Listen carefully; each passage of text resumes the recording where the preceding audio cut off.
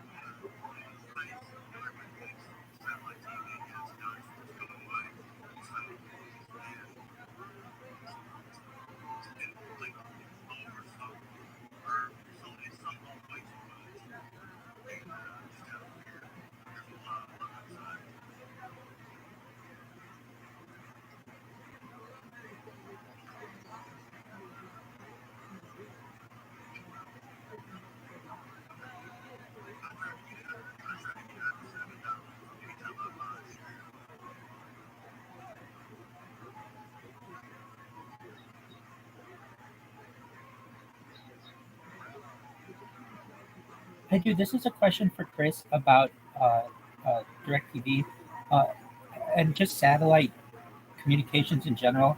I used to have Dish Network and DirecTV and really found them to be very good. This was years ago, but then you get a storm or some kind of overcast and the signal would go out. Do satellite communications still have this issue, or have they been able to work through that?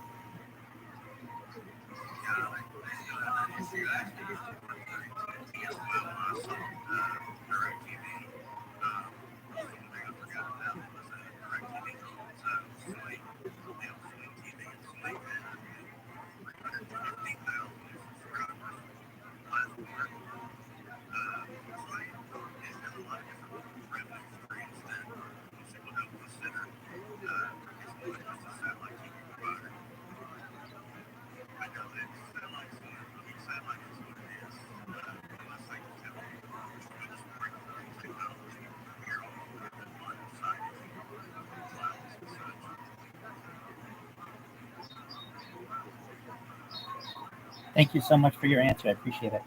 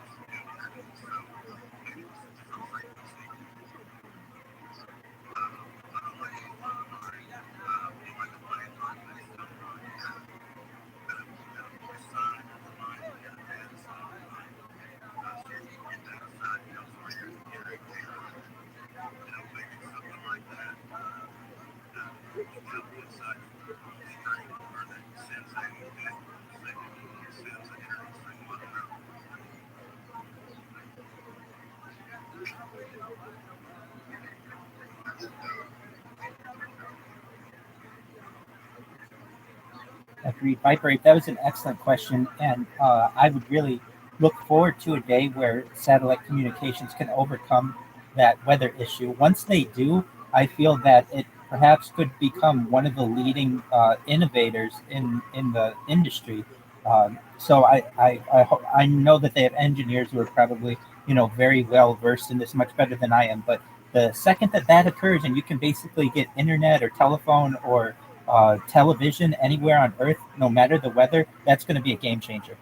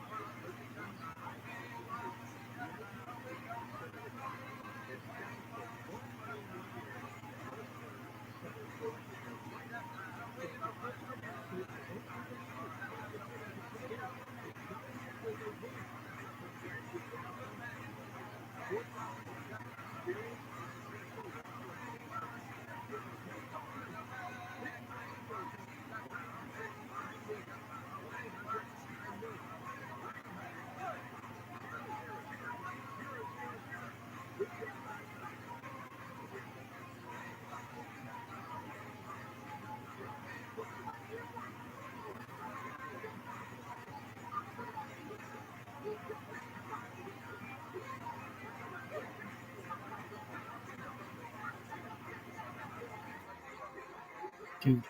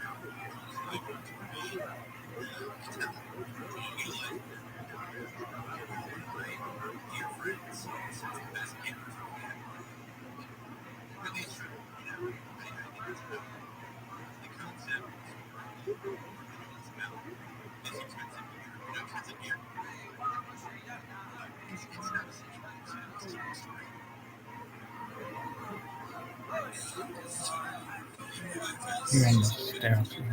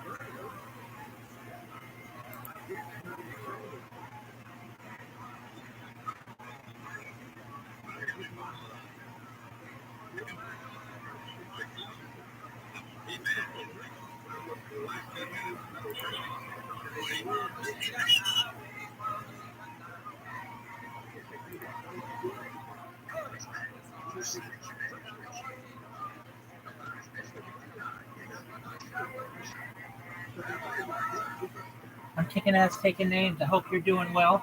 I just want to give a compliment out to your community that I see these fun apes everywhere. They're really beautiful. I love the artwork. I've met some of the people in here, Hirish and some other people. very kind individuals, and just know from like a third party perspective, I think that you guys have a really strong community and keep up the good work.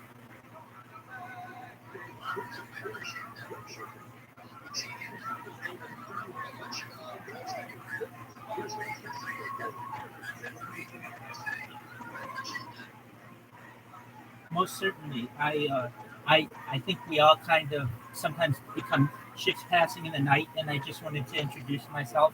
Um, I stream my life online 24/7, like the Truman Show. I've been doing so for more than 666 straight days. I have more content on YouTube than any person in global history, and just know I get bits and pieces of some of your guys' conversations, and you all may be very famous someday. So if that happens, you heard it here first.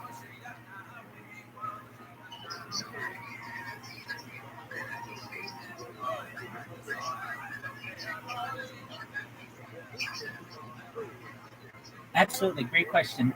So I'm new to the space. I do have some. People have been very kind, and I don't have a lot of money, so people have gifted me some, and so I do have quite a.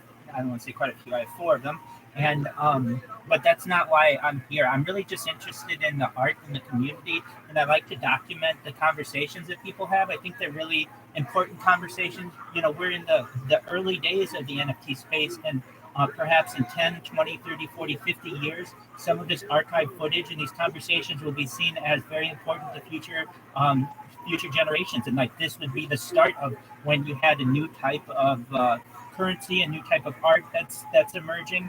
And I think that it's important to document. So I do my best to do so.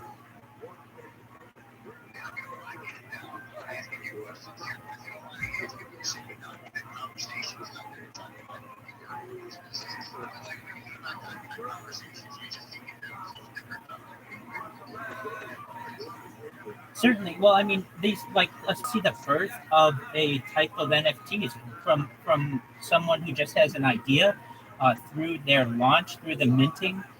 You see the ups and downs, and so it's essentially a documentary of what the NFT is in society. I always make people aware that I record my life as much as I can, and really I think well I learned this not gold, silver, everything. Data is the number one resource. And so about 2 years ago, I started realizing that, people's lives are data and that essentially you could, someone could live stream their life and archive it, it would be very important for future generations. So in addition to many of the stock market discussions that, in which I participate and the crypto discussions in which I participate. There are NFT discussions that in which I participate, and those are archived on YouTube on 6 different streams. You can watch me in 360 different degrees, and just do my best so that people can get their project out there. And so I have a lot of small creators who get on my stream, and we feature their art, and it's going to be really interesting, especially when I think NFTs become more mainstream. That we have essentially the birth of the NFT within not just my YouTube stream, but many others, and essentially we're documenting this from the start. And I think that's really a beautiful thing. I think that future generations will really appreciate what I do and what you all do for creating a new type of industry in the NFT. And I really think that it has a lot of positive potential in the future.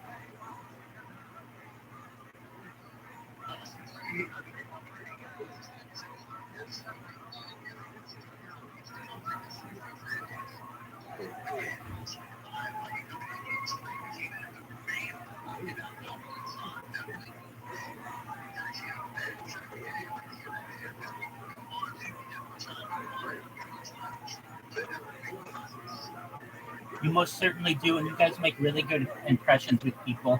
I've never known a fun ape to be disrespectful to anyone in any of the spaces. And with that, I'm going to let you guys get back to your conversation in your community. And just wanted to introduce myself. And if you ever see me in the Twitter space, feel free to say hello.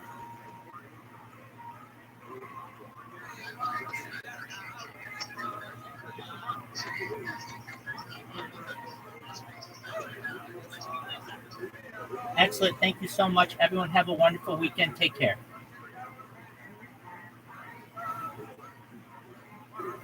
Are you so nice?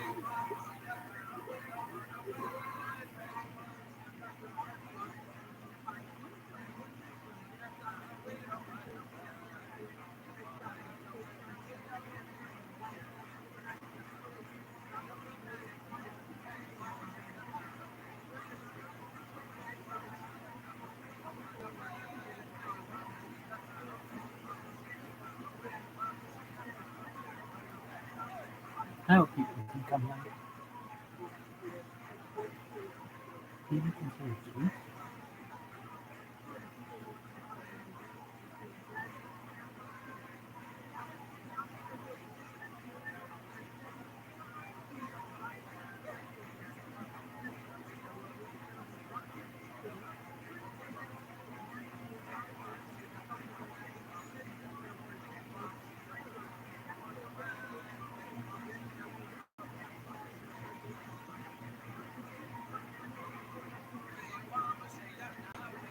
Conservative.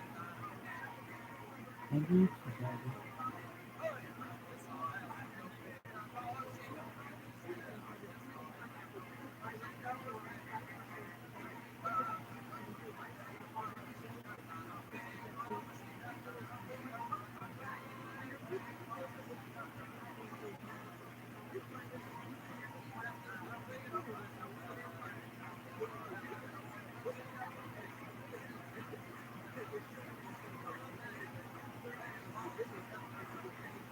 Is it hard cut or both sides?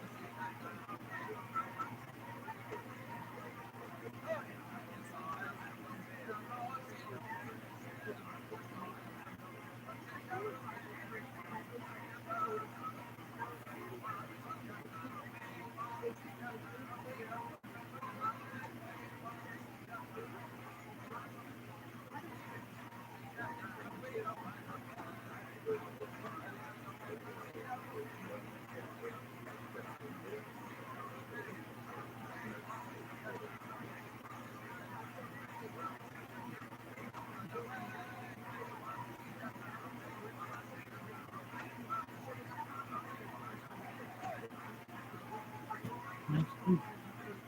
What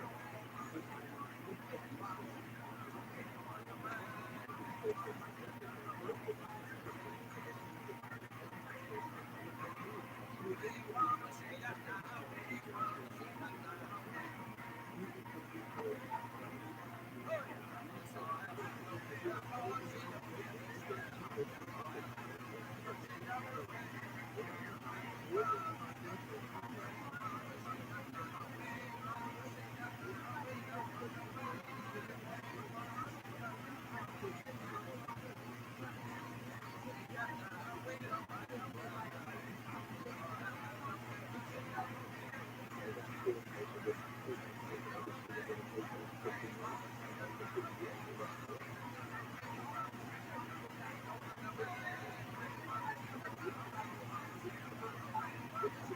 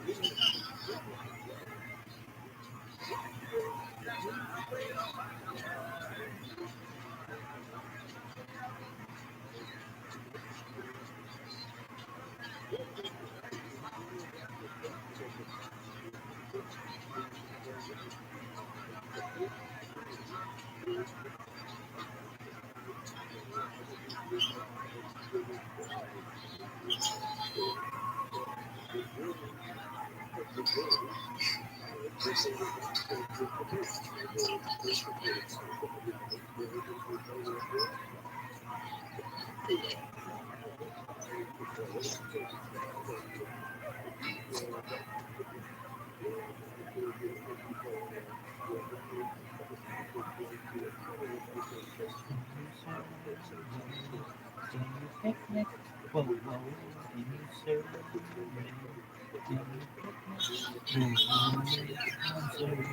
down to the stones of picnic, survey down to the stones of picnic, and be rock round, round.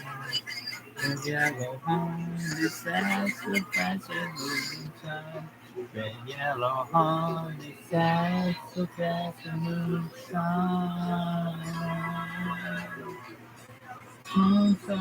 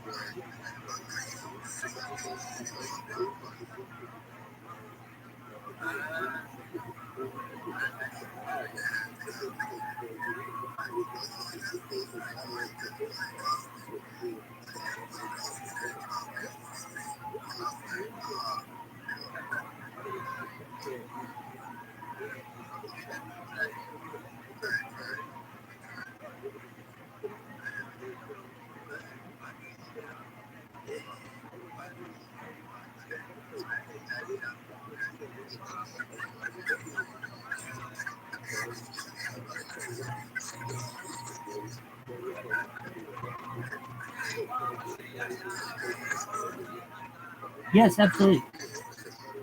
If you're asking, if you're asking what my favorite Fifth Dimension song is, like the band from the late 1960s, early 1970s, it's Stone Soul Picnic. Is that what we're discussing? The Fifth Dimension, that band?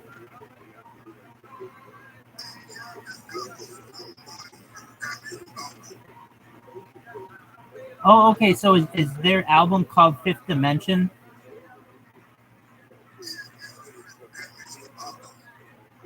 Oh, that's oh, okay. Very. Oh, I definitely will. I definitely will. My apologies. There's a band, at least from America, called the Fifth Dimension from the late 1960s, early 1970s, and they had a whole bunch of hits. Stone Soul Picnic was one of them, and I'll have to check out the Fifth Dimension, the big album. Sounds very interesting. Thank you so much for letting me know.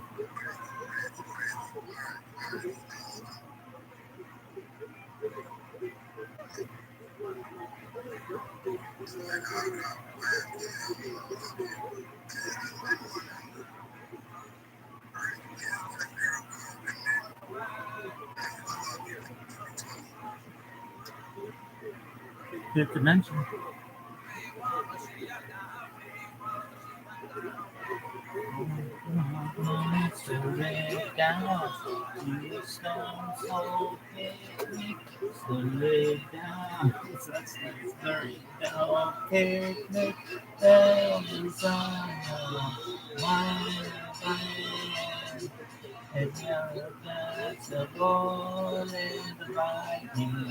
And from the sky to the Lord and the lightning. Stone, stone,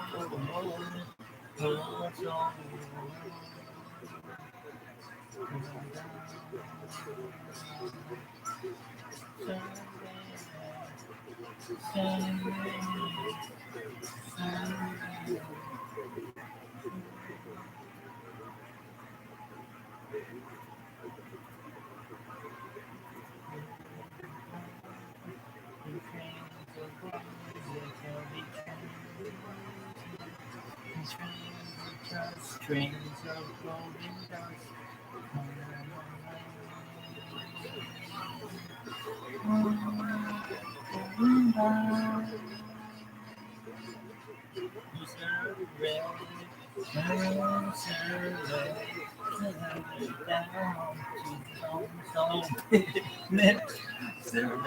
Down to the stone soul picnic.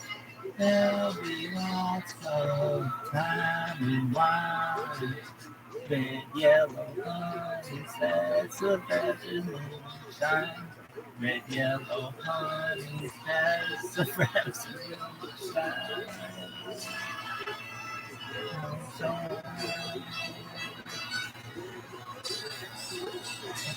yeah.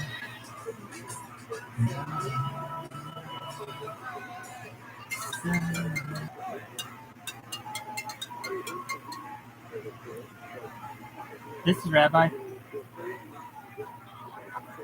kicking ass, taking names. How you doing, Og? Hey, I looked into what's it called? Rumble? Yeah, so it's rumble.streaming, is that correct?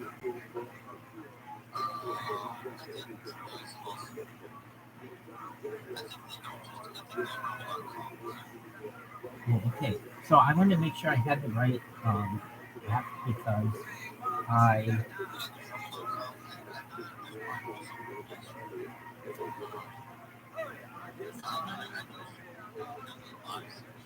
Oh yeah, this is definitely different.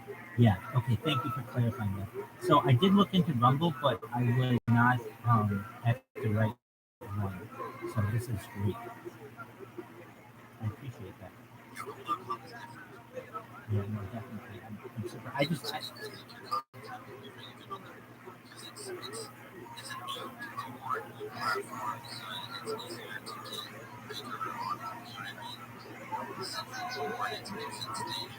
Absolutely. I'm gonna register for it and start streaming right now. Have you heard of Kick? K-I-C-K?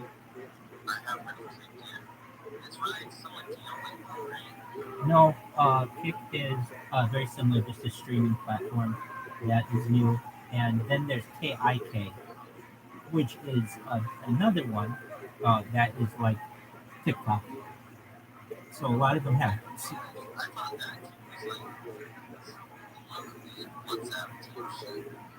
Um, no, I mean Kick is like video streaming, and it's a social media.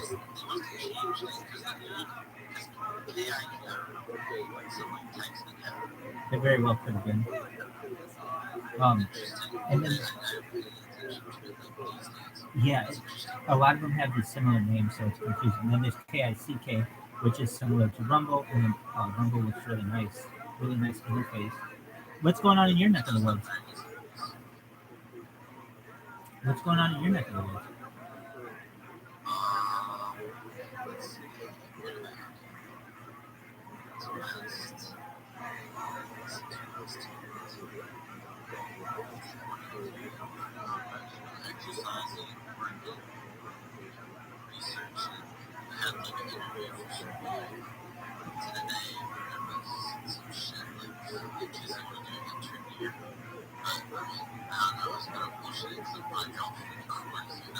Sure.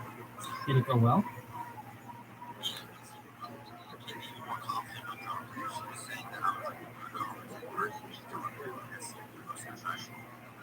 I can definitely see that. You're very professional and verbal.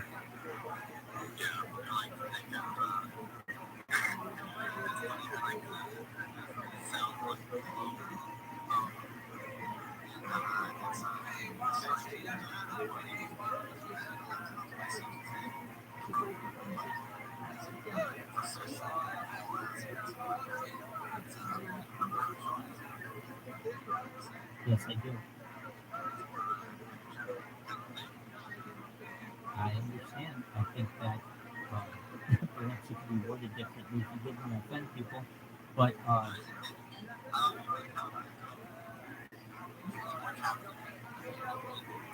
definitely, you just might give people the wrong uh, understanding of who you are. Let's think. Absolutely. I guess you just call that person a professional. Um, but I do like the creativity. Uh, have you been on Twitter Spaces at all?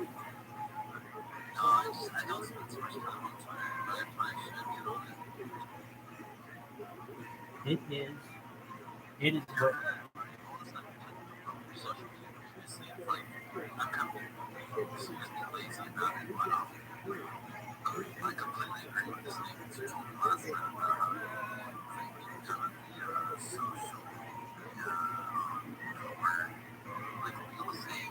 Yeah, you're, you're exactly right.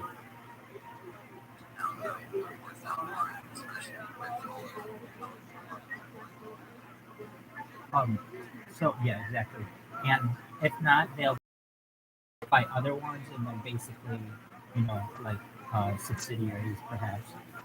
So if I'm right I'm not saying I'm right on everything I said. In fact, I'm wrong on a lot, including that Seattle augmented reality. But one thing I can tell you is, so my rabbi was a very high-powered lawyer, and one of the cases that he had was Bill Fisher, B-O-B, F-I-S-C-H-E-R. Yeah, Fischer. And Yes. So he's the head of essentially, or was the head of the Jewish mafia. I know that sounds crazy, but you can look this up as well.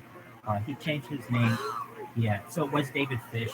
He was like he took over after Meir Kahane of the Jewish Defense League. So he's like really, really like super powerful. Um, and yeah, I mean like definitely it it's lit as fuck. And so when my stream gets big, I take that over. Why? Because I'm like his, I don't want to say disciple, but essentially, I've learned from him. But one case that he had was the case of a guy named Stan Lee. Now, you may know Stan Lee from like Marvel Comics, but it's exactly. So basically, there was just to kind of like, so to cause, so you got a man who's like an Asian man named Stan Lee who had the website stanlee.com.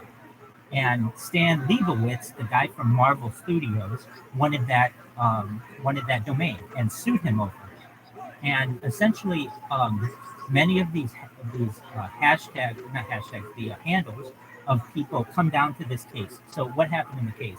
Essentially, my rabbi and his client, the Stan Lee, the Asian man, um, they won the case basically because they had a very good argument that this is his name, it's Stan Lee, versus Stan Leibowitz, who is the guy from Marvel Studios.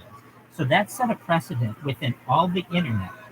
That's why Donald Trump couldn't get like Donald Trump. He had to be at real Donald Trump. Or like like basically things can't be reserved for people. And I think there's gonna be a reversal of that policy once this gets big. So what does that mean? Basically, if you are an influencer or a celebrity, you'll be able to get your social media handle. So what does that mean? So essentially, like Donald Trump could just be at Donald Trump. I use that one because it was very funny to me that he was president of the United States, a very powerful position, and he couldn't get his own name on Twitter. That's it is very funny. So I think so the way that the policy I think is going to go is that social media companies will essentially give the major players, major celebrities, their social media. And here's why. If like I was looking at one the other day, like for instance, who was it? It was like at at Elton John. I don't think Elton John is on Twitter, but somebody's got at Elton John, and it'd be very easy for Elton John to say, "Hey, follow me. I'm at Elton John on all the platforms," instead of being like at Elton John official, at Elton John music, all these other things. It's so easy when you're in front of a camera or in front of a recorder of some sort, microphone, to just say, "Follow me on at whatever." And so currently you can't do that because other people steal your handles. So I think that what will happen is essentially every 5 years you'll have to re-register as like if you're a celebrity, so that you inherit your previous handle. So and additionally, like in Hollywood, I'm sure you're aware a little bit, but like people have to use like strange names in order to get their to get in the right or to get in the SAG. So Screen Actors Guild.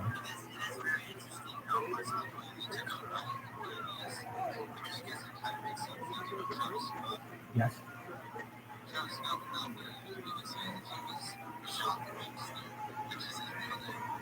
you're absolutely right, and people have to change them for that. So like for instance, someone named Michael J. Fox. You know Michael J. He has to use a J in his middle name. He's not Michael Fox. And why is that? Because like in the 1920s and 1930s, there was another actor who had the name in the Screen Actors Guild, Michael Fox. And so basically the way the Screen Actors Guild works is that like only one person gets credit for each name. And that's indefinite in perpetuity. But I don't think that will be the same in the future. It's too difficult. Essentially, like names are becoming so common nowadays that it's unfortunate. But like basically, you have to have people who have to change their name or they're named differently from what they normally would be named, simply from the fact that then they can get it in SAG after, so the Screen Actors Guild. And so I think you'll see two major things when this gets big, two major changes that occur. The first is that celebrities will be able to get their handles across the board, and they won't have to and it'll be seen as hilarious in the future where, like the president of the United States could not get his own handle. And that won't be a thing. And then additionally, when it comes to people's names, uh, people will essentially have their name for like 75 years or something like that, 50 or 75 years before they have to re-register. Because what we're having is just generations of people who have similar names. And if you have a common last name like Smith or Jones or Eddie Johnson, um, it becomes very, very confusing. For instance, there are two very famous actresses or famous artists named Michelle Williams. There's Michelle Williams, who was in Destiny's Child, and then there's Michelle Williams, who's an actor. She was in like Dawson's Creek. But you don't know the difference. They have the exact same name. And within the Screen Actors Guild, one of them has to go by like Michelle B. Williams, and the other one has to go by Michelle, A. Williams or whatever their middle names are.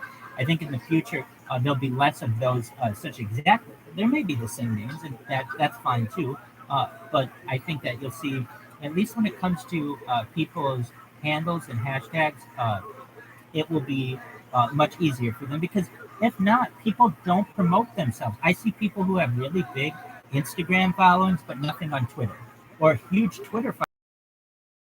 Why? Because they don't own their own name on the other, or they don't have possession of their own name on the other social media platform, and then that cuts out about 50% at times of what they could be promoting. And I think that honestly, what you'll have is a change in the industry where you'll be able to just promote yourself, especially because if you have different handles, it's not it's nearly impossible to accurately tell the interviewer or whatever you are in 30 seconds what they all are. If you're three different handles, one on Twitter, one on Instagram, one on Snapchat, you can't go and I'm like at whatever on Snapchat and I'm at whatever too on Instagram and I'm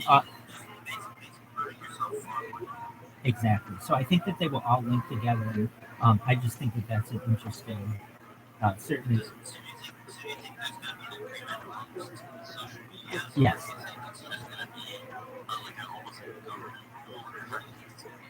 I think it will be amongst social media applications. It could be put into law, but I really think it's easy enough for there are only a handful of them. So for Meta or Facebook, to take Instagram and say essentially, if you're a big person, you automatically get your handle. And what does that mean? What's a big person mean? It could mean that you're a member of SAG-AFTRA, Screen Actors Guild, or that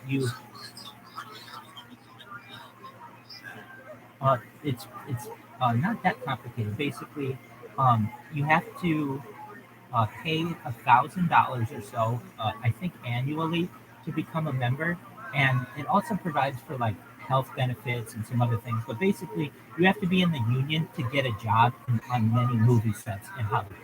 So the Screen Actors Guild is a union, and so you have union dues. So basically, if you're like, hey, I'm Og, and I want to be in a movie, you probably won't get a job until they say, are you a member of SAG? And you'd say, no, I'm not. And they'd say, okay, well, we really want you for the movie, but you have to be in SAG. So here's what you do: you have to register for it, and essentially pay $1,000.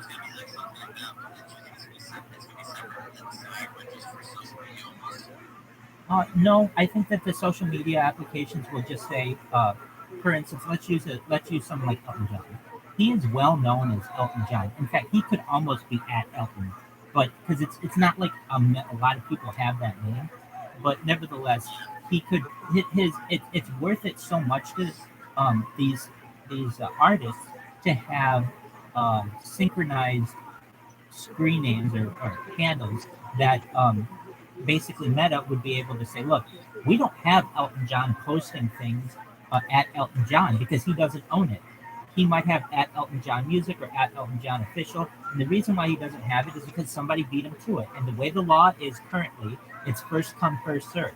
And it will not be that way in the future for major major celebrities. So essentially, what Meta would say is that, and I think he could probably just request this too, is that, hey, I'm Elton John, I would like to have my name on there.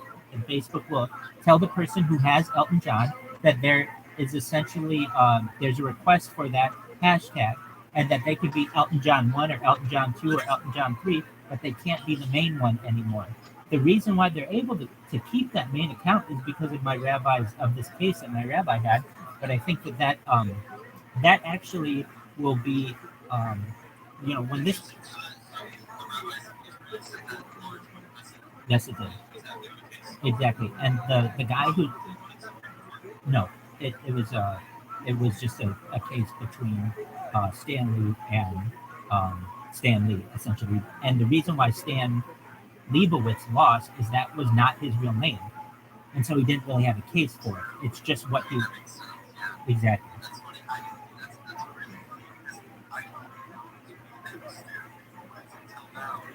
Exactly. Um, and many people don't because and he's dead now. But essentially, there are a lot of people out there. For instance, like Elvis. Elvis could be at Elvis across the board. He's dead, but his estate still could make a lot of money on that. Instead, it has.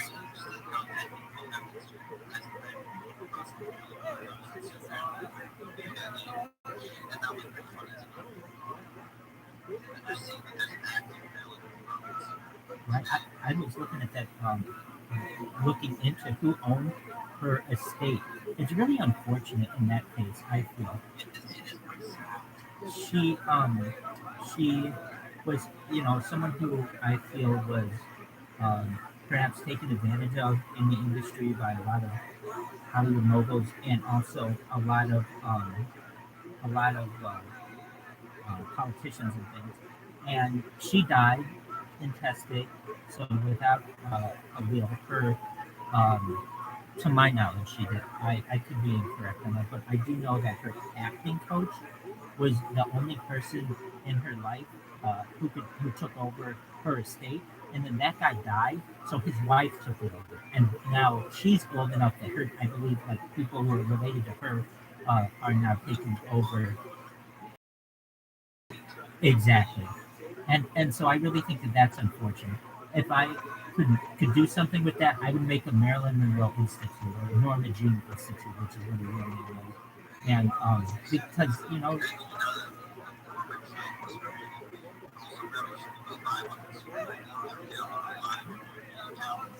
yeah, absolutely.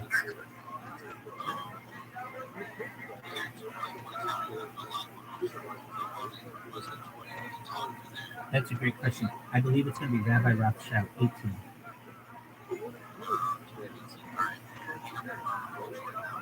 Excellent. Uh, I think you're just going to have to just watch for me to go live, and I'll send you an email. Excellent. Okay, see you on Instagram. Okay.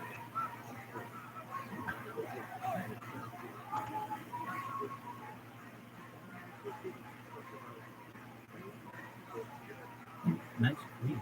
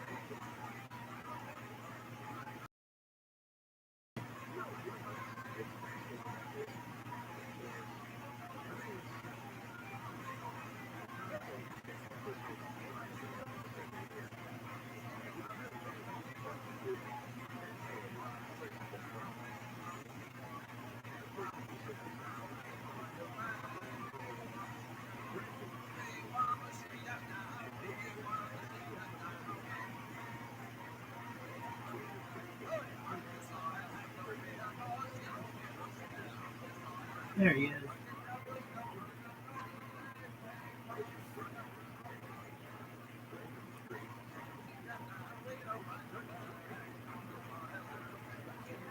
I'm accepting you. There you go. Hey, check this out. So I'm trying to do this Rumble thing. This is a common issue I'm going to find with this social media app. Okay. So it says you have not verified your email yet. You have not verified your email yet. Click here to request it. Welcome. Okay. But then when I do so, I click that button. It says resend user activation if you lost. Okay. Request activation. And then it says your email is already verified.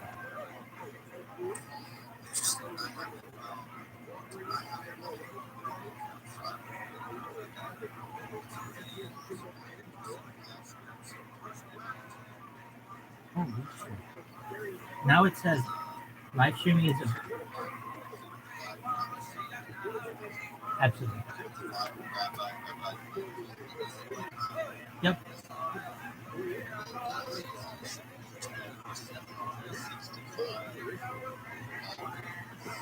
All day, every day. It's the biggest issue.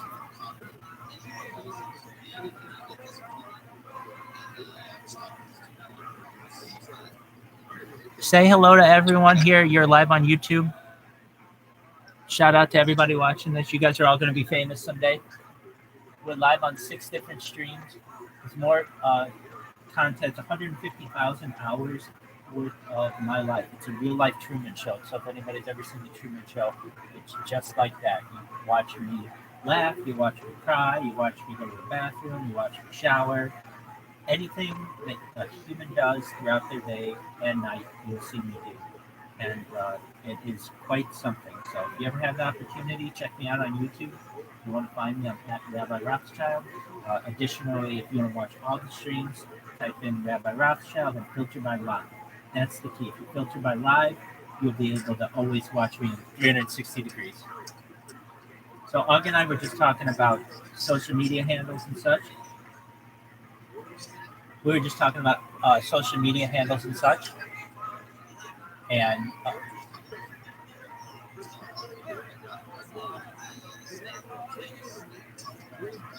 oh, sure. So essentially, there's a famous case where, well, there's a question out there. Why isn't it that someone like, just for instance, Donald Trump at on Twitter can't be at Donald Trump? Why does he have to be at real Donald Trump? Or why is it that like Elton John can't just be at Elton John? Sometimes he has to be at Elton John Music or at Elton John Official. The reason is it goes back to a case where my rabbi was litigating with. He had a client, Stan Lee, and there was another Stan Lee, the person from Marvel Comics, who wanted their website. So StanLee.com actually has now been purchased by Stan Leibowitz, but essentially back in the day it was not. This person who my rabbi defended, or represented, I should, had StanLee.com, and it was his own personal website. And Stan Leibowitz, whose name is Stan Leibowitz, not Stan Lee, wanted that website. So, I get that kind of stuff all the time. Don't you worry. So essentially, what we had was a court case where my rabbi and Stan Lee won this case, and they were able to keep the website. And then since then, I think they sold it to Stan Leibowitz, so that if you go to stanlee.com, it's Marvel Comics and stuff. So we were having that discussion, and just it's kind of a funny thing that you can be very, very famous and not get your own social media handles. I know people nowadays, even like before their children are even born, they register their social media handles just so that they would have them in the future. So that's what we were discussing.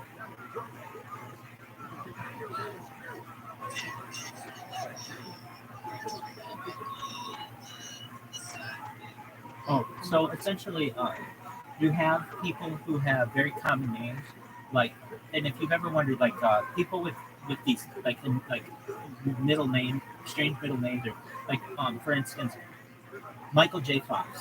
Why is it that you know him as Michael J. Fox and not Michael Fox? Well, essentially, there was a Michael Fox in the movies from like the 1920s and 1930s who took that name within SAG, with a Screen Actors Guild. And the way that SAG works is only one person is assigned each name. So someone like uh, Jamie Foxx, the actor, he has to have two X's in his last name.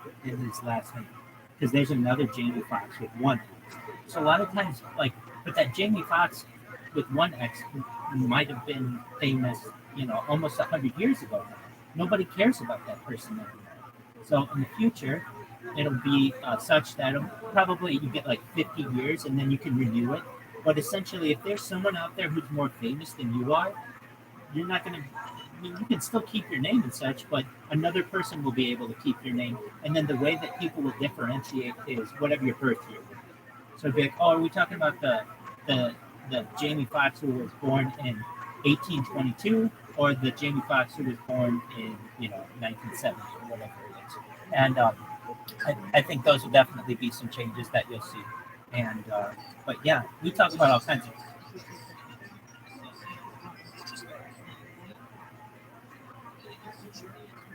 It'll be media uh, created essentially, like all these all these actors, artists really are under a handful of different um, uh, representation companies. So the two big ones are CAA and William Morris Endeavor. William Morris Endeavor, in fact, just bought the.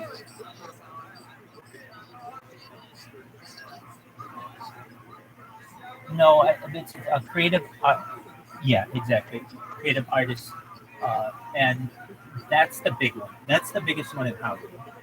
And so basically, you have a couple companies who own the rights to all these people, and so it's very easy for them to say, look, when we, because you're going to get people out there. Let's who would be like an example of one. Um, I mean, just take an actor. Okay, so you got Brad Pitt right now. Okay, that's like a name that people know. Okay, fine. But in 100 years, they may not know who that is, and there may be a new person named Brad Pitt. That new person named Brad Pitt would at least be able to be in the movies under the name Brad Pitt instead of having to create or use their middle name. So Brad C. Pitt, because there was a Brad Pitt, in the previous century who went under that name. It just makes everything a lot more complicated, and it makes things longer. And it's about brevity. Brevity is very important in media. You don't want to have to be able to say like, oh yeah, I'm Brad P. Pitt on Instagram, and I'm Brad Pitt on Twitter, and I'm Brad Pitt movies on Snapchat. You don't want to have to do those things. You just want to be able to say you can follow me on all social media platforms. I'm at Brad Pitt. But in 100 years, people may not know who that Brad Pitt is, and there may be a new Brad Pitt out there, and then that person may perhaps want that name. So what they do is go to the Screen Actors Guild, and they'd say they'd register under that, and then um, you may they may get some pushback by Brad Pitt's family. Um, but essentially, then the way that you diversify it is whenever Brad Pitt was born, like if they do the same thing on Wikipedia. So there like a very common name is Michael Williams. I was saying Michelle Williams. There are two famous actors named Michelle Williams. They're not actors, artists. So one was in Destiny's Child, and the other was in Dawson's Creek. Okay, so in order to diversify who's who, how do you know? Like, which one are you referencing? When you go to their Wikipedia page, it tells you what their birth year was, and that's how you differentiate them. One more. Pardon me. Now, when it comes to a similar name, Michael Williams, um, there are so many people named Michael Williams, at least especially in athletics, that they have to not only do Michael Williams born 1982, but they have to say Michael Williams born 1982 wide receiver. So they actually have to put in there what position the person played because there are multiple people who played a position and were born in the same year. And that's just going to happen when people are more, there are more celebrities now than there were 100 years ago. And I just think that those are some things that you're going to see as a change to the industry. What do you think about that?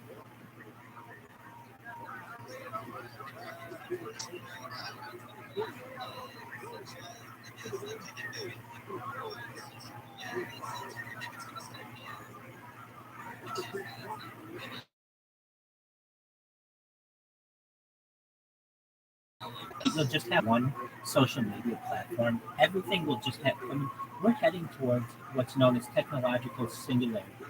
So everything will become um, moving, like AI and things, moving towards a moment where everything is combined. But before you get to that point, what you have is um, essentially companies that acquire other companies. And when perhaps, you know, 100 years ago, there were many more companies out there. There's so many uh, that have been uh, acquired by other companies that in today's day and age, you only have a handful of major companies that run certain industries. So it's that has benefits and has some detractions as well. Some of the benefits are that it's essentially uh, uh, uh, a union, or these are um, essentially combined into one. So you just have to go to the company for one reason or another. But an issue that arises is that you don't have any competition, so there's nobody pushing the trends. But I could definitely see. So like you've got Twitter right now. Twitter is wants to become the all-inclusive app for everything. So it has a website. Elon Musk purchased it in like the late '90s, but it's X.com, and he has like there's actually technically legally no Twitter anymore. It's known as X Corp.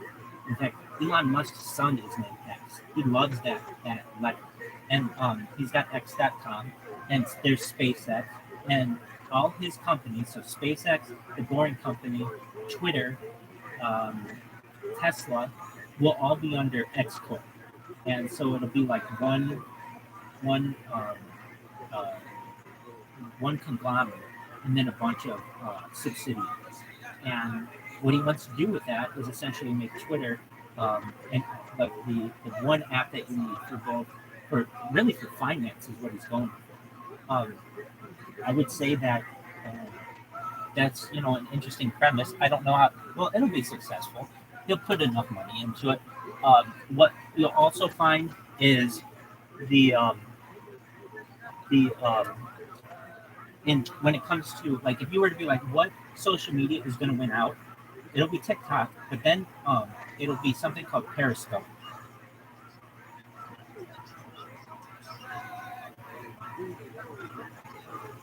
Yeah, and that's the thing. It just makes it more people makes people want to use it more. All TikTok has to do is sell it. It's uh, sell the company to an American company, and then buy all that company's stock, and then you'll be able to use TikTok on government phones. The thing that the government does not like is the fact that um, it's a Chinese. It's not even a Chinese company. It's a Singaporean company that actually owns it, ByteDance.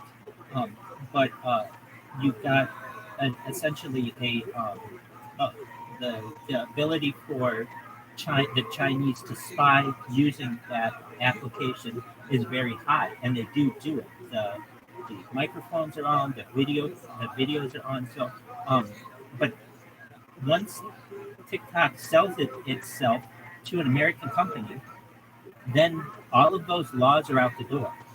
And so Montana and many other states that have banned it, and the federal government that's banned it, will then not have an argument. It would just be like having Instagram on your phone, which they all do.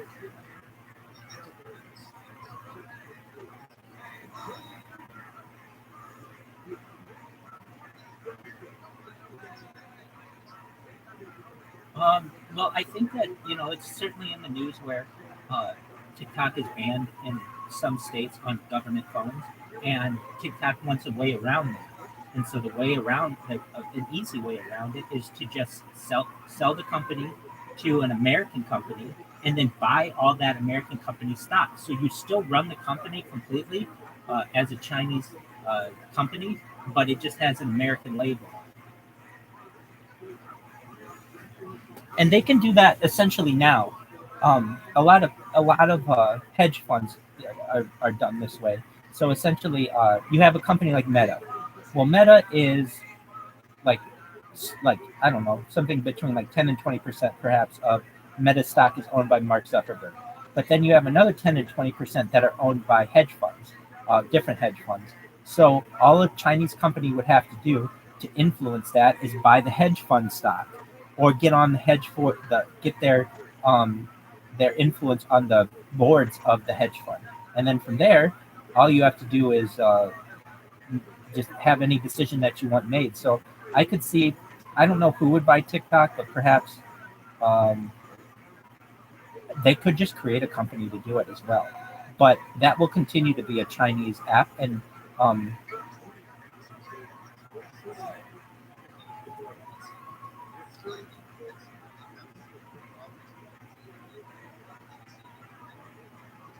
just one moment. Um, so TikTok ownership.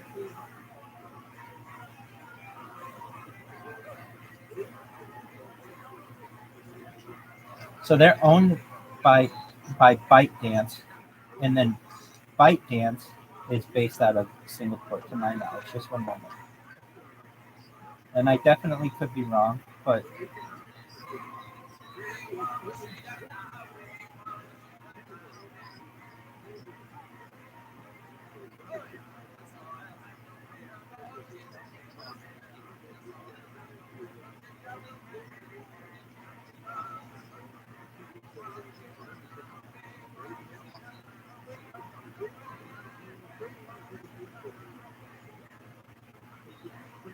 it may just be an office. But so ByteDance is 150 employees based out of 120 cities. Blah blah blah blah blah.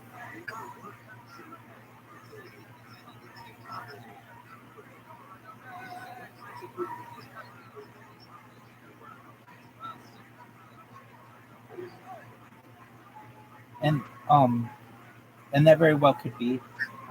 I I think I just Googled it one time, and so I could be wrong on exactly who perhaps owns it. Let's see, ByteDance 60%. Okay, let's see here. ByteDance says 60% of its shares are owned by non-Chinese investors such as U.S. investment firms Carlyle Group and KKR and Japan SoftBank Group. Employees own 20%, and its founders remaining 20%. So just one moment. You're right. It is Beijing-based parent company ByteDance. There, there may be one other company with which I may be confusing it, and that would be Tencent. Just for a moment, let me look at Tencent. Tencent's another one that's a CCP one. Um, let's see here. Chinese. Uh, well, essentially uh, um, all all ByteDance has to do is just incorporate in the United States under a different name. I think there's a lot of fear of people who think that this the CCP's like listening in on everything that they do, and that's fine. They can do that with Instagram. That's why I don't feel like it's that big of a threat. Like if you really want to listen in on someone, it's not that hard. You just have to create the correct app.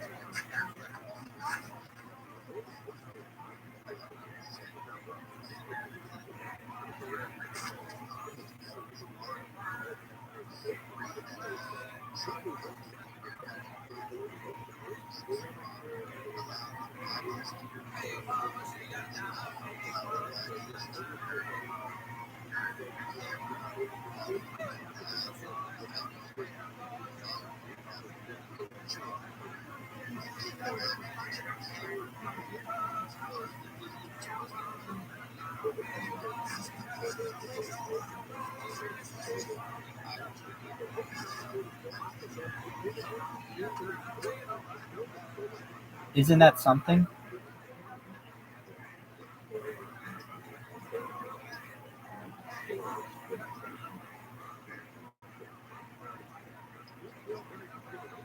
Well, and if it's going to be essentially a major player and a major player in the United States, it's got to get on people's phones. And I know it's on children's phones and things, but it's got to get on government phones. And the way to do that is to essentially sell it itself. So Tencent has to just sell its company to an American company. So they could sell it to Meta. They could sell it to. I don't think they'd want to do it in someone within.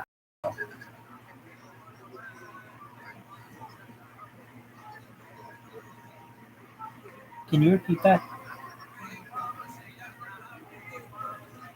Oh yeah, no, they own a ton of things.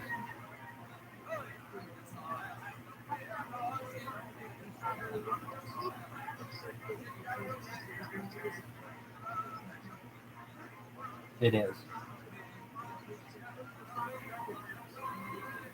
They own Discord.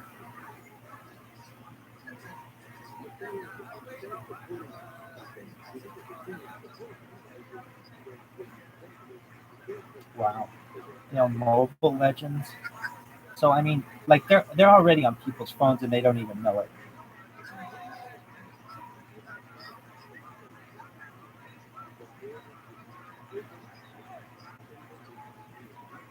Well, so the key is hedge funds, actually, because really ByteDance doesn't own.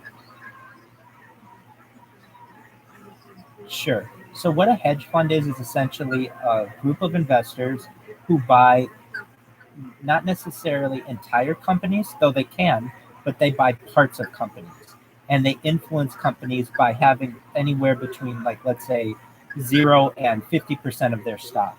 So, for instance, ByteDance, while we think it's owned by a bunch of Chinese people, isn't necessarily owned by Chinese people.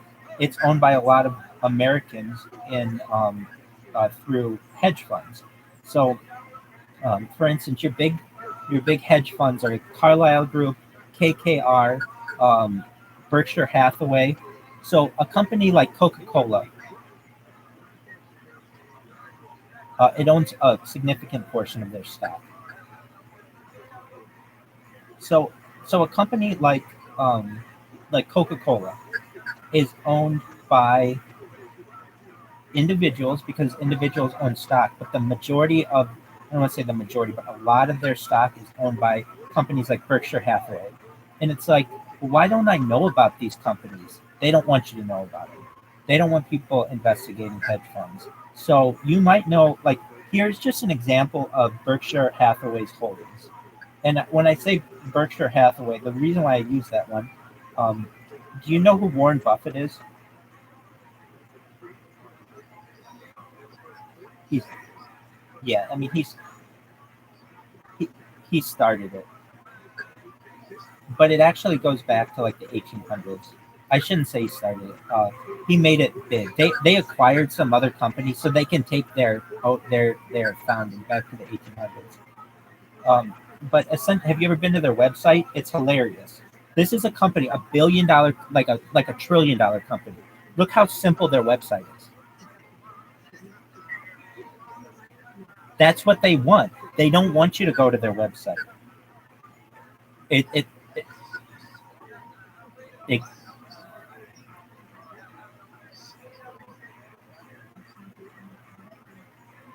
You're exactly right. This is a company that owns Geico. You know,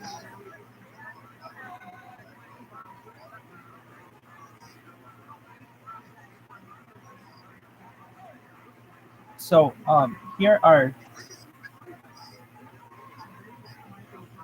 Can you repeat that?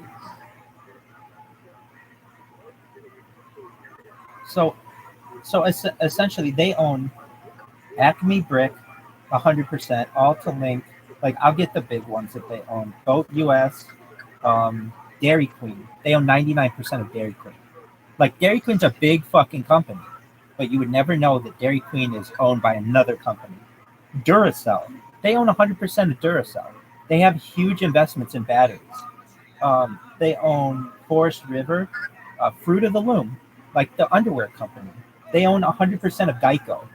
Like Geico's a giant company. Hellsberg Diamonds. Um, they own. I mean, I'm not naming all the companies. I'm just like the ones that I think you'll know. Um, they own.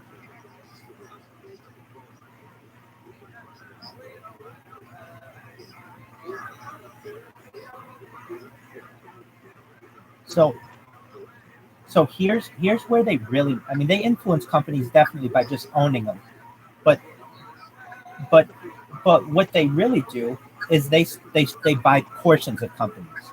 So for instance, they own portions of Activision Blizzard, Amazon, American Express, Apple.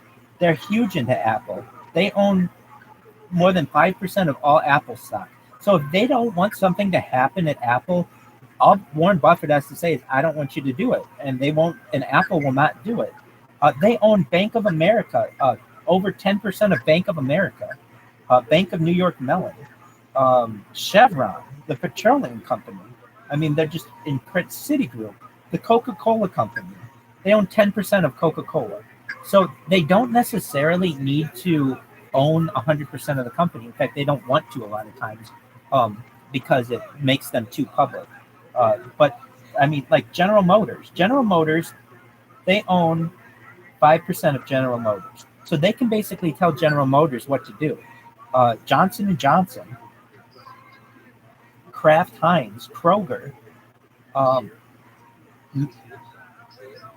exactly, MasterCard, Procter and Gamble, uh, T-Mobile, exactly, Verizon, Visa. I mean, these are just giant. So a major amount of its stock. One time I asked ChatGPT who.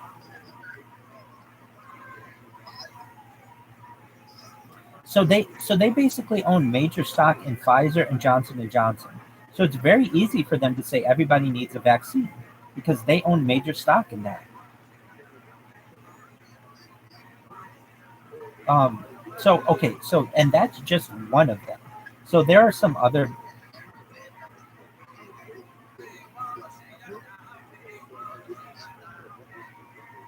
And had you ever heard of Berkshire Hathaway before this conversation?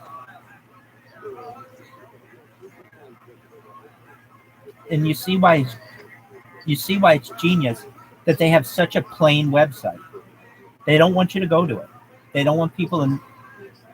They don't want people to know about them. So there's that. So here's how I think the banking system, well, the really, I guess it's more than banking. I guess the finance industry works.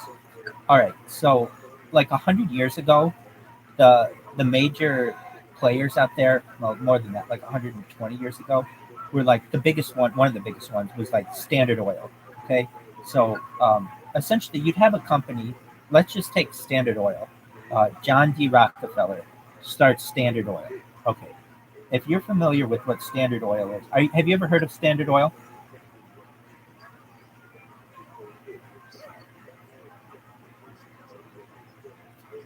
So it was founded in 1870 by John D. Rockefeller, and um, essentially, so that you would know who they are today, they are, if you've ever heard of these companies, BP, so British Petroleum, Gulf Oil, uh, yeah, so they were broken up in a big case known as, I don't know the name of the case, just one moment, but it would be, here, it was broken up into 7 different companies. They're known as the Seven Sisters.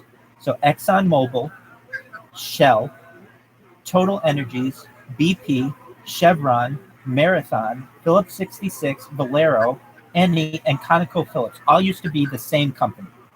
They all were once the same company, and it was known as Standard Oil. So in 1870, John D. Rockefeller starts this company, and it becomes the biggest monopoly in the history of petroleum. Essentially, what happens is um, the so as the Seven Sisters, you won't know them as much now because they've changed names. But it was like BP, Shell, Standard Oil of California, which became Chevron, Gulf Oil, Texaco, Standard Oil of New Jersey, which became Esso, and Standard Oil of New York.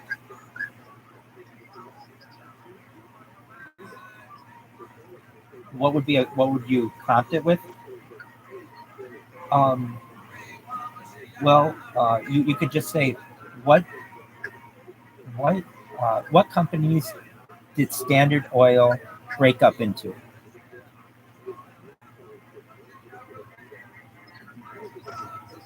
Yeah. And so basically you had these companies, and I want to find the court case because it's important to know that when that court case was. I'll just type in Seven Sisters of Oil.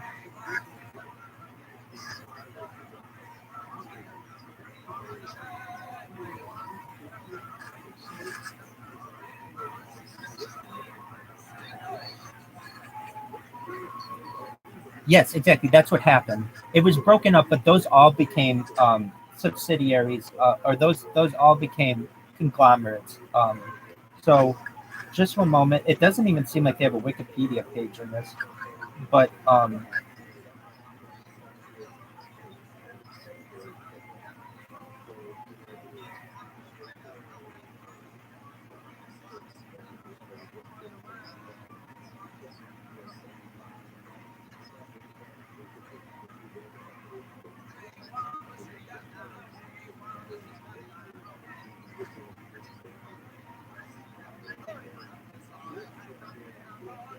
you're exactly right, and that's the way that you should think. Um, it gets to the point where they become so influential that no one is able to create like they don't want to be known anymore. So here's the case.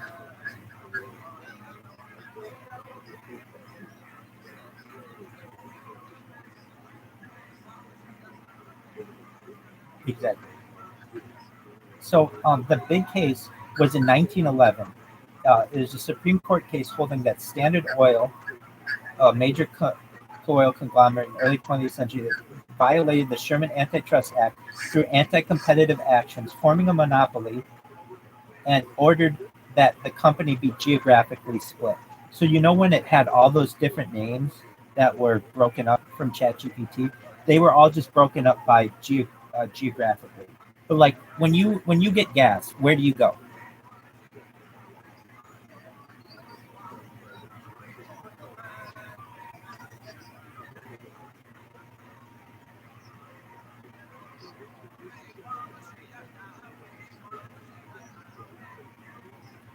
So those are all the major oil companies in the United States. They all used to be one. So so that's just our example. Okay. So here's what happened, uh, approximately. So 1870, John D. Rockefeller like starts this Standard Oil Company, and over 41 years, it takes over everywhere, from New York, New Jersey, Pennsylvania, Ohio, Indiana, and starts moving west into California. And there's a Supreme Court case, 1911, that says that they violated the Sherman Antitrust Act. Fine. John D. Rockefeller was so influential that he said, fine, break us up.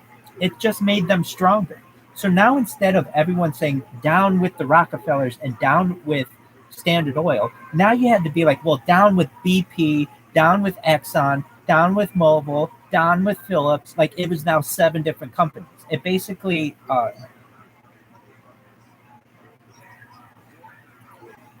everything. They all used to be the same. So, but okay, so basically, he owned this company. Originally, he owned it basically outright. Essentially, like maybe other people had some shares, but then it started to trade publicly.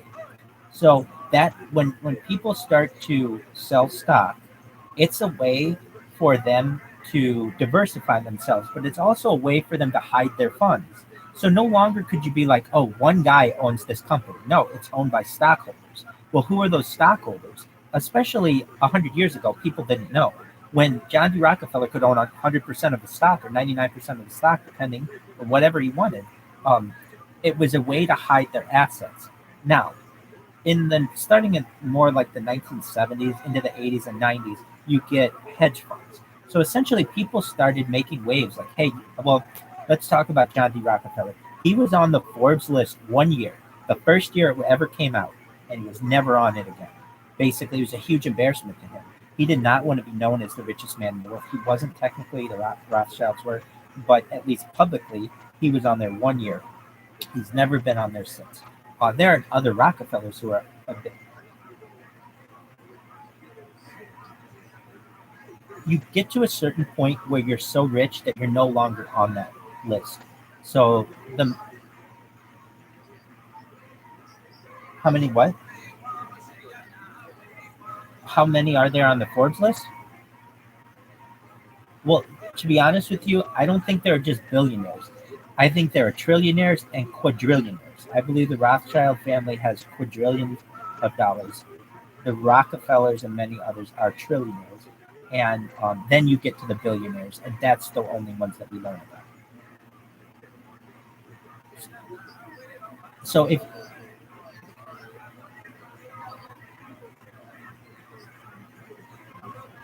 I mean, it becomes family wealth then. So essentially, what you had, so back to John D. Rockefeller and such, people were mad, and they didn't want one company to rule everything. So they broke this company up. But he was able to just do what was smart, which is just take all the money that he made and put it into a trust. I don't know if you're familiar with how trusts work, but a trust is many times non-taxable.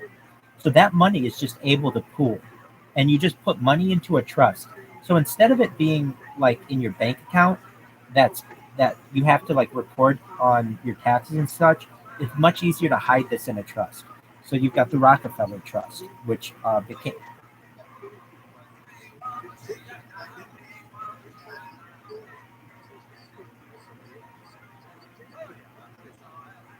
exactly. So it's very smart to have a trust. And then anyone in your family, whoever needs any money, they get like a check from it, but it's non-taxable in many cases. So a lot of people were upset that basically you had individuals who were very wealthy controlling certain industries. So you had in oil and in rail, like in the railroad industry, you had these barons. So like Leland Stanford is one of them. He started Stanford University. Samuel P. Huntington, if you've ever heard of Huntington Beach, he started, uh, uh, he had a railroad company. And so you had these people that just like major amounts of money. They put it into trusts, and then trusts aren't advertised. No one knows what's in a trust. It's just basically someone's bank account. So they're able to keep a lot of this information quiet. Then from there, what was done in order to control businesses is many times trusts would buy stock in other companies. So, for instance, John D. Rockefeller might have sold all his stock in Standard Oil when it broke up into the Seven Sisters, but he could use that pardon me, to buy up the Seven Sisters individually using uh, basically shell corporations or the trust itself. Then what happened as you get more into the later part of the 20th century is you get the hedge fund. People started figuring out, hey, there's a huge amount of like one person might own a huge amount of stock in a company. That's not right. They have too much influence. And that person who owned all that stock didn't want that much influence or didn't want it publicly known. So what did they do? They start a hedge fund. So then you have a hedge fund that's yet another layer to hide your wealth. So then if you want to, let's just say, take ExxonMobil as an example.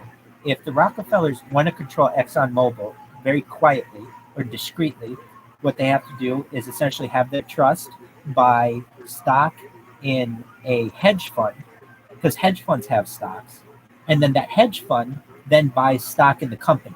So it's a bunch of different layers. So you can't come out and say, "Oh, the Rockefeller family owns ExxonMobil," which they basically do, because it's owned by a bunch of hedge funds, and those hedge funds are further diversified in stock. So it just creates another layer of secrecy. And then what you get at the beginning of the 21st century is cryptocurrencies. So then on top of that, it's yet another way of people to anonymize what they own in society, so to speak. So essentially, you can own a lot of whatever you want, and nobody really knows about it because it's even though it's on the blockchain, no one knows exactly what everybody has on it, and you can own giant amounts of a company, perhaps using crypto. But basically, this all still goes back to the same 13 families. If you want to know who controls the world, it's the same 13 families. So who are they? The Astors, the Bundys. So they're the Astors, the Bundys, uh, not always included, but the Carnegies, and the Collinses, the DuPonts. You have the Lees, which are a major Chinese company, family that's included in this. You have the Reynoldses, the Russells, the Rockefellers, the Rothschilds. You have the Vanderbilts. You have the Warburgs, and you have um, the House of Windsor. So that's the Queen. And essentially, those 13 families control the world and have for hundreds of years. And so they own basically all the major stock of every company out there through their shell companies, if that makes sense.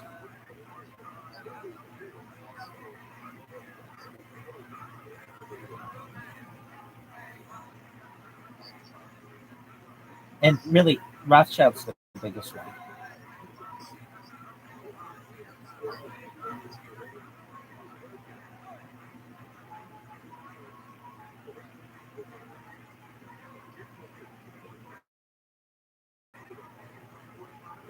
I mean, this is even a really interesting thing. If you can see what I put in there, 13 bloodlines of the Illuminati, which I refer to as the Clanrati many times, it says, it looks like there aren't many great results for your search. What in the fuck are you saying to me that there are so many books on these families? It's ridiculous. The first thing that comes up is from the CIA. And then and so it's not that easy to find the names. I mean, um, but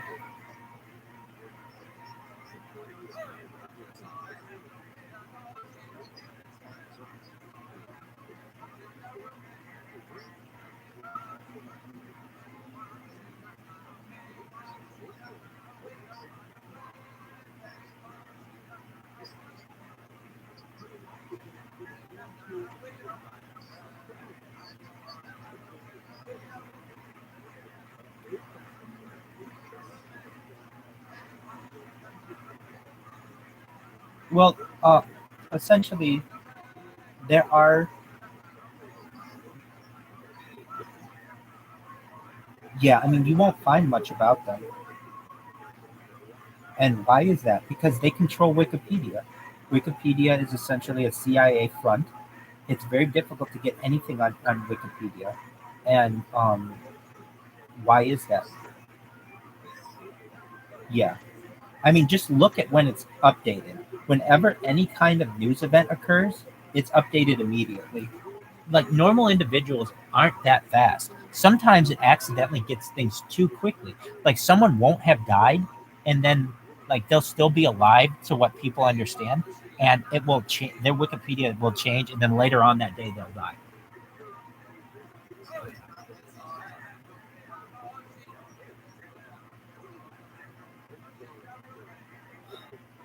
I used to until well, I mean, of all of the social media that you know, name one person that you know who is a Wikipedia contributor.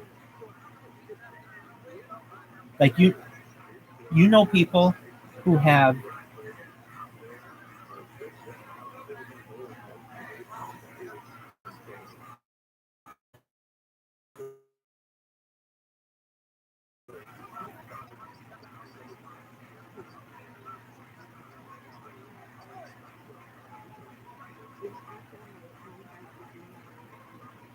I'm not saying that there aren't individual contributors, but I just know. So I was helped us with a startup company, and we wanted a Wikipedia page. And you, even though like you can write an article that's perfectly like a Wikipedia and submit it, Wikipedia will reject it. Essentially, what you have to do is go to a verified Wikipedia contributor and have absolutely no background on this company, and you give it to one of them, and they can get it published. There's this meme I've seen of this one person contributes to Wikipedia. Just one moment. There's this one guy, Stephen Pruitt, is an American Wikipedia editor. This guy. I'm saying that I don't know for a fact that this guy actually exists, meaning he could be a front of some people, but basically he's made at least one edit to 1/3 of all the English, all of the he edits under the pseudonym Sir Amantio di Niccolao. I mean, like, already he's using pseudonyms. Basically, there aren't many people who are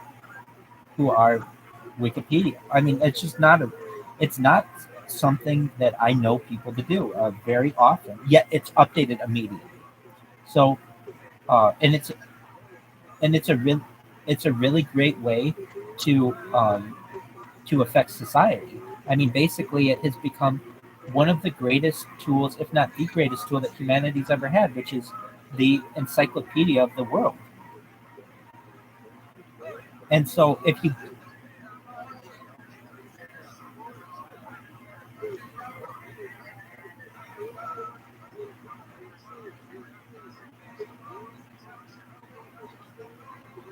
it's very difficult, and so that's why I think that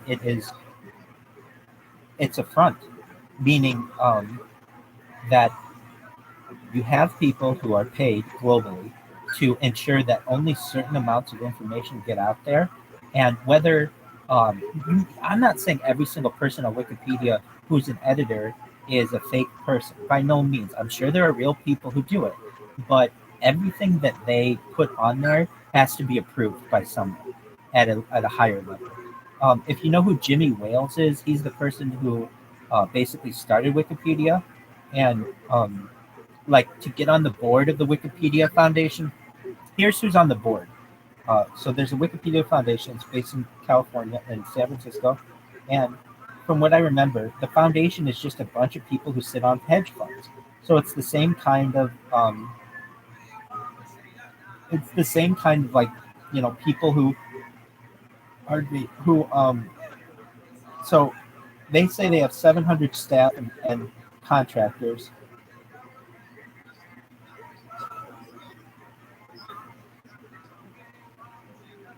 Absolutely.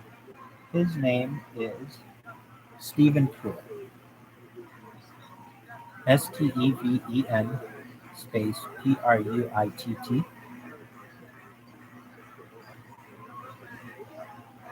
So this is very common, though. You know what Reddit is, right? Okay, so the Reddit moderators. Just one moment. Reddit moderators, small group. I guess I'll look up. I think he very well could just be a fake person who they use. He could be. I'm not saying that. Look, I may meet this guy one day and be like, "Oh my god, I can't believe you're a real person," which it'd be great. But I'm saying that try to write anything controversial on Wikipedia, and you, number one, won't get it published, and two, they'll get rid of your account.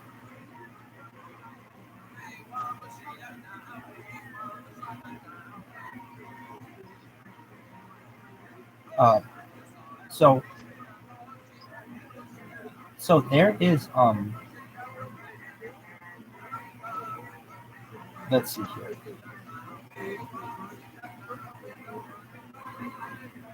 Let's see. Subreddit. Oh, here we go. This is what I am. 90. Okay, so you know what subreddits are, right? Okay. 92 of the top 500 subreddits are controlled by the same 5 people. So so 92 of the top 500 subreddits are controlled by the same 5 people. So basically, um, 1/5 of all of Reddit is controlled by 5 people. So that means if let's say, I don't know, you're against, let's say, I don't know what, like, I know some things like Reddit is, oh, hold on a second. Hold on. Reddit is owned by, I think this is where I made a mistake. Reddit's Reddit's owner, uh, so Reddit, San Francisco, Reddit was purchased. Maybe this is where I got that Singapore thing. I sometimes, I mean, I make mistakes. I'm definitely human. Um, but there was a company that bought Reddit a few years ago. It might have been. Look, let me look up which one it was. Um,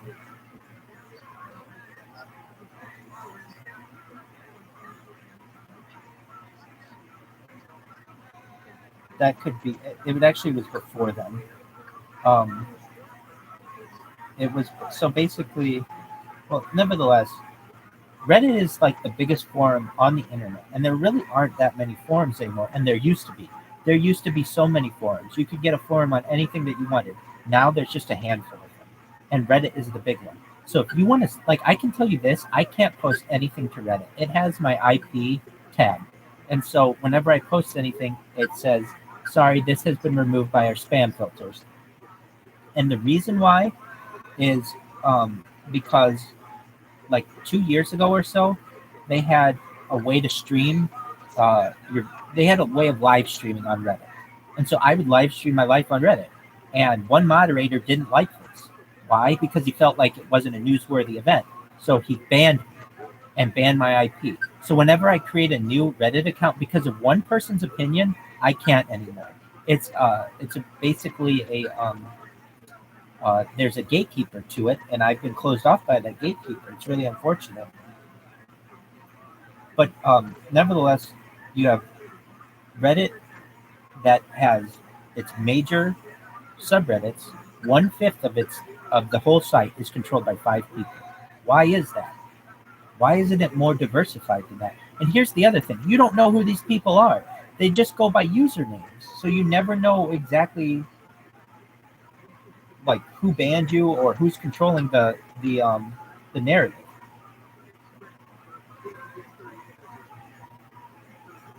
And I know that Reddit had some kind of Chinese takeover maybe like 10 years ago.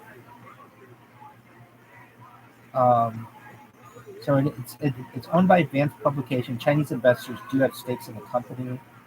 Oh, China's Tencent. Now, this was in 2019. Reddit confirms $300 million Series D led by China's Tencent. So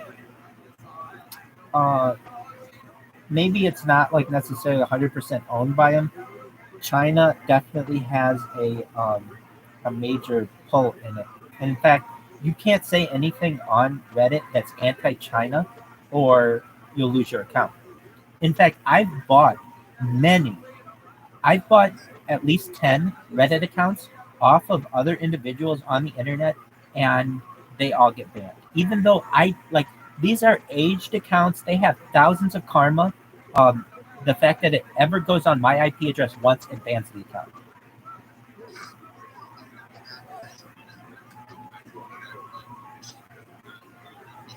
Absolutely.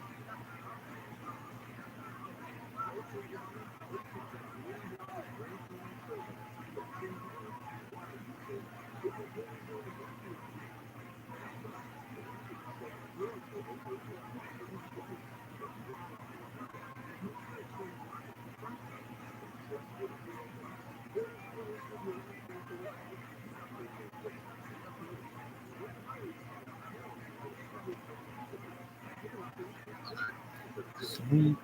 Um, so basically, all of these are just ways to hide money. So when it gets to stocks and it gets to, um, well, like hedge funds, it's just, but they're still just controlled by the same families at the end of the day. So that's why you don't see a lot of advancement in technology. I mean, just for instance, like our phone should be very, very fast. Our broadband should be very, very fast, but it's not. Why? Because these companies have people who sit on their boards and say, don't. It's called planned. Do you know what planned obsolescence is?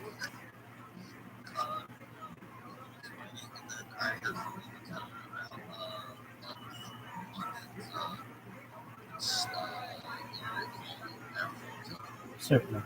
So, planned obsolescence describes the practice of designing products to break quickly or to become obsolete in the short to mid term.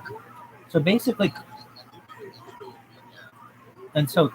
basically, that's what these companies do: is they don't make quality products. They don't want a phone that's going to last you more than a year or two. They want it to break.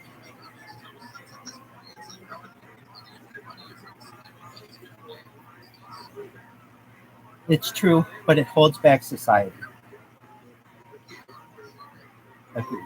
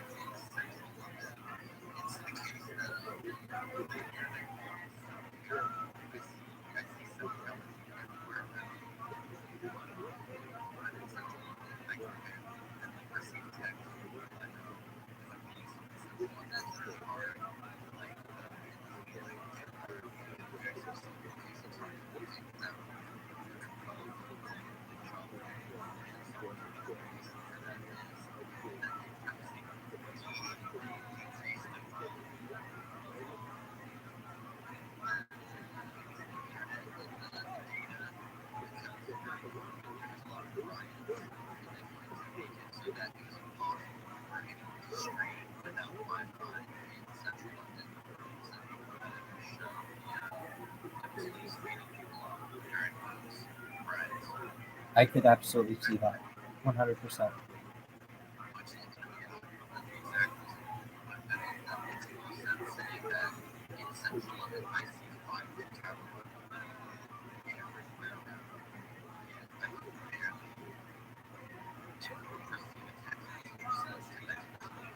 Absolutely.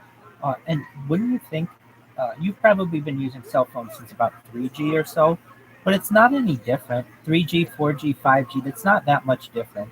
Um,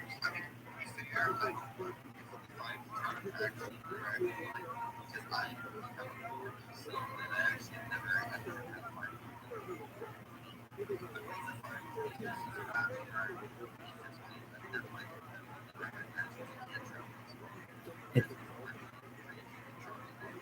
it's it's very powerful.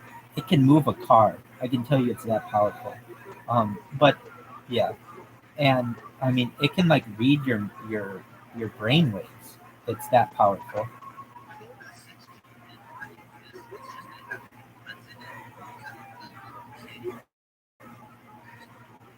Right. And wouldn't you think that the technology would just get better so that we're further away?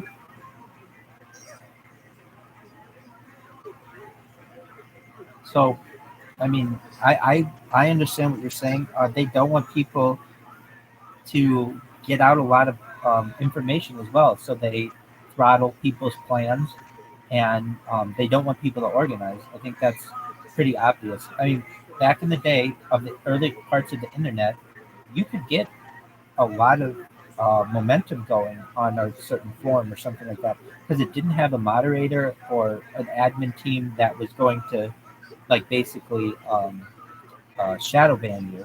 But that has changed. Now everyone is filtered to the same 10 websites essentially. And if you get banned on one, I mean, we can see like the president of the United States got banned on one. and he wasn't even able to get out his message to his constituents. And like, even though I think Elon Musk has let him back on, he doesn't use Twitter anymore. When I mean, basically,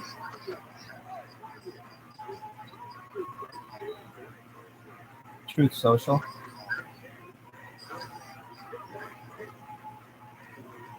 and but I mean, that's still, I mean, I don't follow Donald Trump. I think that he kind of, at least on Twitter, made a joke out of himself. But I use him as an example because he was very, yeah. I think he said a lot of disrespectful things. But I am using him as an example because he's probably the most high-profile individual who didn't have his own account and who got banned from an account. So I just think that those are some interesting things. But at least with 5G, when we went from 4G to 5G, I didn't see any broadband increase. I have 5G phones. It's the same shit. It's the same uploads. In fact, I feel like they haven't even turned it on all the way.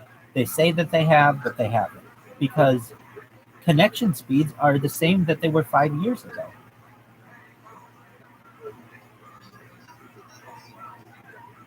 I agree. So those are some interesting things.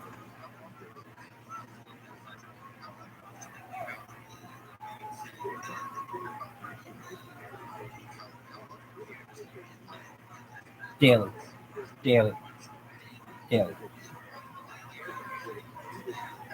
Um, mm, Multiple per day, depending on the platform, and you just have to take them with a grain of salt, and um, you just kind of,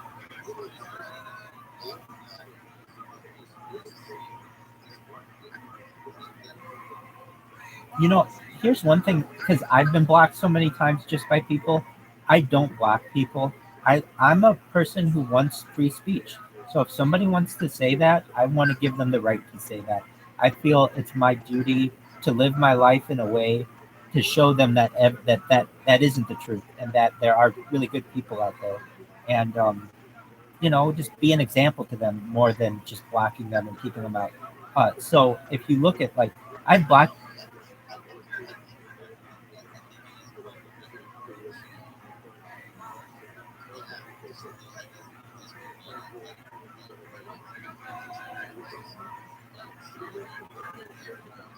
Exactly.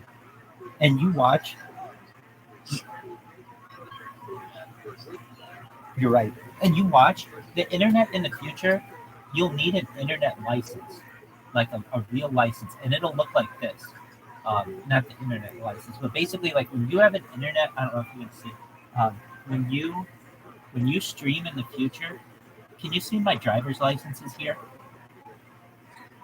Like, that's, I have no fear. When you put your license out there, you have no fear. Like, basically, I have nothing. Go ahead and steal my identity. I hope you do better with it than I do. But basically, in the future, when you are doxxed or basically out there in the public, you won't be saying that. That person can do that because they're using a username that's really hard to trace to them. But in the future, when you have someone out there, and the only way you can get on the internet is basically by showing who you are, there will not be these types of discussions. People won't be so immature.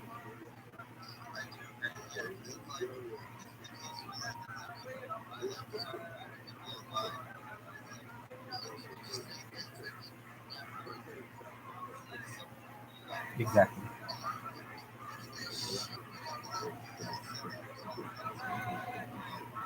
Exactly. And there's going to be a day, you watch. So, where society is able to go back through everyone's conversations and see what everyone said, what their grandparents said on the internet, what their great grandparents said on the internet. And there'll be a lot of embarrassment. And it'll be like, why would you say such terrible, terrible things? And people will be like, well, I thought that internet was anonymous, when it absolutely is not.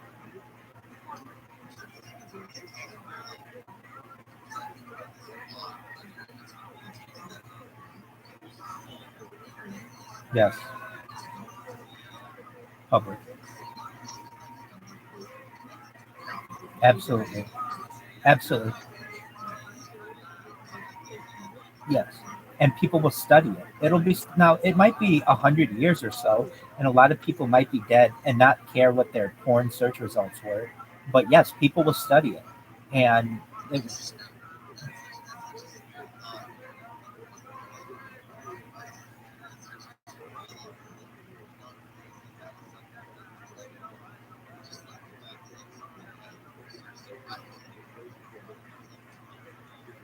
absolutely, I know exactly what you're saying, and you just you have to think the longer that you give society, the more technological advancements will be made, and just like we're interested using like archaeology and paleontology and what happened in the past, people in the future will have the same kind of interest in what our society was like. So they're going to want to know what people Googled, or you search in search engines. They're going to want to know what kind of technology people wanted, and it's going to be very embarrassing for a lot of people. Now, do I think that perhaps people will still be alive at that point? They may be. They also may not be. But you know, basically, I think people will be desensitized in the future as well, so that yeah, they'll understand. Everybody looks at porn, uh, and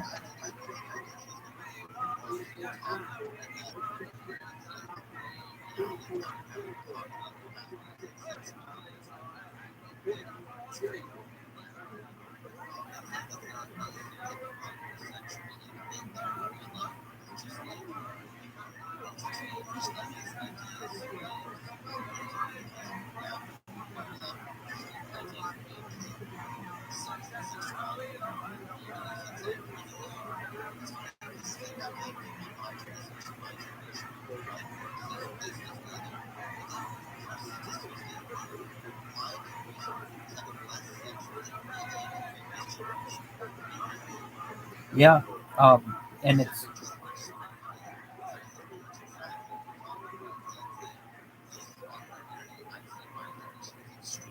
streaming.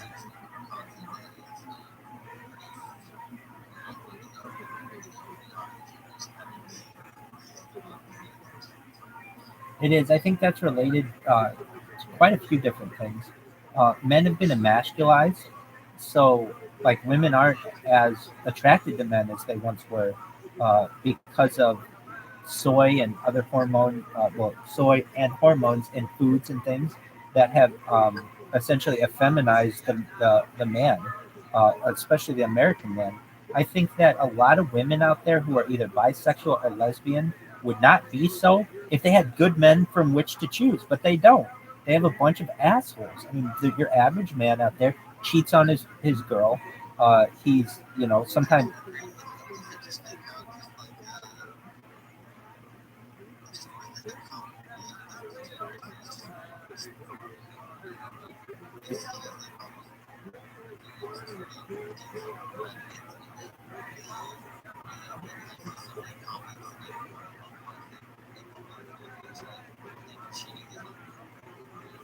they do. Essentially, this is pushed by the powers that be to break up the the nuclear family. They don't want, and it moves into transhumanism. Basically, you make people more independent, and then eventually, what you'll do is you'll have people who just essentially buy sperm and are impregnated, and it'll be the norm that you don't have a man there. So it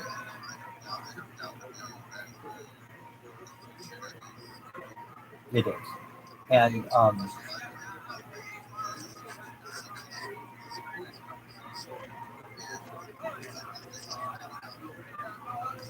absolutely. Um, have have you seen, at least according to the state of California, I oh just one moment. I am an uh, I don't know if you can see, I think I've shown you this before, but yes. It says where my gender for sex, it's not male or female. I'm X.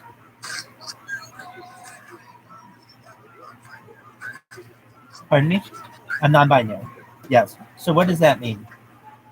Well, honestly, I've never had sex with a man.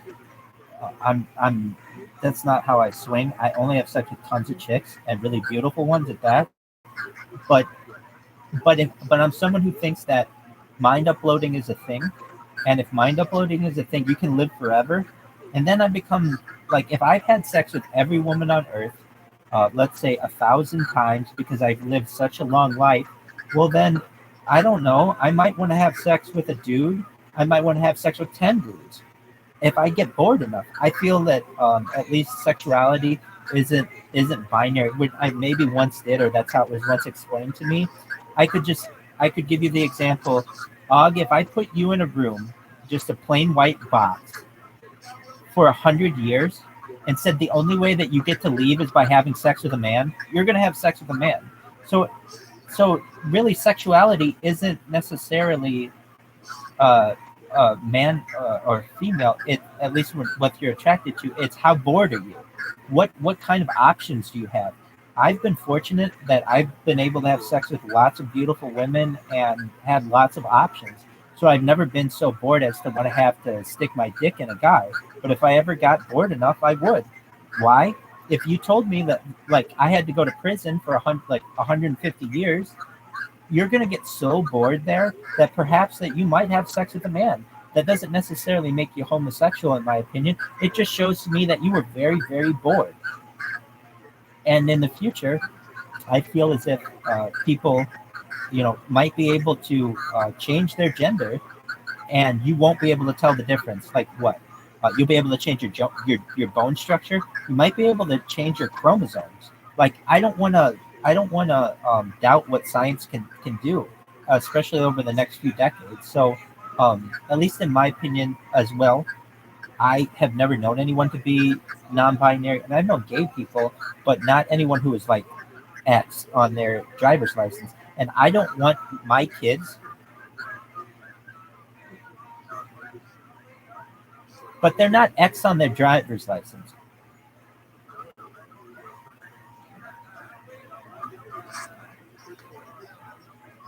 It's not an option in most states. California was the first one. So what? Well, and it's just started to be available on people's passports. So you could just search non-binary category DMV, and then maybe states, 50 states. And I mean, ideally, they'd show you a map of what has what. Um, but also in the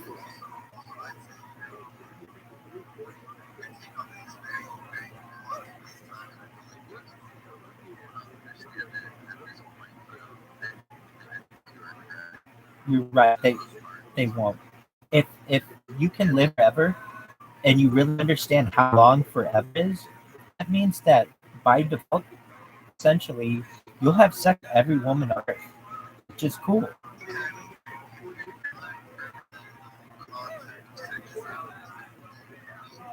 Completely. Exactly. Exactly. And if I have enough money and am able to in the future, I might want to have a child myself. I don't mean like I want to have a child come out of my dick hole. No, but maybe there's some kind of machine where you can take my DNA and put it in a machine and allow that to become a baby using, like, basically you take my DNA and create ovum or like eggs, which normally I don't produce, but that might be a thing in the future, and then you're able to create a baby from there. Well, that doesn't really make you a man or female anymore. That's something different. I don't know what it is. And you watch, transgenderism is going to be, not transgenderism, transhumanism is going to be huge in the future. People wanting to live forever. It's a breakaway civilization, and I want to be included in it. Future. People wanting to live forever. It's a breakaway civilization, and I want to be included in it.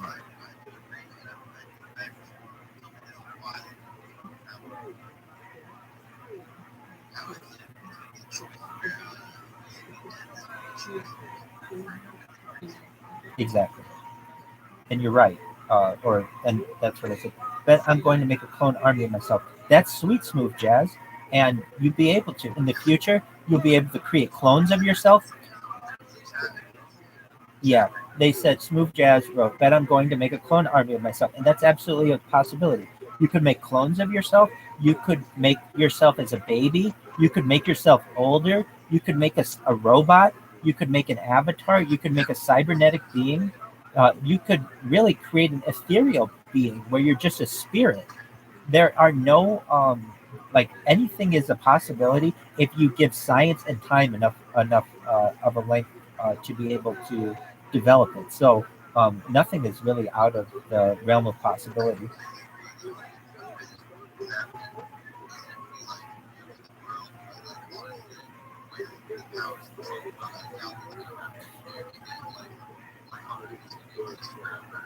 Ex- exactly, and there are a lot.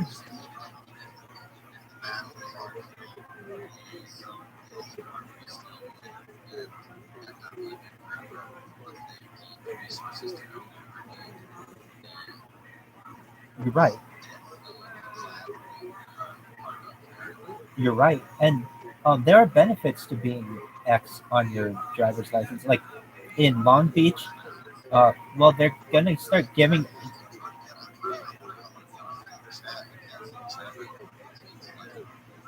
It's just the one person said that I'm going to make a clone on you, and that's that sort of thing. I'll tell you. Now they say, yeah, actually, Smooth Jazz just said something else. Og, can you show a sample of you? Haven't showed on your page yet. Smooth Jazz, can you clarify what that means? But so at least in some cities in California, and this is starting. If you are non-binary, you can get $1,000 per month. It's as a test of a universal basic income. That's just what the city of Palm Springs decided. You'd have to ask their, um, you know, people in government.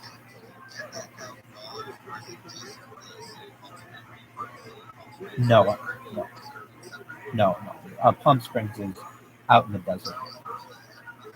You're cool. I'm by the ocean. That's out in the desert. But Long Beach has proposed this, so I mean, it's pretty obvious that transgenderism is being pushed, and after transgenderism, you get transhumanism, and the people who essentially control the world want transhumanism. But in order to get to transhumanism, you got to get past transgenderism. So the more people that you got to get past transgenderism. So the more people that you have for transgenderism, the easier it is to get to transhumanism. So they create funds so that people are more likely inclined for transgenderism when it's really just non-binaryism.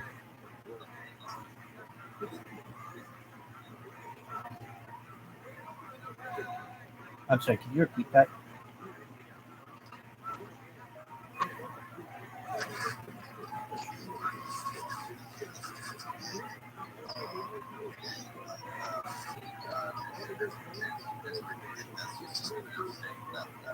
It's a fine line, meaning it's like it's a spectrum. No, I'm a man. I have sex with chicks, but I am not against having sex with men if I live forever.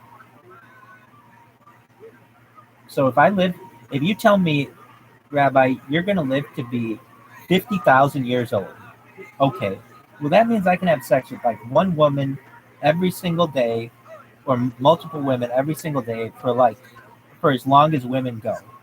Maybe, but like at age 28,000, I've had sex with every woman a bunch of times. I might want to have sex with a man, but I'm not saying that as much as I might want to have my own children and not have to have a woman involved. Basically, take my DNA and make an egg. Take my DNA with sperm and put those together and create some kind of child of myself, only made with my DNA. That is what I'm interested in.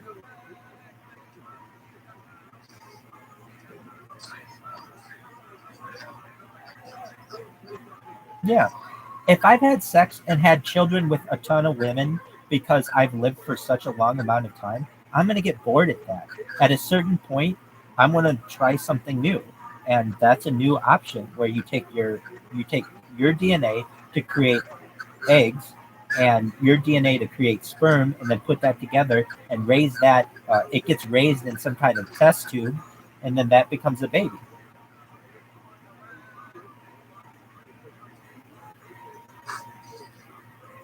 It is, but I mean, when you look at transhumanism and the fact that people might live forever or a really, really long time, if they want, you don't want to put anything out of the any kind of. You don't want to take anything off the options, off the table for options.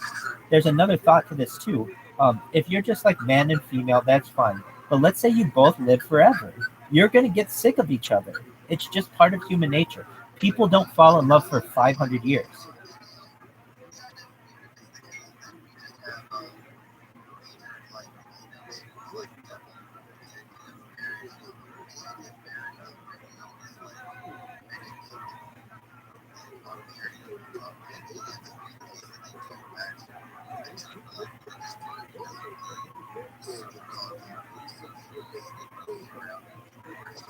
You're right. You're right.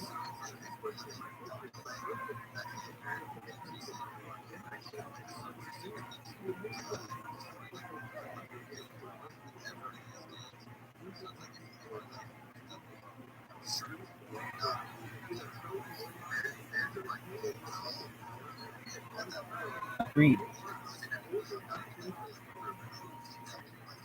Agreed. So, I have a different take on marriage. I think really, if you want to get married, that's fine, but it shouldn't be till death do us part.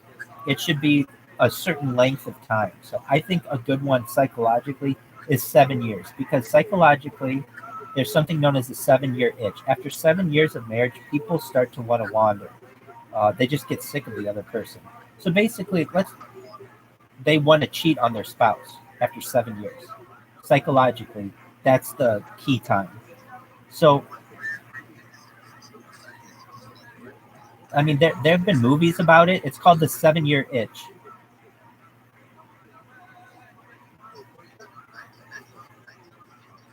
Exactly. Very old.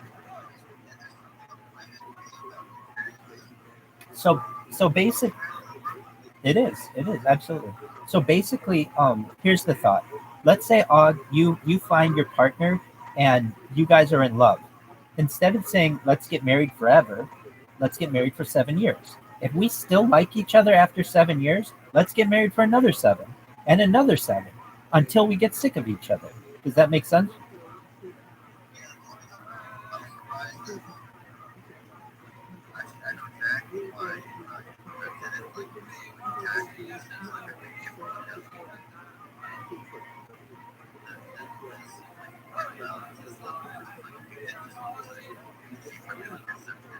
Absolutely.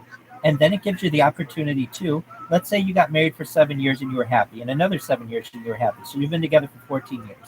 But then one of you wants to wander. You won't cheat on your spouse necessarily. Just after the 14 years, you'll be like, look, I don't want to get married again. So then you go with another person. But you can always come back to that original person after another 7 years or whatever you want, just depending on how your life is. That doesn't mean that you can't re-fall in love. I've known people, they've been older than I am, but basically they've gotten married, they've gotten divorced, and this is popular in Hollywood as well, and then they remarry like 2 decades later. That happens. People re-fall in love with each other. I do. Yeah, they weren't my friends. They were they were people they were people who my parents knew, I think. So, but it's very common in Hollywood. I'll look it up. Let's see here. Celebrities who have married each other multiple, and this is common too in like relationships, at least like Jennifer Lopez and Ben Affleck. Like they dated for a long time. They didn't get married, but then they were away from each other for like 20 years, and they came back. Um, so um, let's see here. Let's see here. So celebrity couples who divorced and remarried. I don't know if it's going to be just like randomly remarried or remarried the same people. Uh, let's see here. Same person. Same person.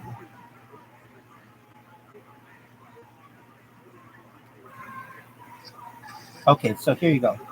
Here are 7 celebrities who have married the same person twice: Marie Osmond, Elizabeth Taylor, um, just one moment, Eminem, Pamela Anderson, Frida Kahlo, Elon Musk,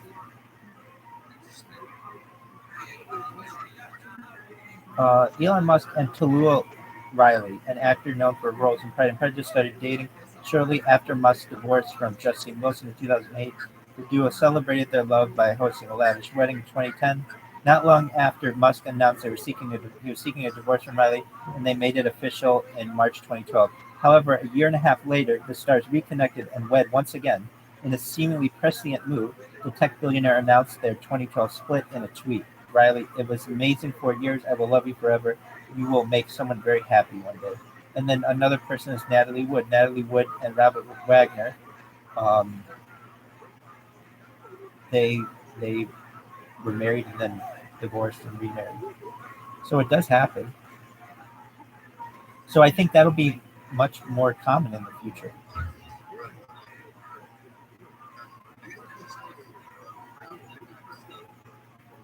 It is. You're absolutely right. Well, with that, I got to go to the bathroom and I have some things that I have to do. This has been a wonderful conversation. Anything else you want to cover before we leave?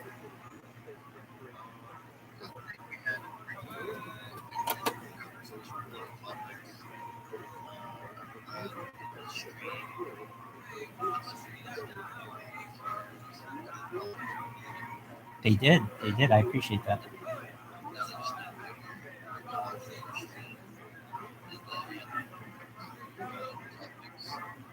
Absolutely.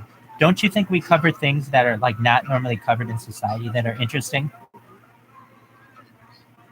Don't you think we cover things in this stream that aren't normally covered that are interesting?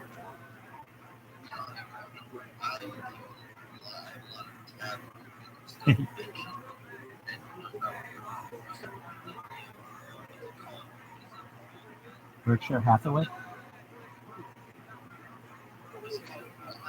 Berkshire?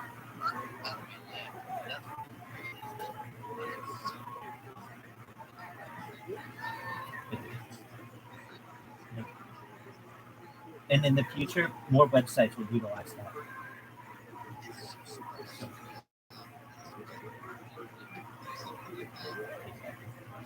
All righty.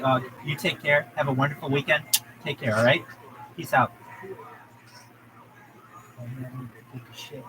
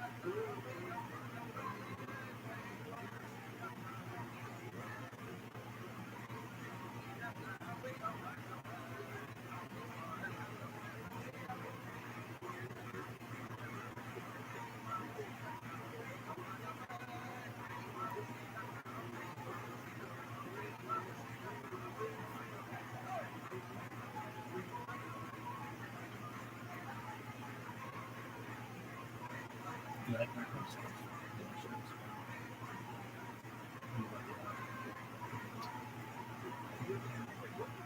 and it's really interesting.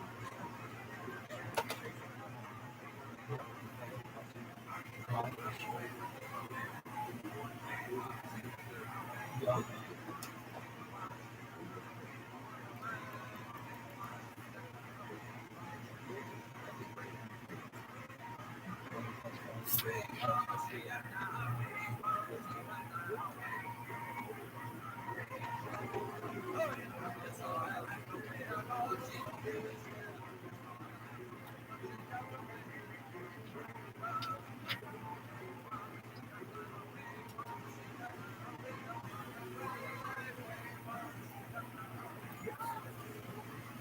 Josh. Um,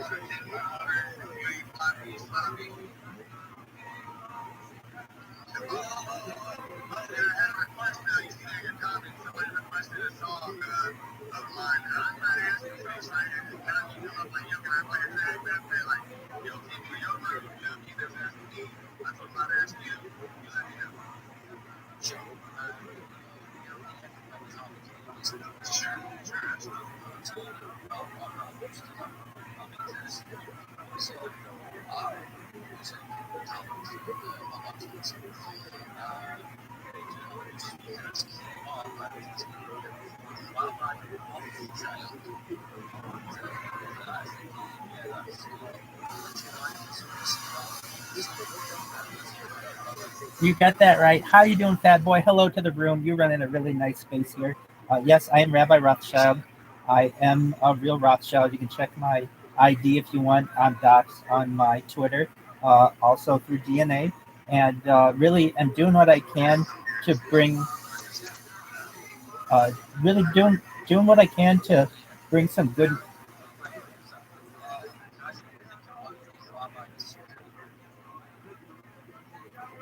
I'm doing what I can to bring some good news to the world. I know that my family certainly has an infamous history, but I certainly don't. I stream my life 24 hours a day, 7 days a week, 365 days a year, for more than 666 straight days live on YouTube for world peace. I don't want people to have war anymore. I don't think that any one country has any right to invade another country, and I want to do what I can to bring world peace to the forefront of the global conversation. When I was a kid, people talked a little bit more about world peace, but especially in the 1960s, it was a major thing that was discussed. And I don't feel that we discuss it enough anymore. There's too much of a globalist outlook and not enough about world peace. So I've done what I can to put out as much data and content as I can in the world. I personally have more data online than any human in global history. I have over 150,000 hours live on YouTube. And really, for the majority of that, we are discussing topics such as transhumanism, world peace, anti gravity. Go ahead. What is transhumanism? Well, it's an idea, the idea that we are moving and perhaps moving away from what we know as Homo sapiens to a type of species that can perhaps live forever, live indefinitely through technology. The technology, particularly that comes to mind, is known as mind uploading. So essentially, that's where you scan your brain into a machine. That machine can either store that data indefinitely and then be downloaded into a clone of yourself, into a robot, into a cybernetic being, into an ethereal being, so like some kind of like spirit, or an avatar, or whatever you want it to be. Or perhaps you never want to come back, but you want your information saved for posterity reasons. But basically, we're at a time where technology is really making a lot of advancements in society, and I've done my best to document them. So over the course of the last 2 years or so, ever since the pandemic, we've seen the death of a queen, the birth of AI. We have a coronation of a king tomorrow. Some really interesting things, and I really feel like in the future, people will perhaps look back and on my stream, but other people's streams as well, as really nice snapshots of history of what human life was like during these times.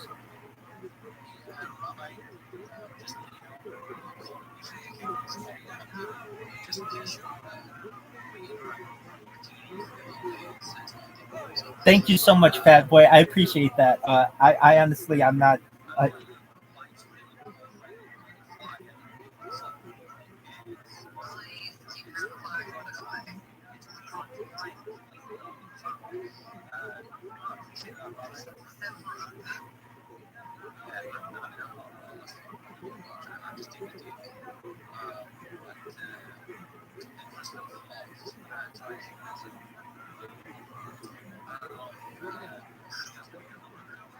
so essentially, there are other elements of transhumanism that you currently participate in, and you may not understand that you do. But like life extension technology, even the taking of vitamins can be seen as ways to extend your life, and eventually that life expectancy will perhaps get longer and longer. And there are people in society who perhaps may want to live forever within reason, and if they want to, and they have the funding to be able to do so, they're going to do it. And I hope that Fat Boy and everybody else in this room is able to make it, and perhaps be able to do the same thing.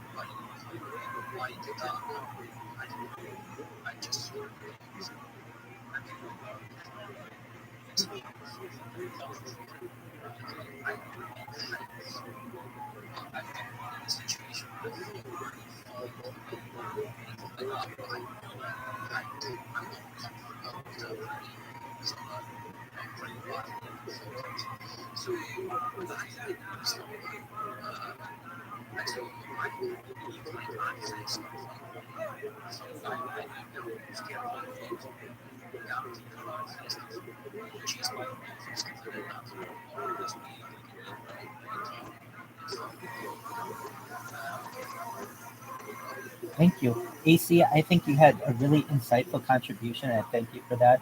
And I'm certainly not saying that the technology is perfected, and maybe it won't be in my lifetime, and I won't be one of the people who's able to achieve this.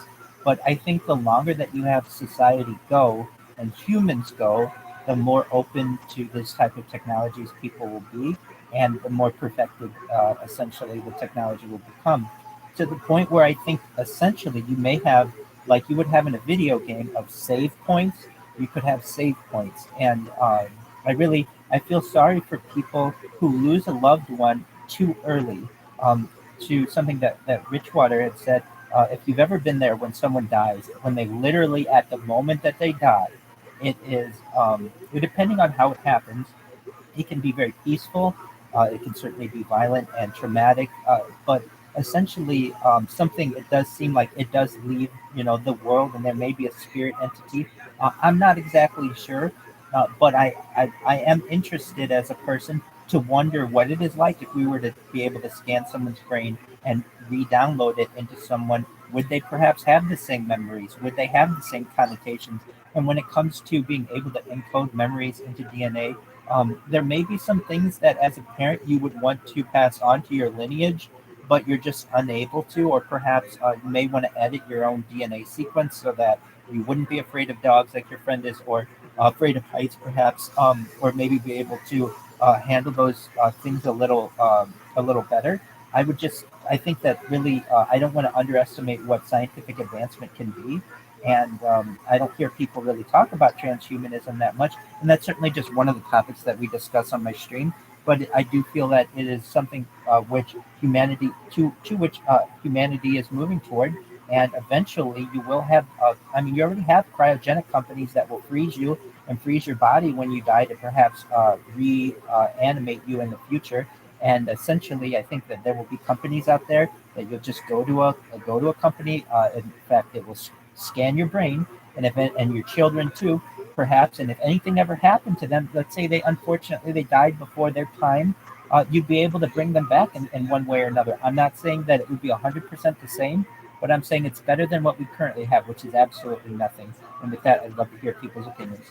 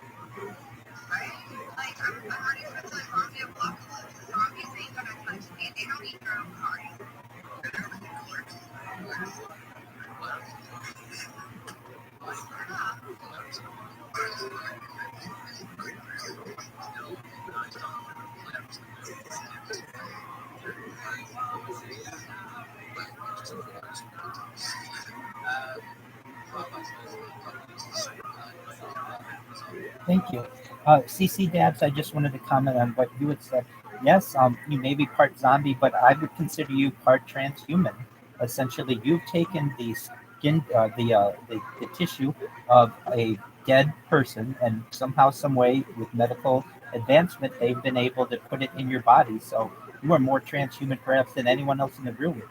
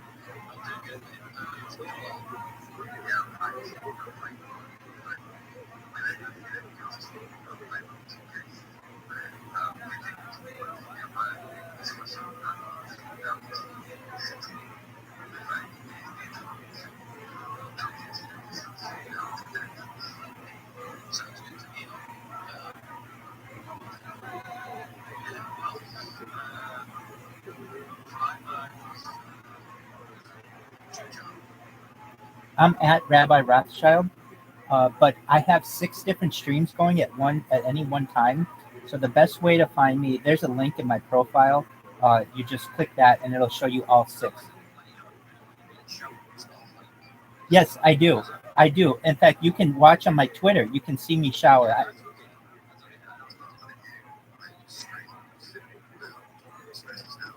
Oh, absolutely. From 6 different streams on YouTube, 7 different streams on Instagram. We're live on Discord as well.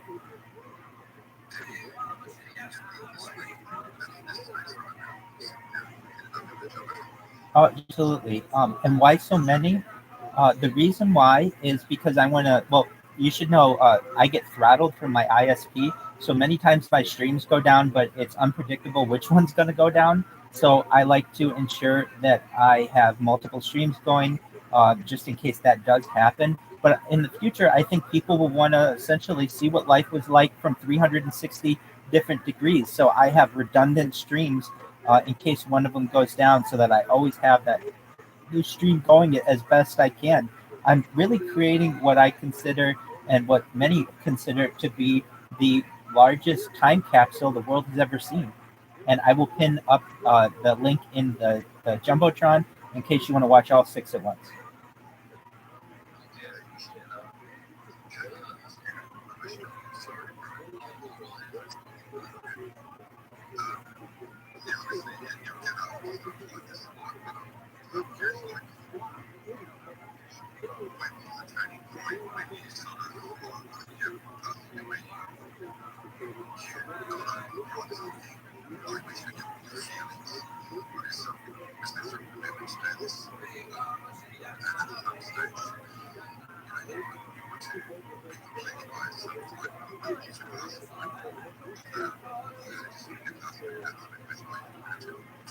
It's a great question.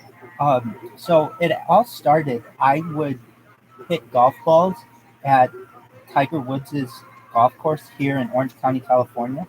And I would find that I was just really studying my golf swing. If any golfer knows, it's important to know what your golf swing looks like to be able to make improvements and such. And I would find that I would make some funny jokes or have some interesting shtick that I would essentially say, and some of these things I thought were really funny.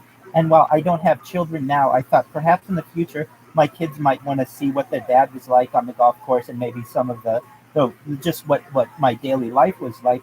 And I was doing that for several months, just really storing it on hard drives, and one day realized that perhaps in the future I may want to have more of an archive of this. And essentially, one day came home after, well, I just continued the stream actually after golf and came home and started up a YouTube stream and started to learn how that worked. And I started on my computer initially. And then from there, I realized that Chromebooks were probably the best way for me to be able to stream in so many different views of angles of my room.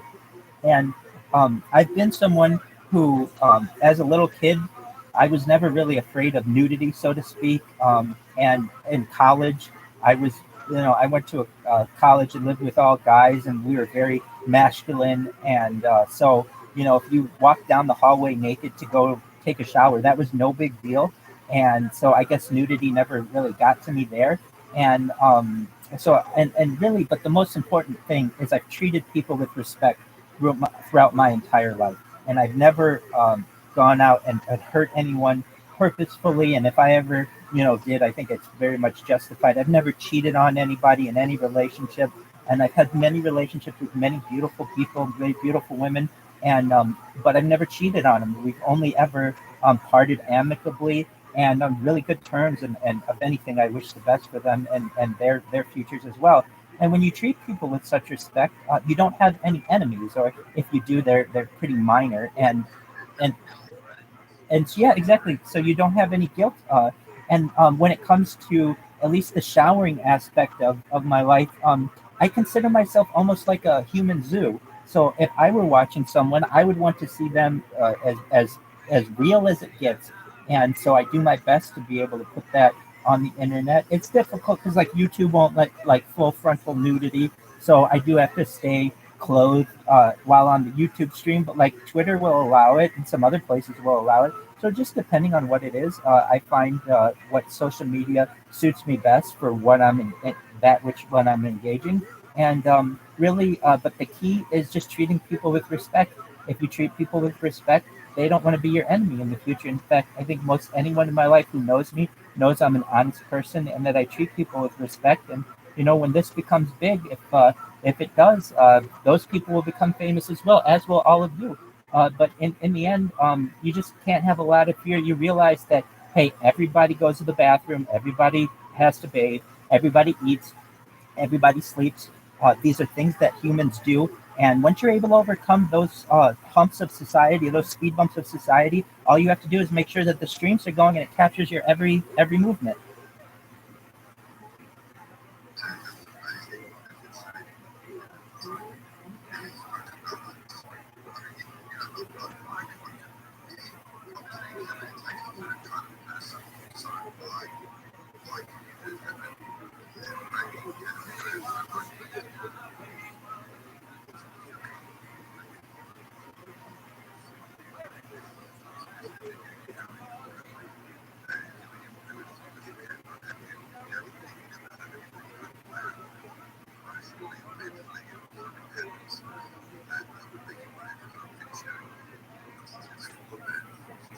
Absolutely.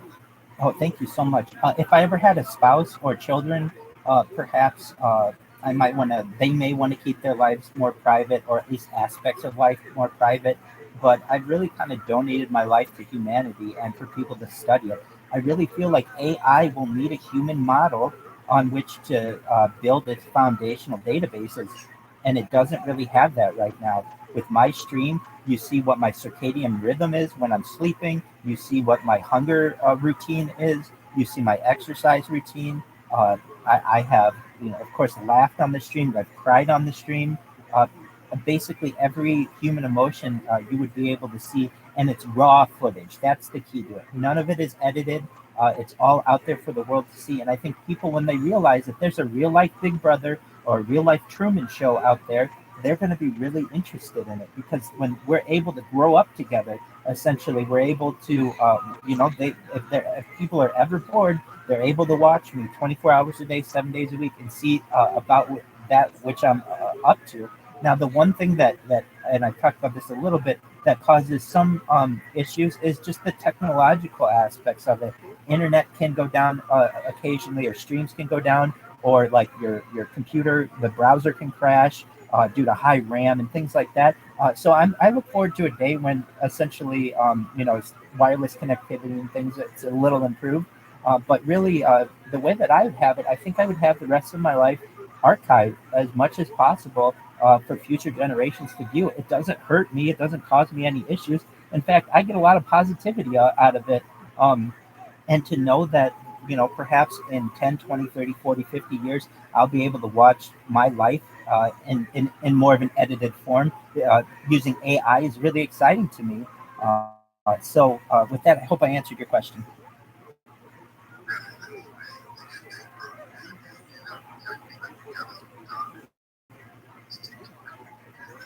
You're basically right. I have the second most amount of content of any YouTube account. So if you know what T Series is, T Series is like India's. It's the number one channel on YouTube. It has, but that's like all of India. So that's thousands of people. They have about 230,000 hours on the internet. I have almost 200,000. If you want to know in comparison, someone like Mr. Beast has about 20,000. So I have almost 10 times as much um, content online than Mr. Beast. I'm bigger than Mr. Beast, PewDiePie, SSS Sniper, all of them combined, especially because their content is edited and mine is raw footage. Go ahead.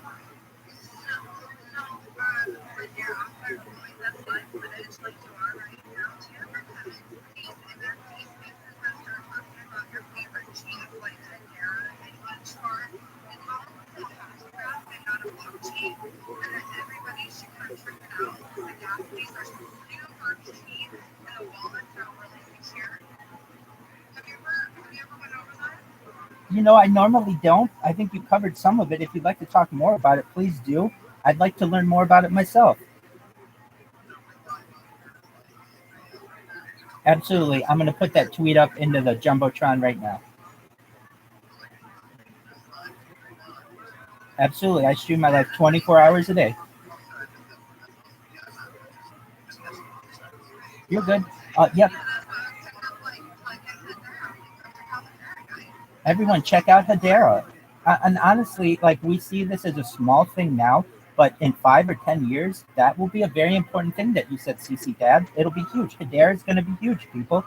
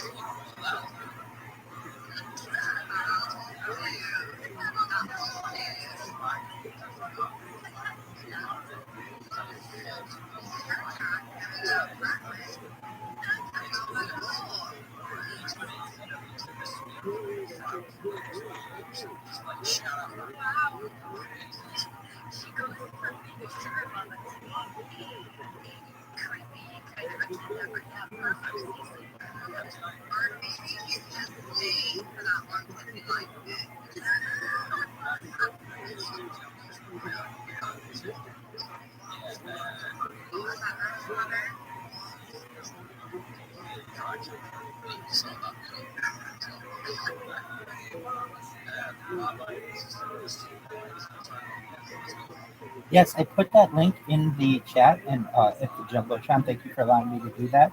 Occasionally, you'll find that my stream is a little slow. That's the live stream. When it's recorded, it is much smoother. So in the future, hopefully, generations don't run into some of the ISP throttling issues that I currently experience. And when it comes to at least searching for the opposite sex, or well, in my case, like women, I think that really this may make me somewhat unique, but I think 45 is a really wonderful age for women. I think that generally older women are more attractive, they're smarter, generally more mature, and really 45 is kind of a sweet spot in current society, because that's when a woman essentially has as much knowledge as that she can have and still be able to reproduce. And as people are able to freeze their eggs and perhaps use life extension technology, I think that that age will continue to grow larger. And I really think that older women are very attractive, and I wanted the room to know that. But I know it's a unique take. Oh, way more, 10 times more. Oh,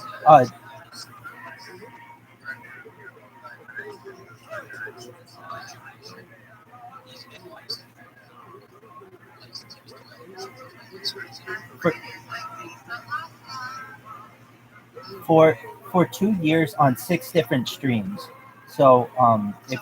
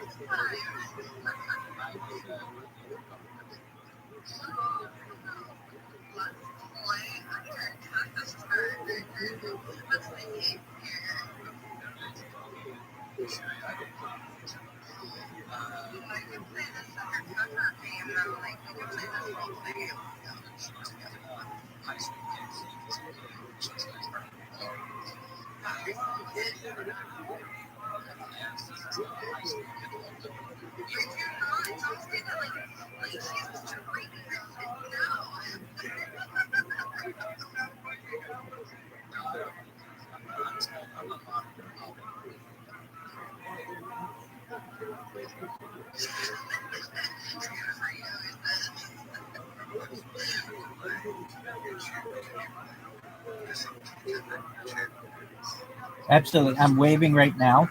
There's usually about a 10-second delay.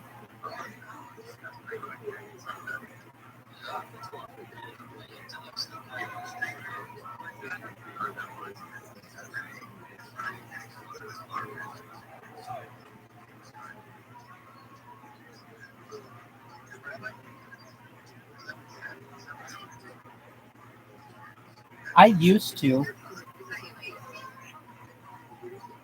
So I used to be naked on the stream, but I lost my accounts because you're not allowed to show nudity on YouTube. So I learned very quickly that I have to at least keep underwear on while on YouTube. But as you can see, I think it's the after my pinned tweet, you can see I sing in the shower. I like to sing oldies in the shower, oldies music in the showers. So not everybody will take camera into the shower with them, but I do, and I do my best to make it entertaining for people.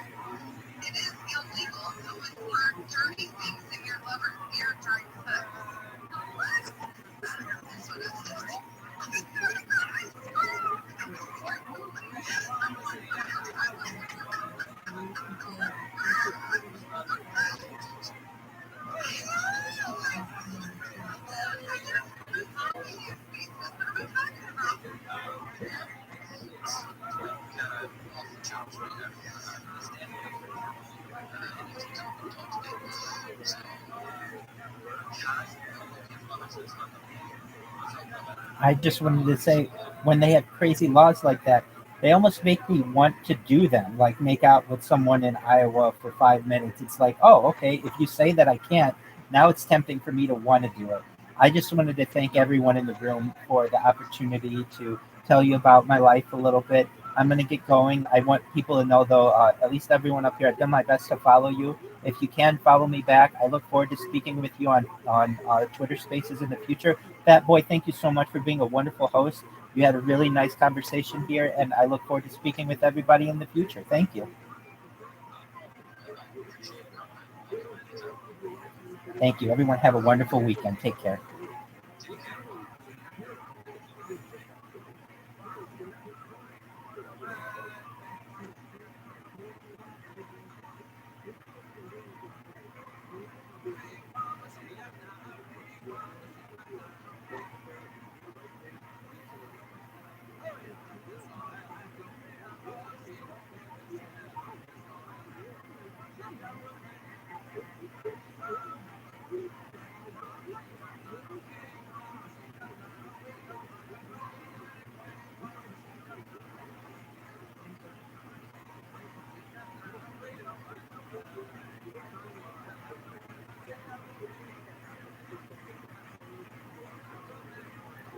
Ooh,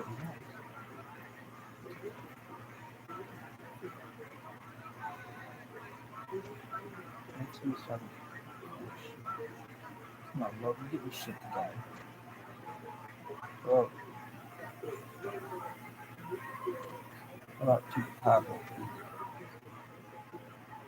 Tupac.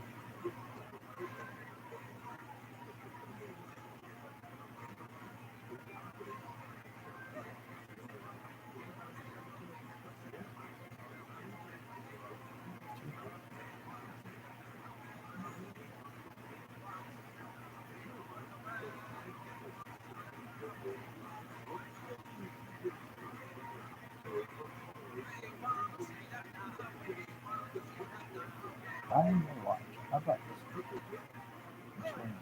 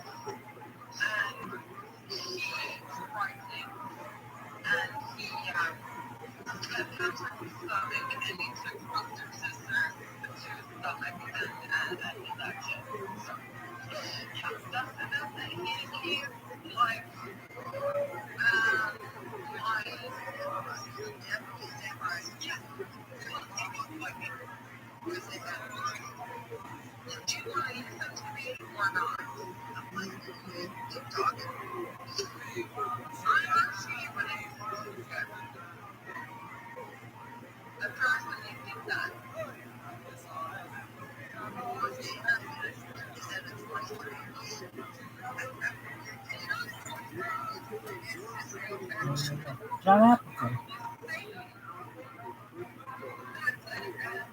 They still talk about John Appleton. He's only like third or fourth. John did.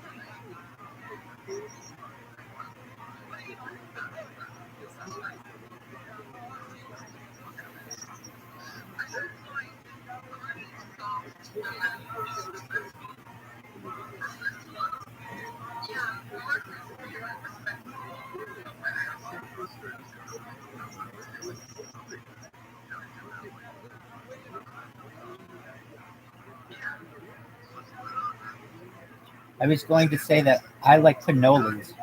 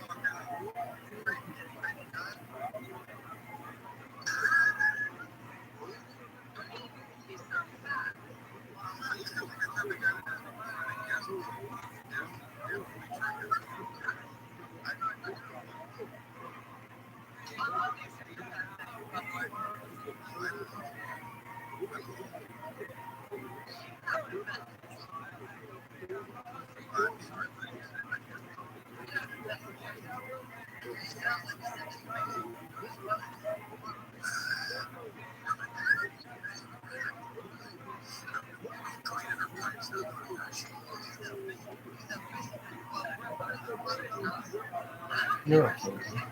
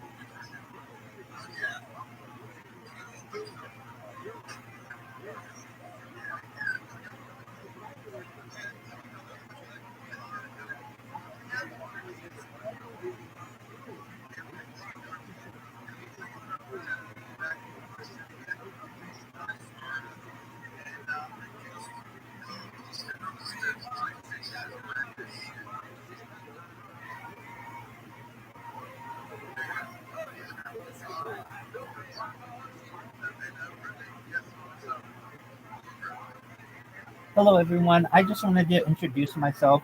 I'm Rabbi Rothschild. I am Guinness World Record holder for most hours live streamed on YouTube. It's over 200,000 hours. I've been,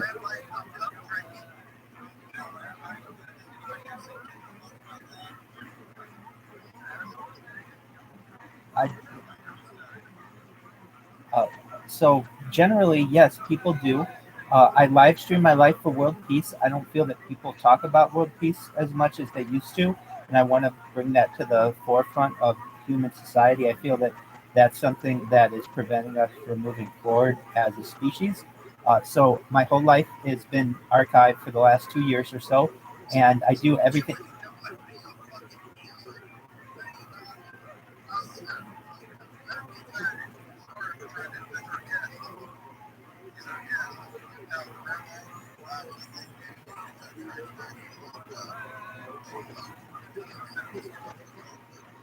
Well, I absolutely think that we should, Mr. Pepe. I think the first step of a what is the Chinese proverb?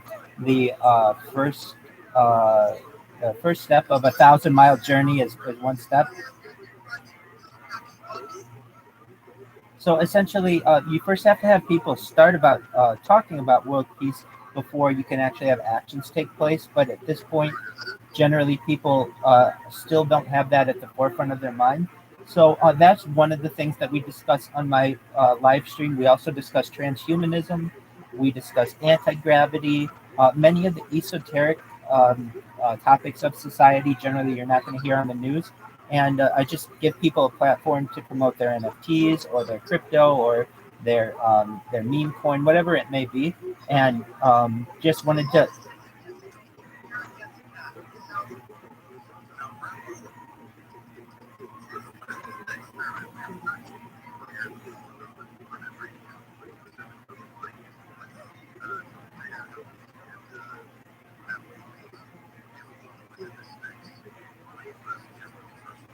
excellent.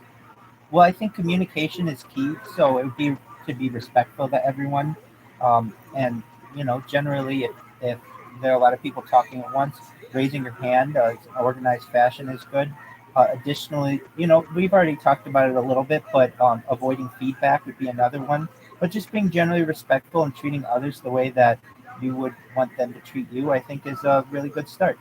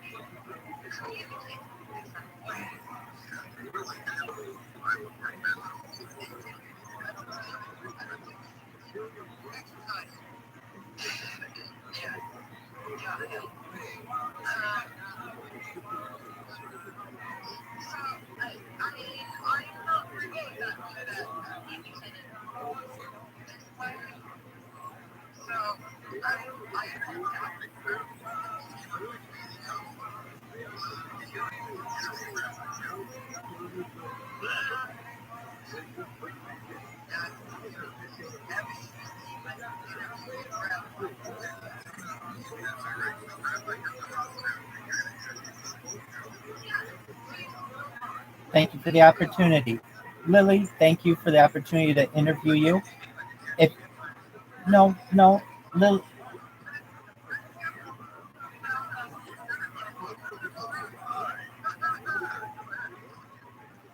if you were to improve Twitter Spaces, if you could give Elon Musk perhaps some advice on how Twitter Spaces could be improved, what would you do first?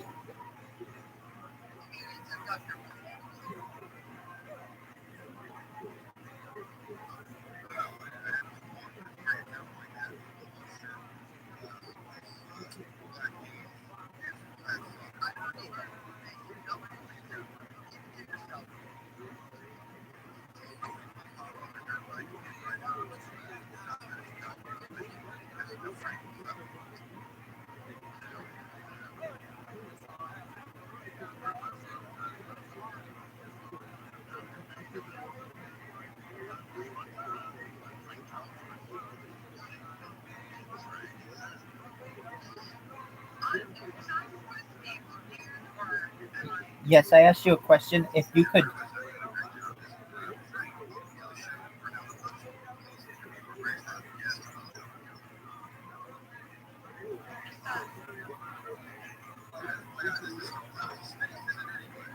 Lily, Lily, did you hear my question? I asked you if you could improve Twitter, how would you do it?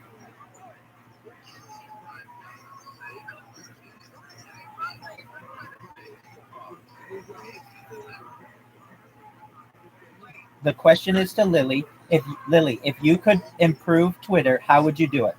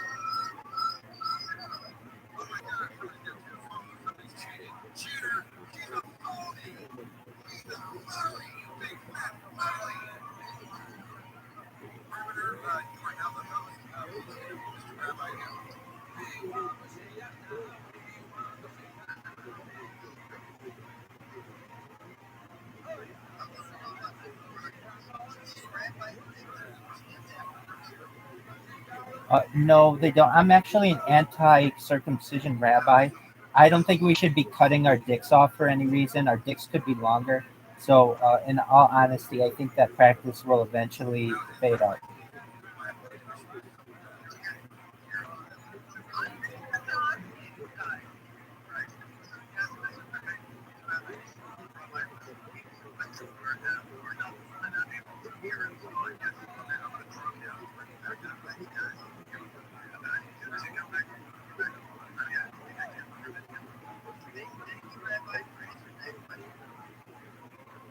Certainly.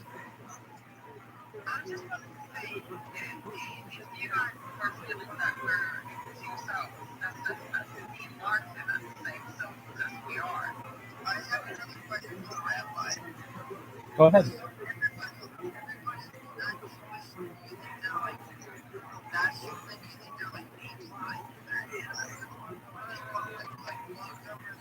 Yeah, so that just means cattle.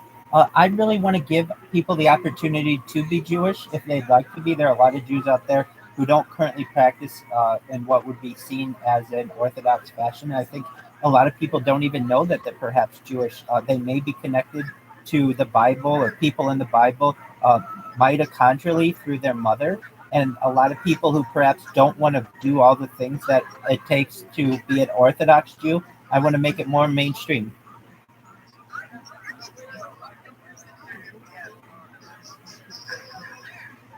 As anybody would, I think, with what anybody would agree, it's a word that's used to categorize people that has been perhaps corrupted. It's just basically a way to describe someone who isn't Jewish. But in any way, I have many friends who are not Jewish.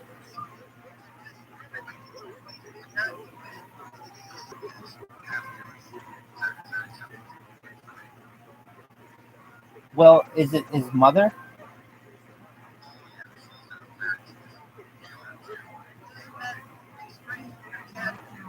No, no, not at all. No, not at all. And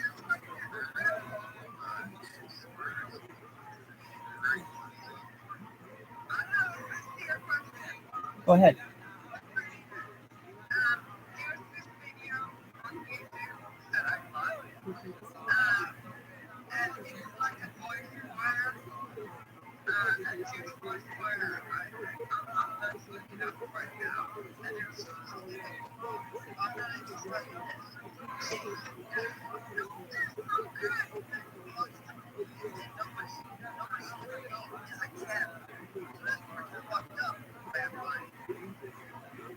I didn't create the term. It's a term that has been brought into modern society through traditional ways. And honestly, if I have friends who are non-Jews, then I certainly don't believe that they are cattle. Go ahead.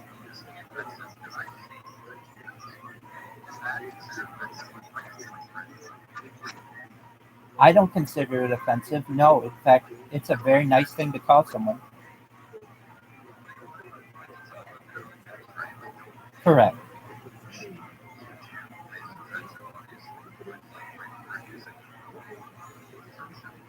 No, I think that's fine to say. In fact, props to you for having Jewish friends.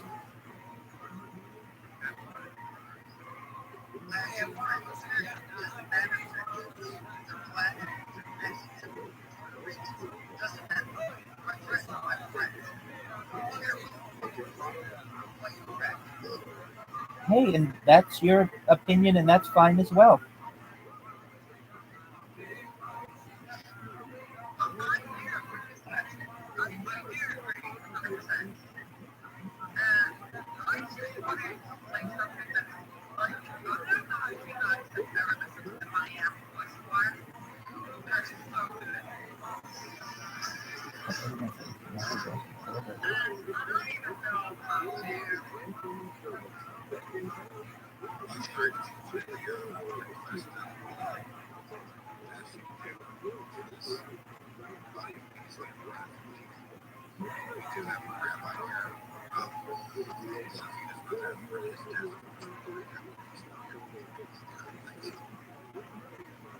Miami Boys Choir is a wonderful choir. Go for it, Lily.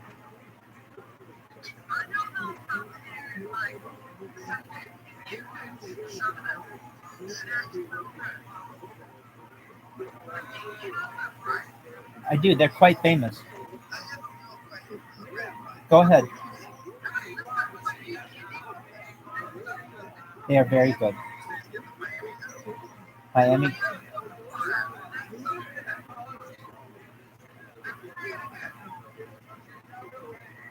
Sparta Frog, you had a question?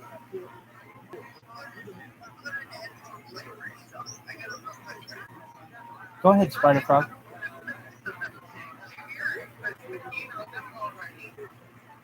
Yeah, I'm familiar with them. I think they're very talented.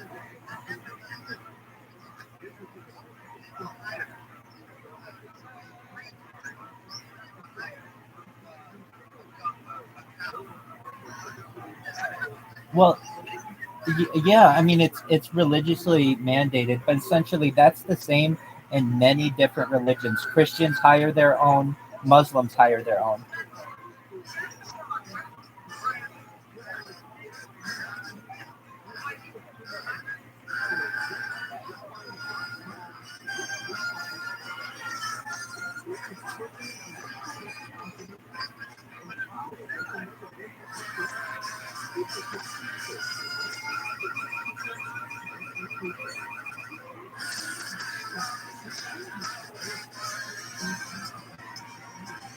Oh.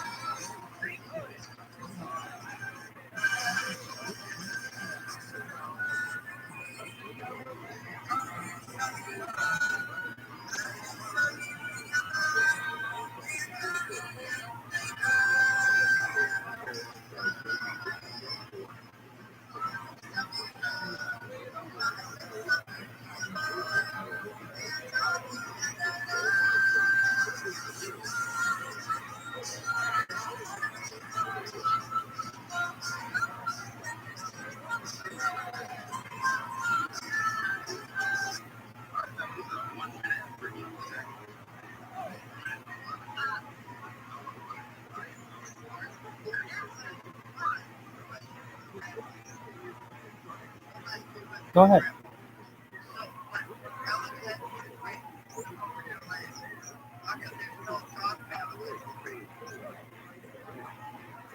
Uh, Specific, I mean,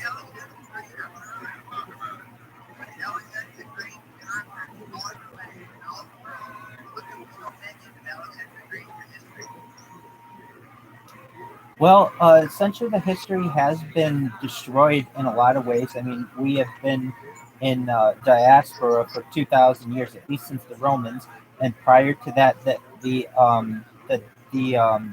the documentation may have happened, but it could have been lost in libraries and could have been burned as well. But that isn't. It was, and but but the name Alex is actually quite common within Judaism, and it goes back to that time period.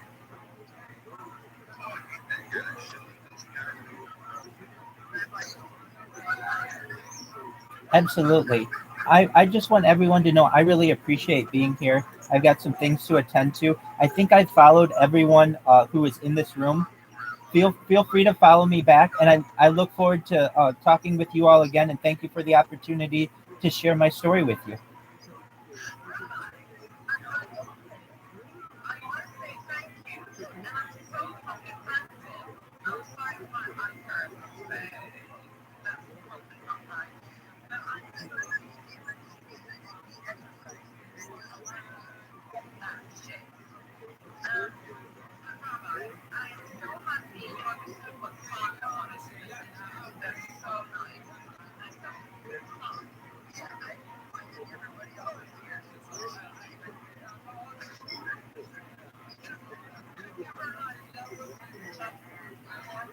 Well, with that, I don't think anyone's a she demon. Sparta Frog, it's been a pleasure answering your questions. If you ever have any other questions, I'm more than willing to answer them to the best of my ability.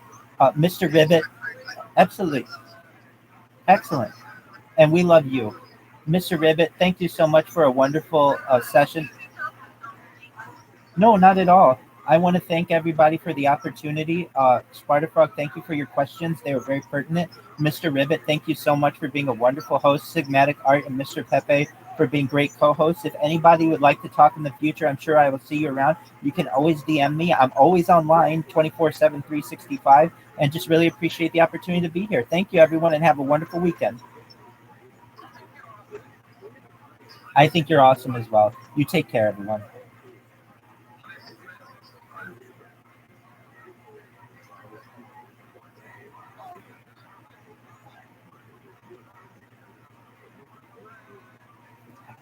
It's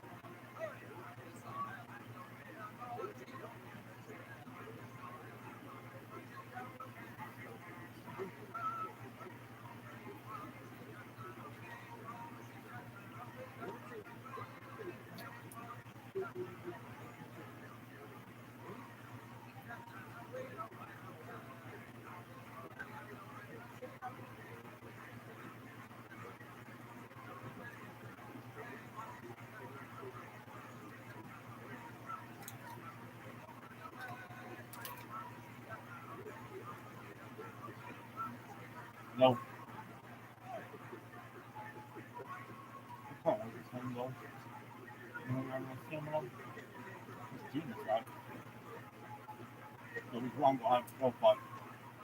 They just did time capsule. The suicide thing. I'll start me back over.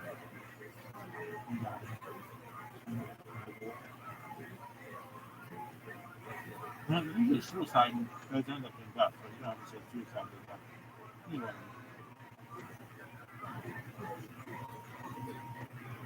Okay, assholes. Why don't you have followers following those who follow you and you follow those who don't follow you? Like, what kind of categorizing? Or is it just like, oh, no, we've never heard of that. And it's been that way for fucking 10 years. Yeah, Soldier Boy. Sorry, dog. Didn't follow me home.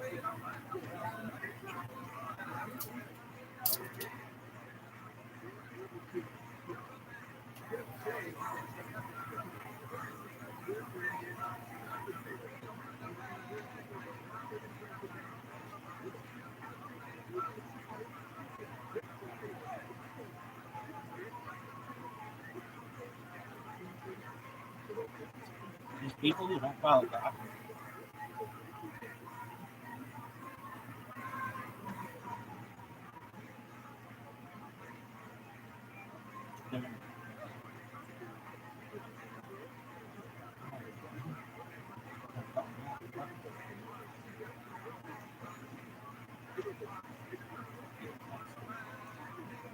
Shit, he's not following you back.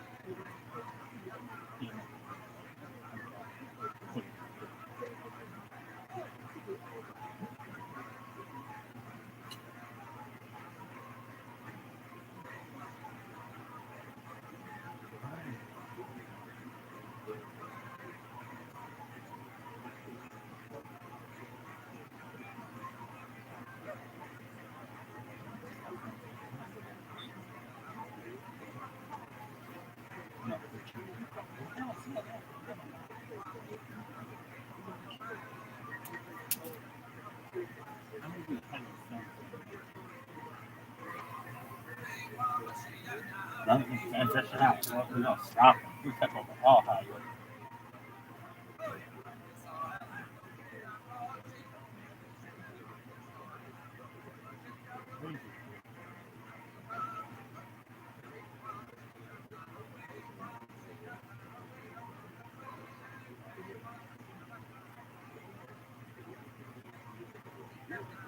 I love these pastors. Like, oh, I don't know.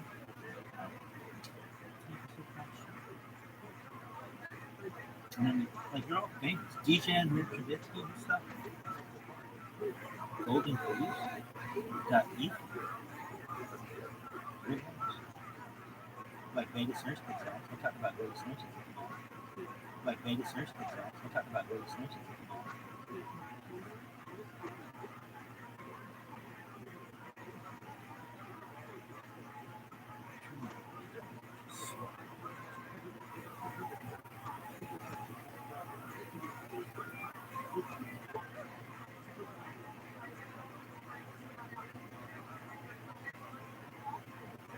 You can tell it's like trying.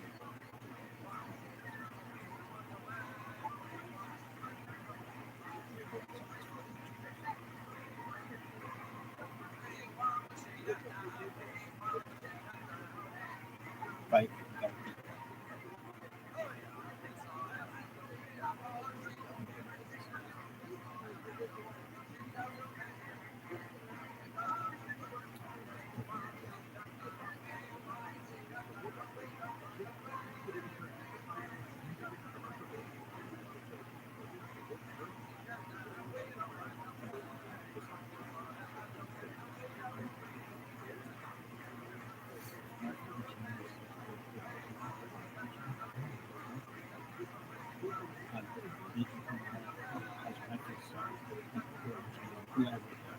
Stupid ass.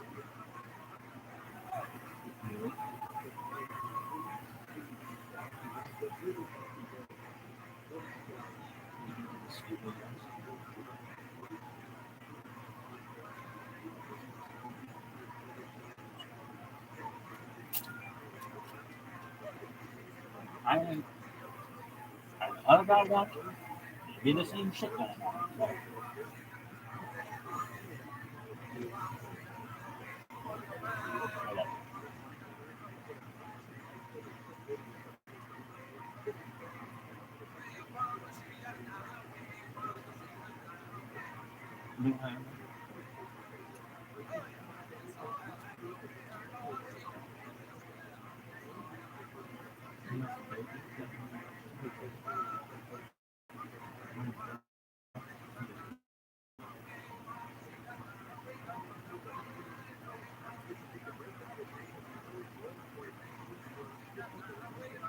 there should be a page. Follow all the people who know.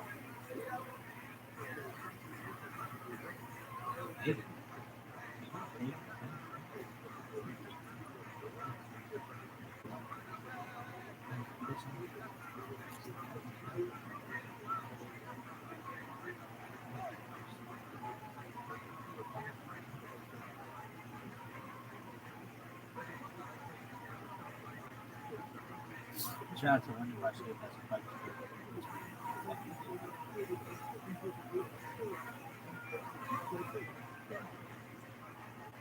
Like back in the day, everybody thought everybody. It's just like normal.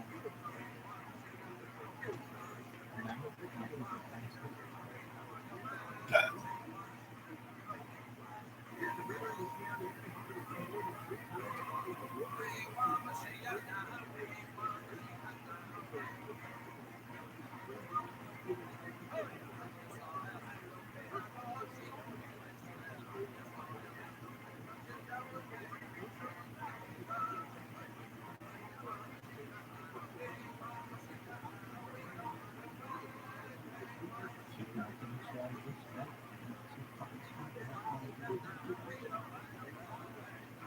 Here's the thing. What does it hurt?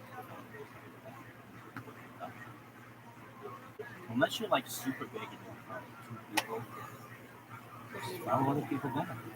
Oh, well, I want to see food. Alright. You're like Igor Galush. Fucking dumb.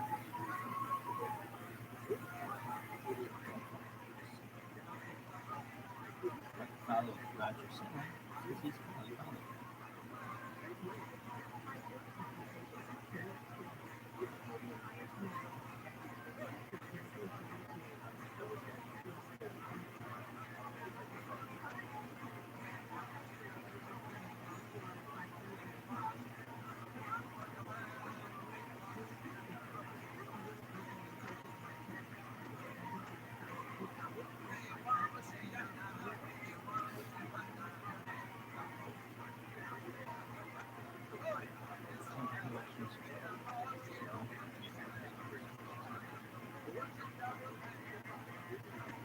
Especially if we're in the same fucking thing.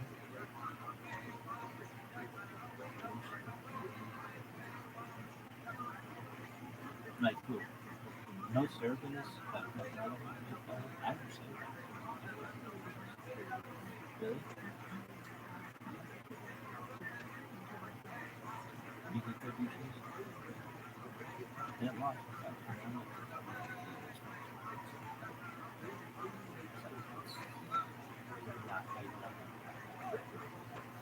They just like how are they not? Yeah, I mean, honestly, it's just gotta be really consistent. Especially when it's not getting paid.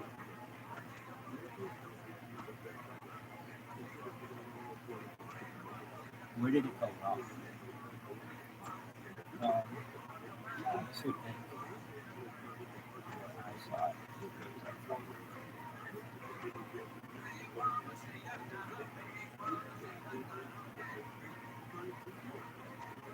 But I can't blame them.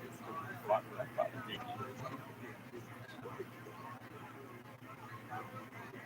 Why did they grow? Yes, no, it's sensible questions. What is this? Are you done? Okay, are you done? What time? What time? Oh, I gotta scratch my balls.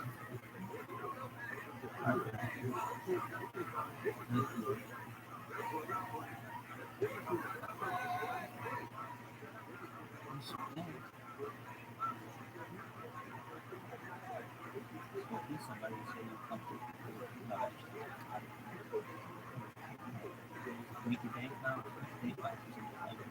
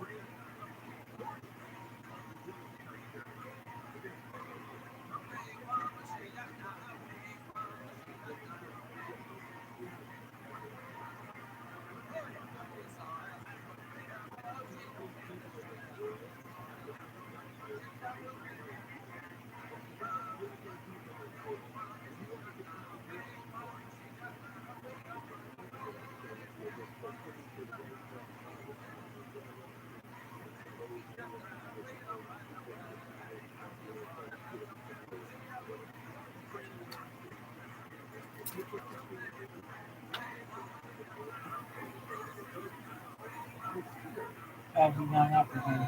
Never know. Never know.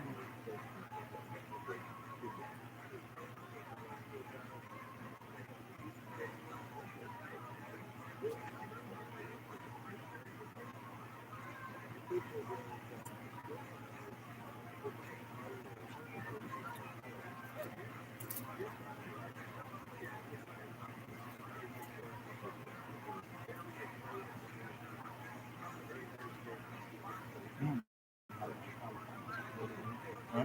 I'm going.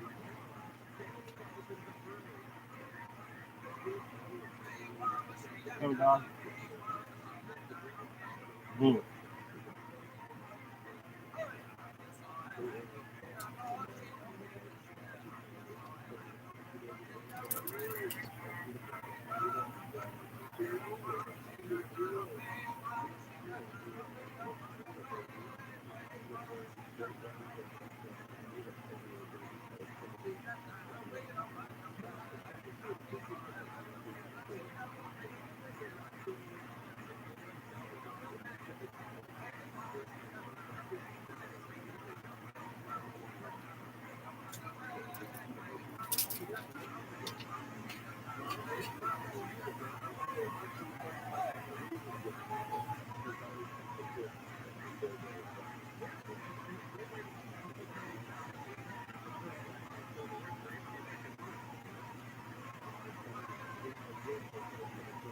Go down. Yes, you'll be a penny. But how you? But you? Dropping loads all over you, please. Those are the first person I know who's actually like, when I was with a friend, I was like, I don't really discussing what we like in porn. Yeah, like, what we should. You know, she's like, dude,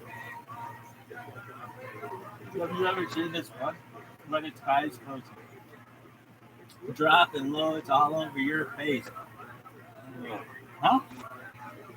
Yeah, shooters. He comes in, huh? Yeah, shooters. He comes in with his fucking computer and his fucking just like cord to the fucking wall. Because you remember. Oh, don't feel badly for him. I bought that computer at some point. But fortunately, he allowed me to undo that by turn it physically. Alright. Very nice. Is he ever bad? Actually, yeah. Well, I'm trying to really think. Who was like black? And Baby Jackson. No, we were actually trying to sleep, and he kind of really took over, and it's kind of loud about it. Remember the day he started? I mean, yeah, it was only cool. Right? Yeah.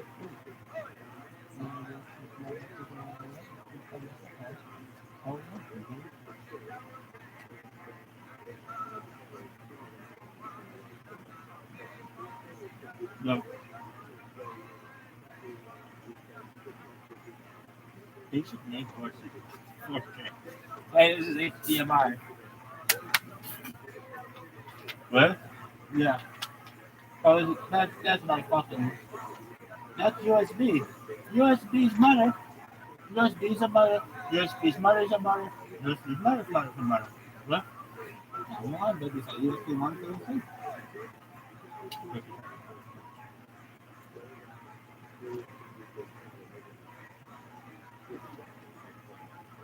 Here's oh, Furline versus those person transfer. All right, Doc. His mother was a mother.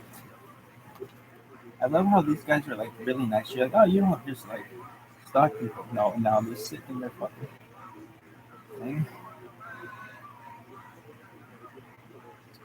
That's tight. Oh my god, 6:13. Kiss the clock, bitch. Na. Gosh, that one was really cool. You're like, oh dog, you wanna follow me? I'm so cool.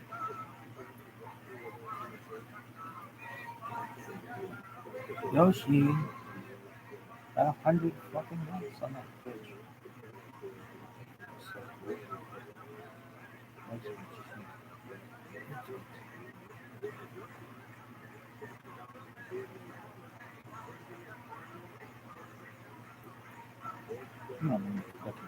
I'm gonna run it.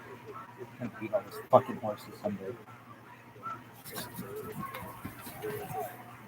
Horses with you. I'll be like the rabbit going around the pool. Oh no. Alright, open mic, please. Poetry karaoke rap. Ocean.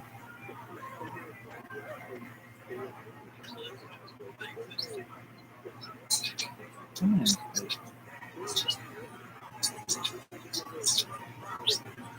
You have Donna Vita. Private Master Arts in History. Hey, Cootie Tank. Hey, Veronica. Hey, Phil Andre. I can't see the rest. I'm gonna snort. Hey, Go Doja. Hey, Renegade. Hey, Blue Pack. Stego. This bitch has Stego and Donna Vita. Wait, look, it's like Donna Vibe. Donna Vibe. If you knew what I was saying right now. Donna Vibe. Hey. Oh.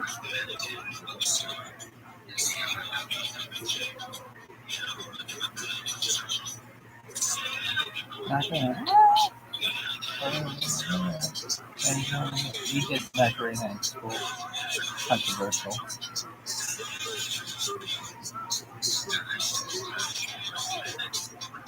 Listen, what's her name? I had two teachers of similar names. This is Miss actually. These are cheerleaders.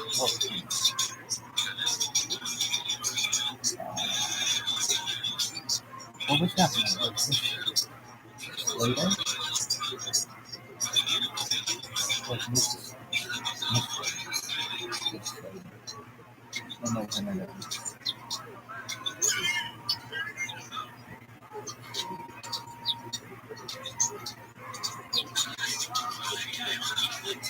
Miss Slater?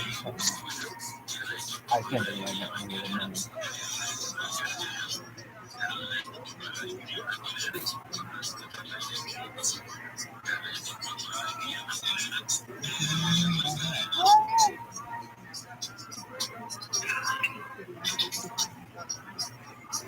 Yo, dog.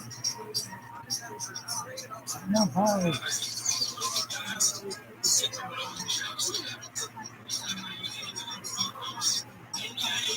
We have to sing songs that we don't know like the language. Violin and La Bamba. That's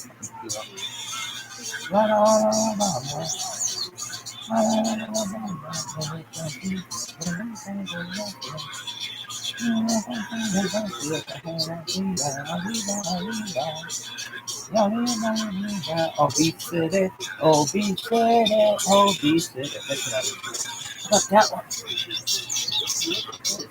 I love how it's talking about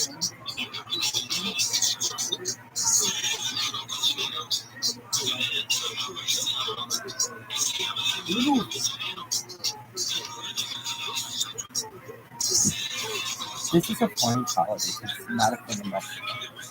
So, it's not a thing.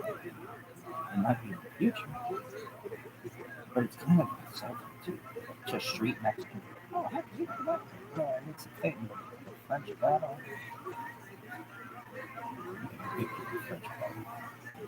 French battle. Oh my god, that's so stupid.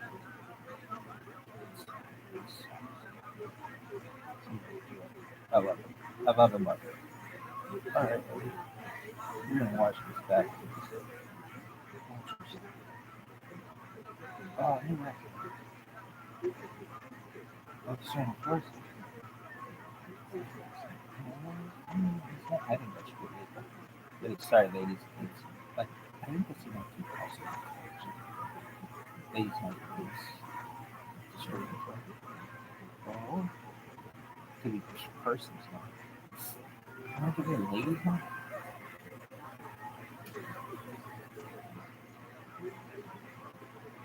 You might be able to get a coupon if you want to go in for free with a coupon. It's fine. And like guys just wouldn't do it, but girls could. But if you're just allowed to do something, it's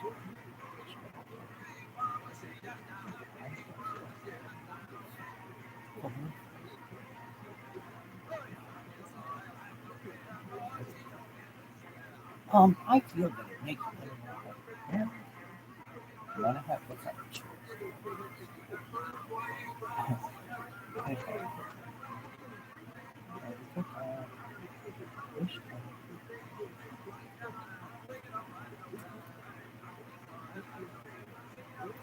Let me do Espanola. Hold on. Yes. And manuals. No light on closing. God damn it. Why did I do this question? Oh, wait, it's been 7 days. Yo, dog. Yeah.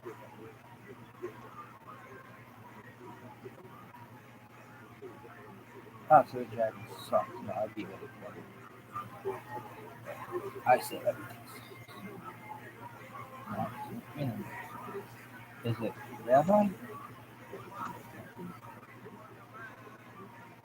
Somebody. This motherfucker talks to himself. Like, ask any of my friends. I don't know.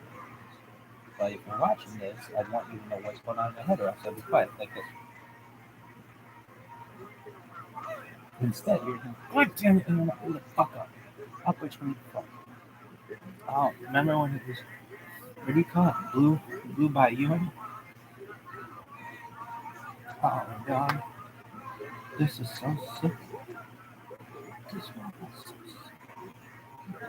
Up which the fuck? Jesus fucking Christ. JFC in it.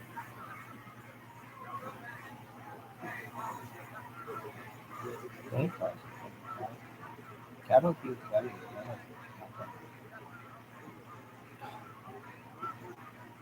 I am not interested. Instagram, Google. Yo, dog. When was this? April 27.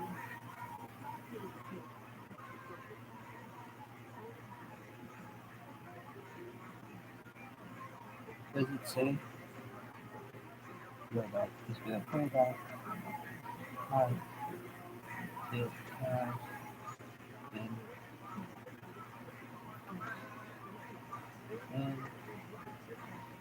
been 7 days.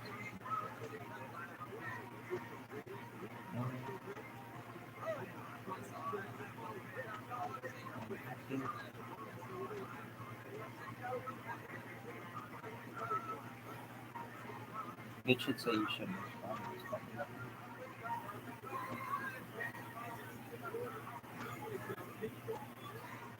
Like, I'm not gonna lie.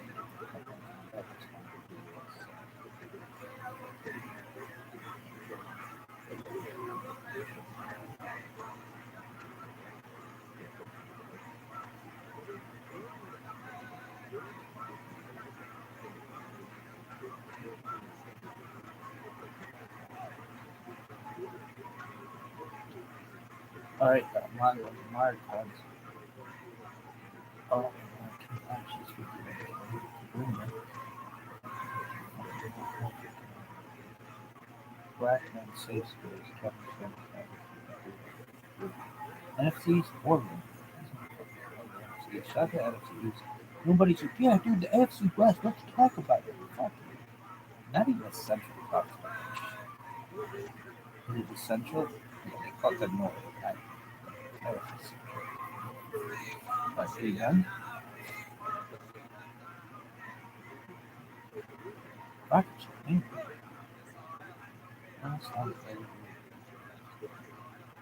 first and Pepe going crazy with the phone calls.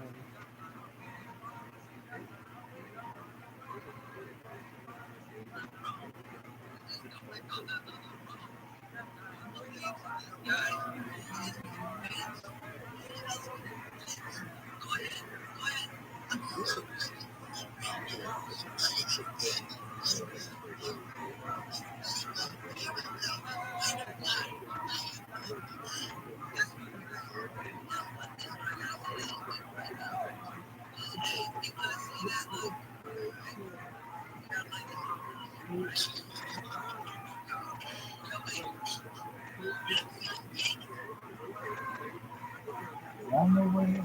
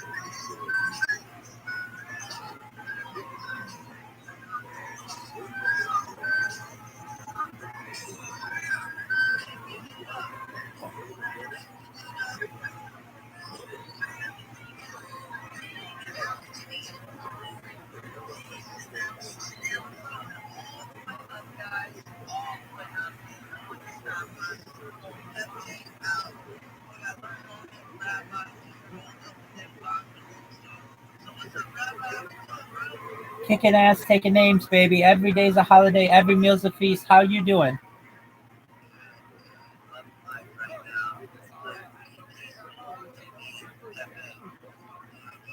That's excellent to hear. Boy, Pepe has really taken off and really seen some amazing things out of it, at least in the last week.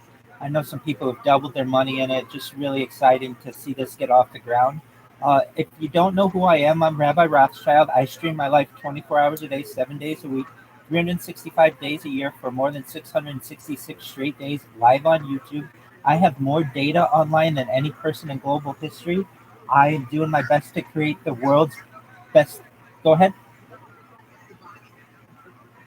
I don't. I'm a very poor person, so I definitely would. If I were gonna buy a meme coin right now, it would be. I just don't have any money to do it. So without with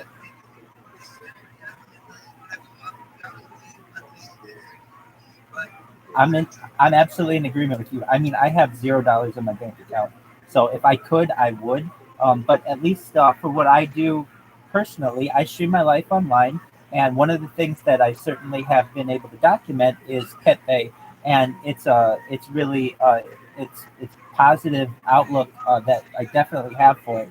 And so, if you're invested in it, I think that you're a smart person, and I think that perhaps you're going to be very, very rich. And with that, just want you to know that I think that you guys are really on the way up.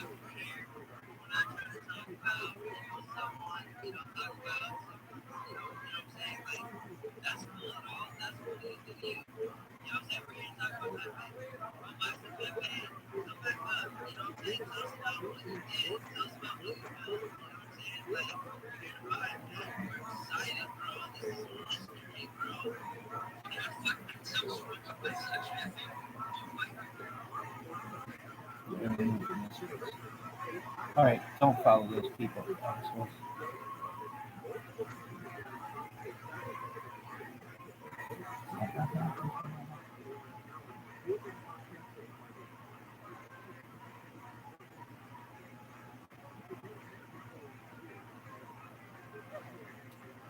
asses.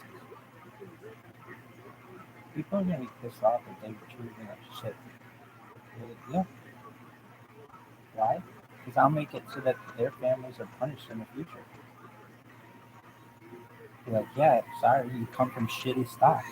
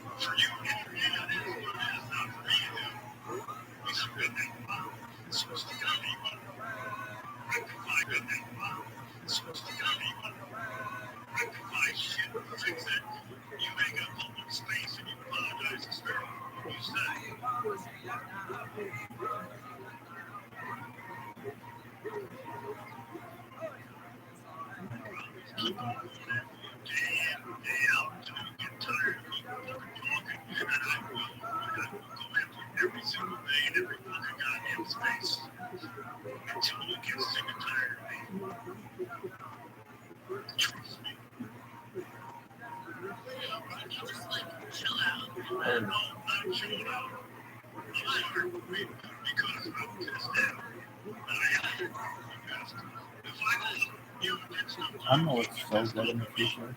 I think I'm sexually as fuck, but I'm very polite. I'm like, hey, I'd just like to introduce myself. Fuck you, Jew, fuck you.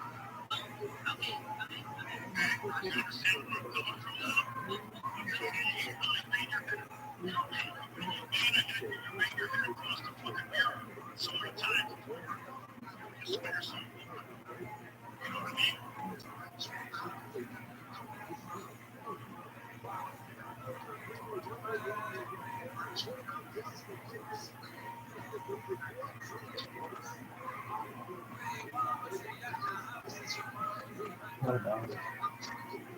Let me in here.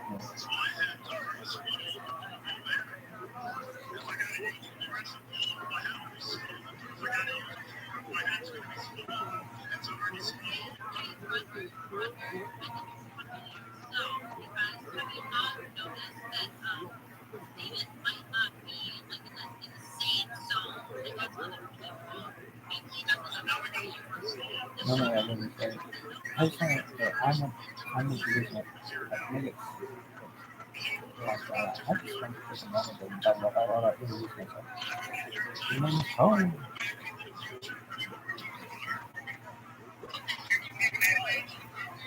If you want to know what dominant cameo is, as somebody put their hands together and look cool,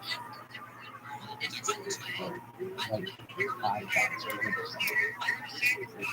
You probably don't.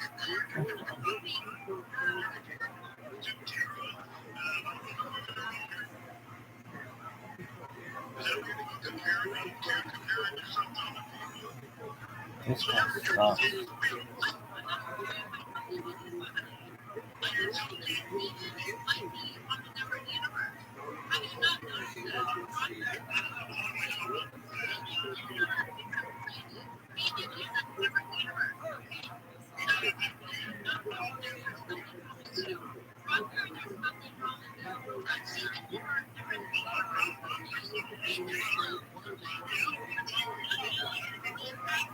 Nobody wants to go out with you.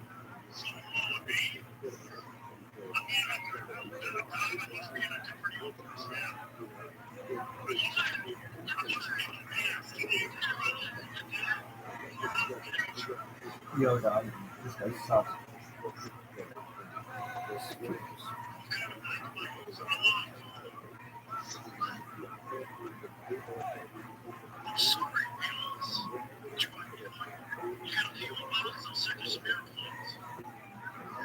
How about just sending my hat? You know, if you want. I don't know.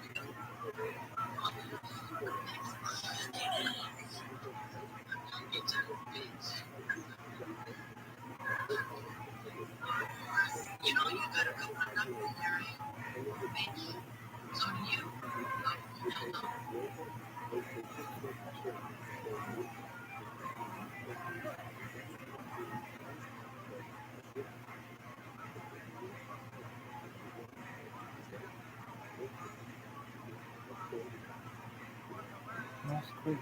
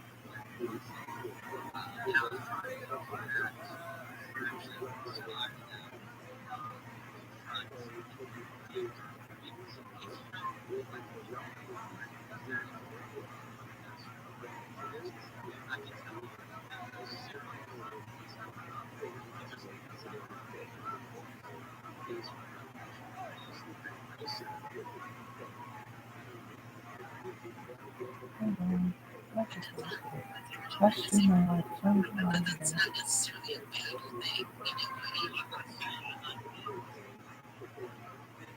I mean, there is a reason happening, of course, but like I see it more from my perspective, and again, only mine, but I see it kind of as a change from the older to the newer, because I mean, you can't have 80-year-olds in Congress. I mean, come on,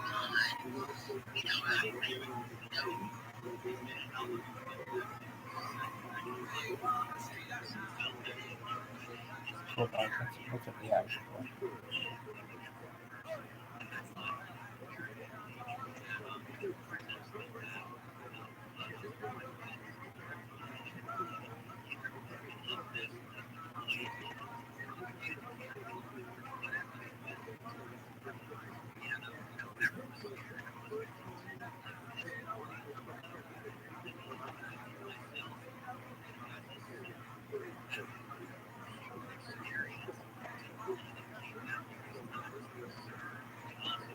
Oh.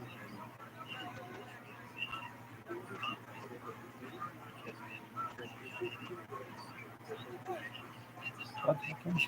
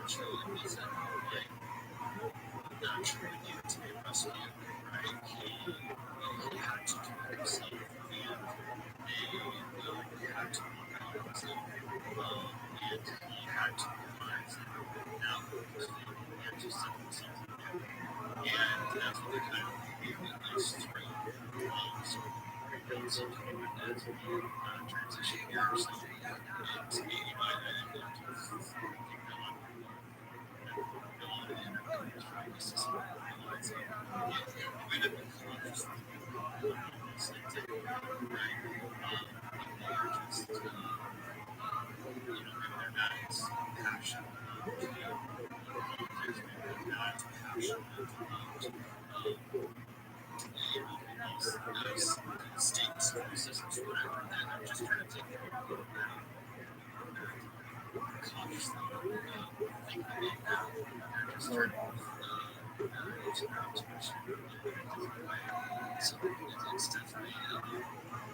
my perspective many times here. But at the same time, I wanted to say real quick, if you're going to go in and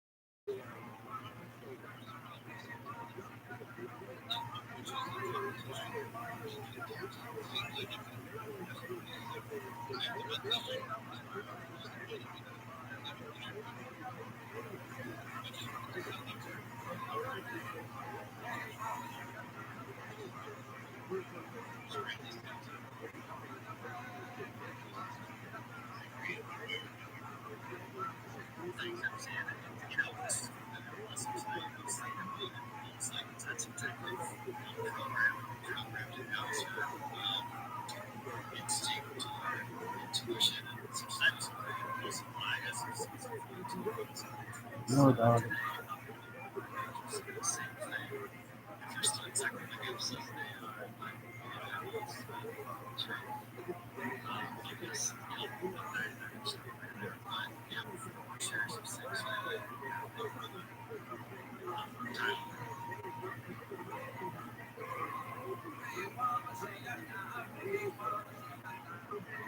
No, we have some.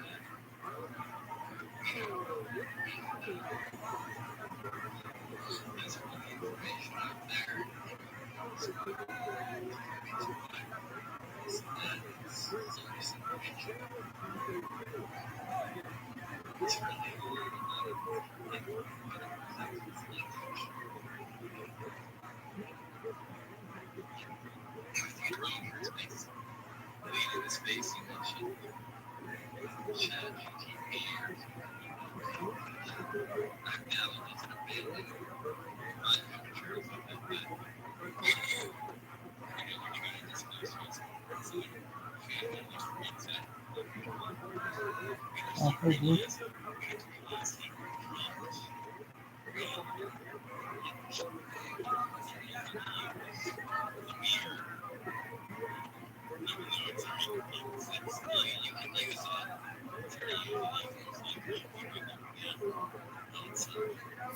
It's just interesting that we could make that language was as far as information was stored, names and systems to be on it's all bullshit. I mean, it's not bullshit, but it's something, but it's valuable to understand. It's not. There's no ceiling to it. There's no limit to the design of it, the ideas, and the intricacies of what could happen. Right? And at this point, my understanding is like certain things need to so it's I'm not sure. It's really these days. I think like in a couple hours. So yeah, it's like kids misinformation, might live inside of reality. That's interesting language. Anything looks like a choice there to be right.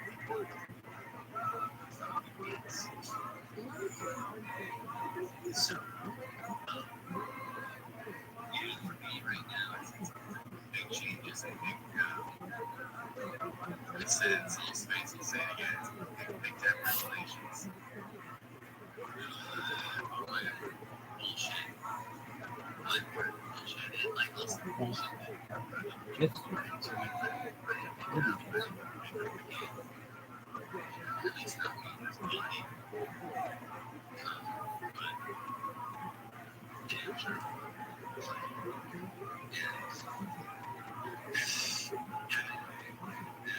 5 years ago, I think probably with that said, if I knew then what I know now, logged in, So, what do you read? They say that it's a burden to know the secrets, so to speak, or a burden to know, to be able to see beyond the matrix, so to speak, to understand.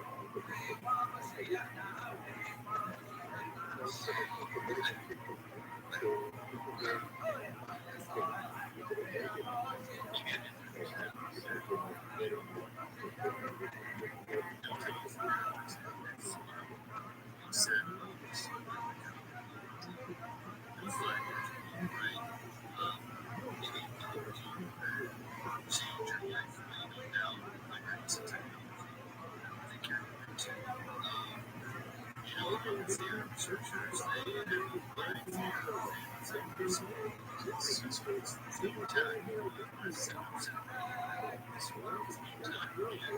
my understanding of is getting stronger by time. It's transferring reduced. Understanding there's that paradox, there's those lines between the time and using time, which has two limits. So it is not a paradox, it's what it's stronger a certain distance that you're trying to measure what's real in a lifetime disciplines. Something parallels. It's kind of I've been since the last 5 years or so, and I can't see my career it's myself with business owners and in certain industries ranging building businesses, I would say from building to climb. So, at that time, $100 million retail,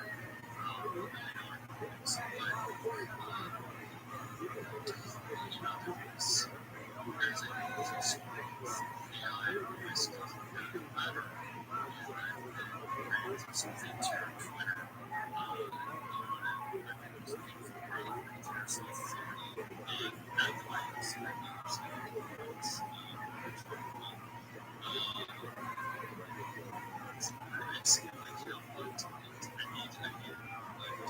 different job, just to be I didn't know much about the industry that I haven't been in for a decade, and so I actually had to get into 29 employees, and most of them are not. So I get paid very well, but it's employees missing teeth, they are across the board, some of that has had a miscarriage, which is working. I'm trying to get better lives, but they will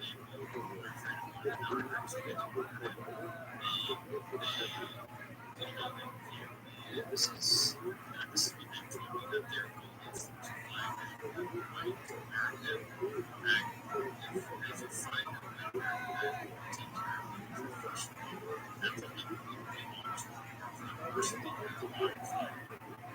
if you die here, just as much. So, I'm trying to relax my existence. such for me is, it's Twitter's not real, right? Twitter is it's that thing of real. It's just somehow for us to ask the question and to make friendships and to my real community is in real life, and the community that I love now, and to learn stories much deeper in real life than they do online. And so, there's reasons that we should use blockchain technology, AI, technology to help with that. There's also people who can't grasp reality, and I think that right now, No, I'm lost AI with time. just makes your idea of personality. That just is sort of nonsense. And I can tell you that some testing I've done in the last 3 months, I've set me, it actually set me to this destination right here. Like, you know what? Funny, how about if I get a job that's just completely different? I'll put my consulting on the side. I'm going to taste the dirt, and I'm going to work with a certain segment of society and bring them, raise them up and to feel human again. People said approaches. Absolutely. I mean, ultimately, it's the humans that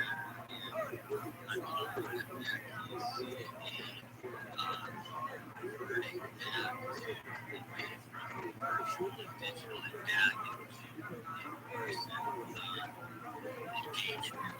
Right? I think I'll make a comeback, but in the future, maybe not quite yet, and I don't know metaverse, which is going to make a big move in our society, and people are obsessed with it and start moving in it, but what you're saying is wise.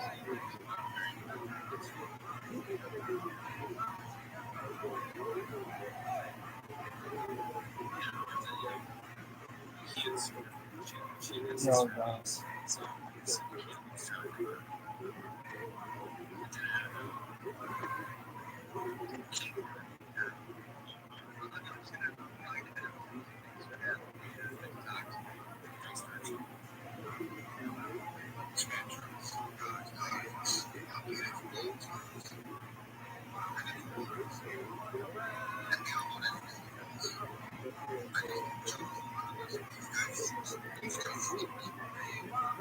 Hold on.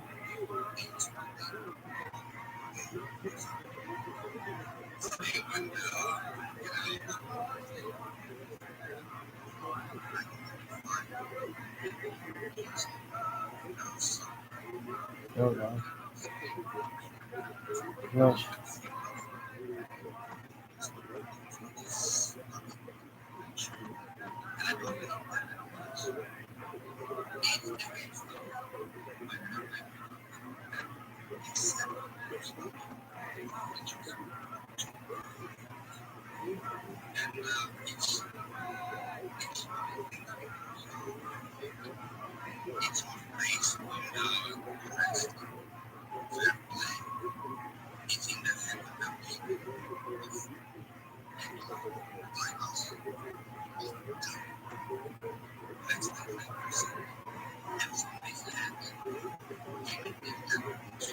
Oh my Christ.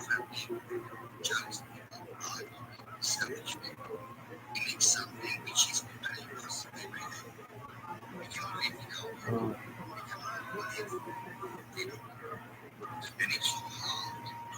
Oh.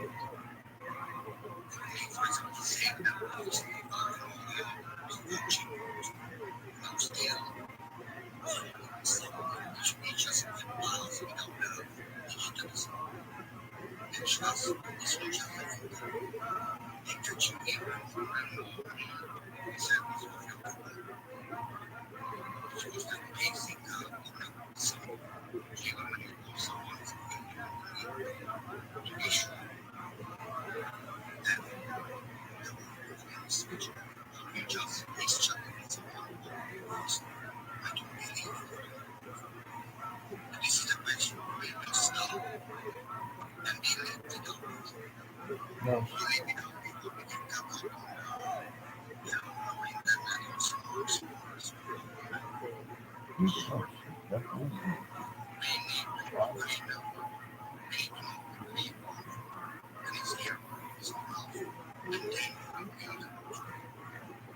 Are you done?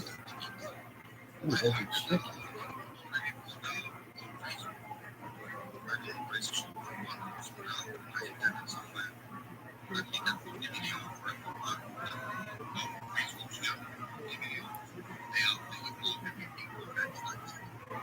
No way. And another person is crazy.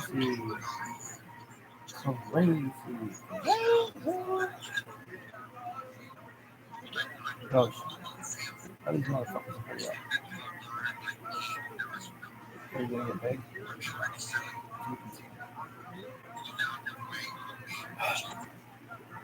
Most famous person I know.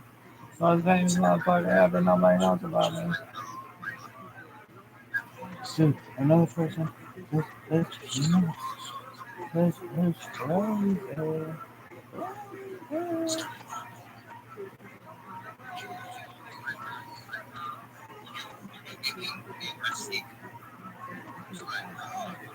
Dude, turn crazy. You can watch TV. That's just what's better. ViralRabbi. Oh, no. No doubt. That's cool. Come on. No, it's fine. Yeah, should I run this before? Yes, I run this shirt. Oh, yeah. Like, it's like, hey, sure, man. I'm like, I don't know.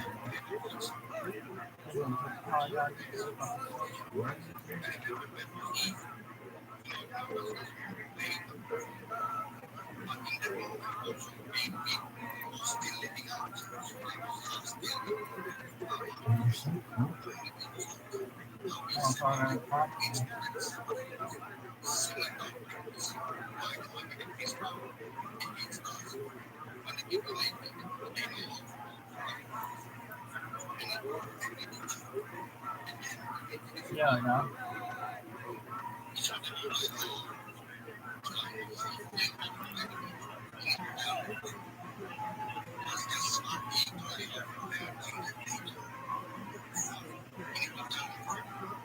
Yo, you're so sick. You were like, blah, blah, blah, blah. Not a bad noise.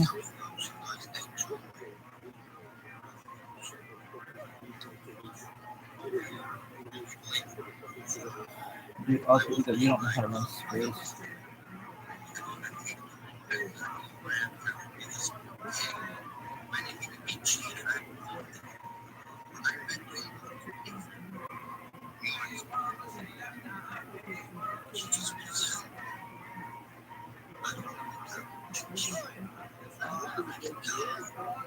Yo, dude, you're boring. This sucks. You gotta go.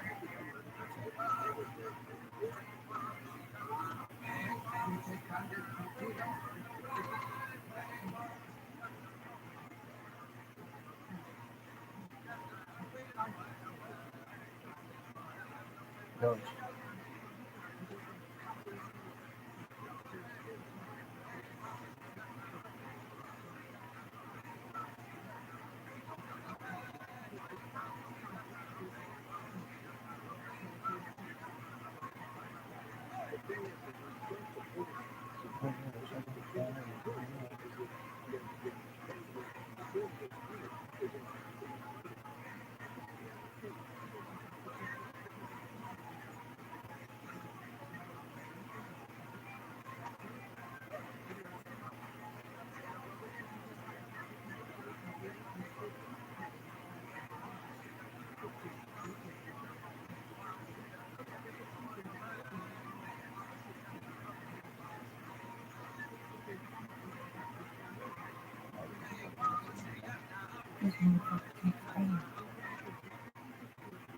Are you done?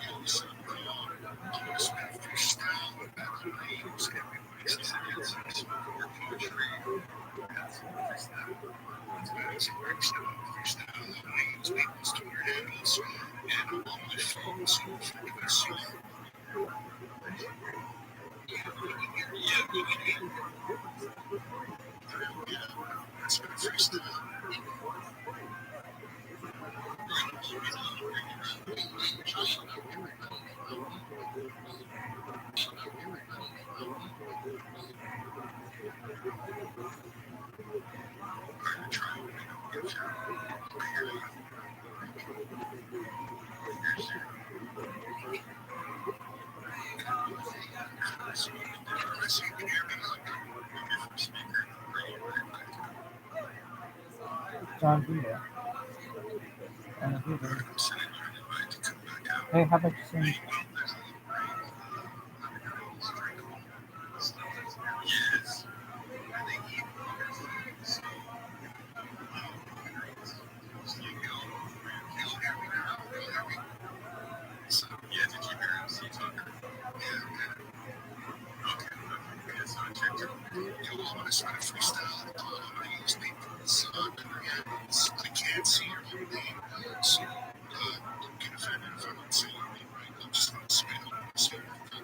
Cool.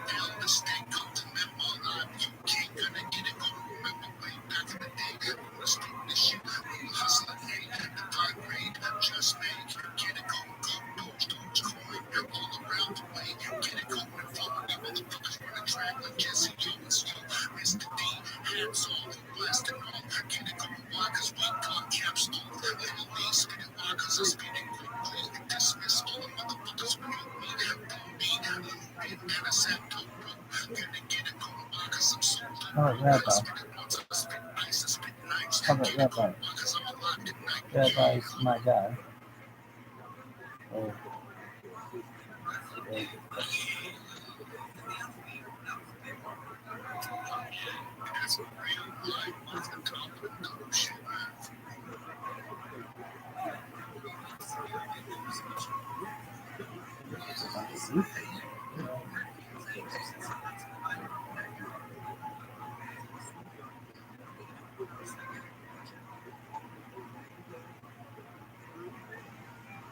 All right, dog.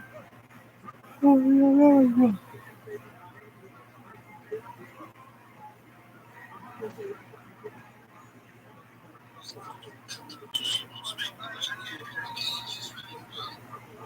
All right, well, let Rabbi go.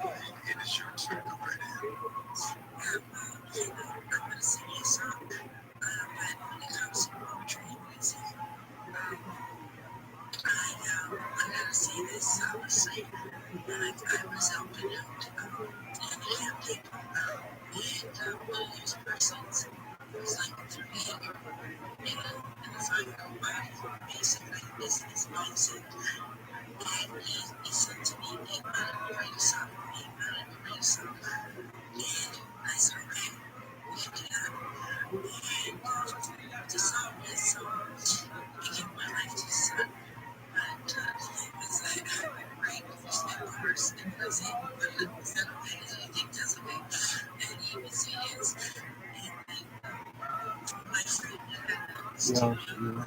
No, you.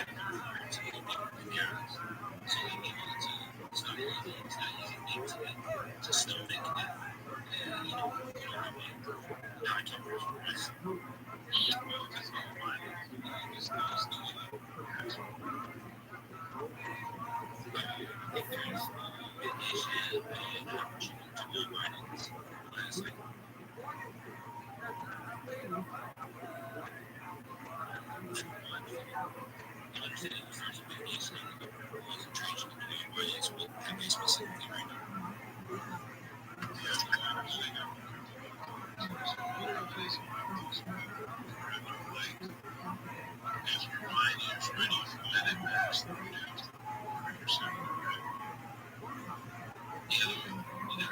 gotta see Scott Rabbi. He's got like a double reference there.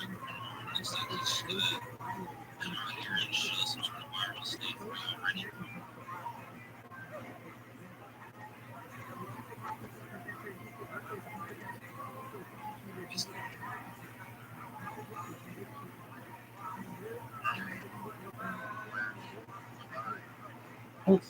Hello, everyone. Yes, I am Rabbi Rothschild. I just wanted to say that I really like your art. I have a friend of mine, P-Dub. I don't know if you guys know who P-Dub is, but he is a genuine undead folder, and he's the one who. Oh, excellent! He's a really nice person, and basically, I just think that it has definitely a lot of potential. But I'm just amazed what the artist can do with. Is it 24 by 24 pixels? Is that correct? Excellent. And I just wanted to introduce myself. I'm Guinness World Record holder for most amount of content in YouTube. I live stream my life for the last 2 years, so it's all on YouTube. And just wanted to introduce myself to the community. Thank you for letting me do so.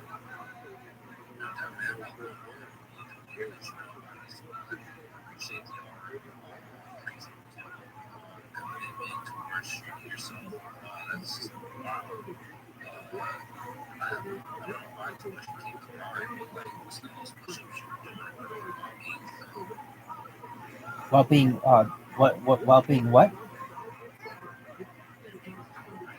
Oh, but while being filmed, I don't know, give or take 69. Who knows?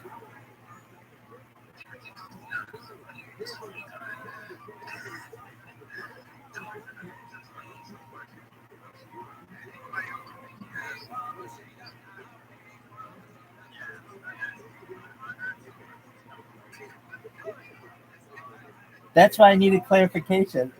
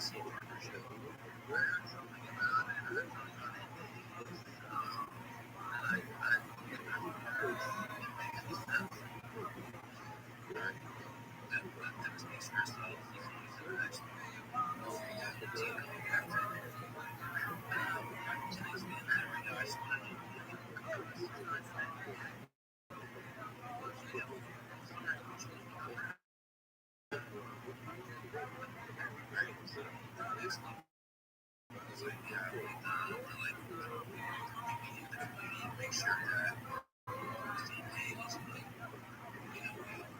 I thought the fun channel,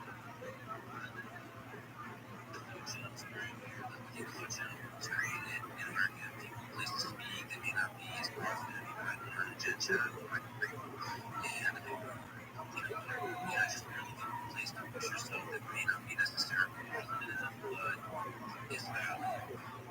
So I think that's like a run away from the Gen chat. We had to. I think it was a good move so that we could like kind of like concentrate the concerns. If that makes sense, right? Like if there's one place we carry all concerns and it isn't buried within channel 2, then people can come in and see where the concerns lie and think about it and address it. My channel went to record we decided to change it down to just words. Yeah, it makes sense. I think you don't want to have apprehensions about possibly negatively impacting the government and everything in the Gen chat. So I get it. So I think it's a good idea. I mean, that wasn't there, like, we weren't stupidly speaking. Yeah, free speaking is important, right? Like, it brings down the barrier of feeling like you're being judged for saying something that might not be positive. So I think that's what it came about. It was part of the decision-making process with our belief team that has evolved, like, that's like some good, in my opinion.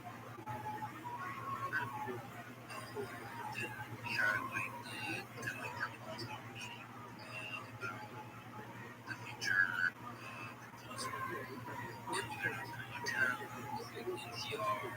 organization of nature, and resource 3000 peace project, and this is not too deep into what we talked about in terms of just the proposal of whether or not we're going to go into these things and whether or not the market timing is right. And generally getting a sense that it was impressive. Just come out and really speak.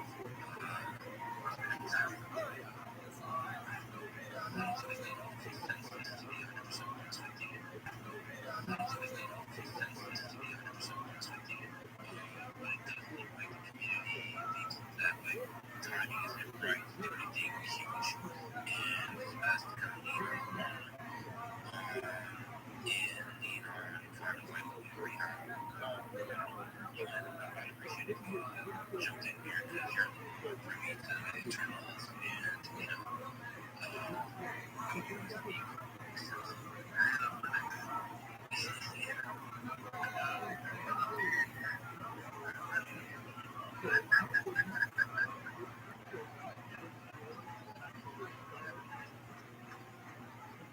Substitute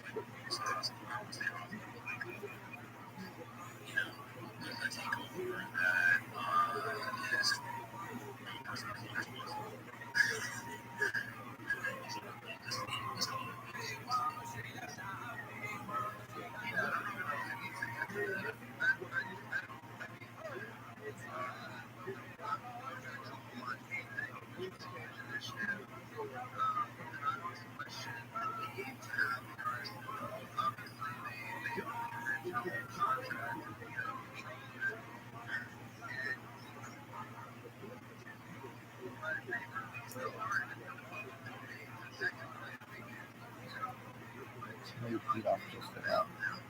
Fat bitches, fat fucking dog. Bitches be fapping.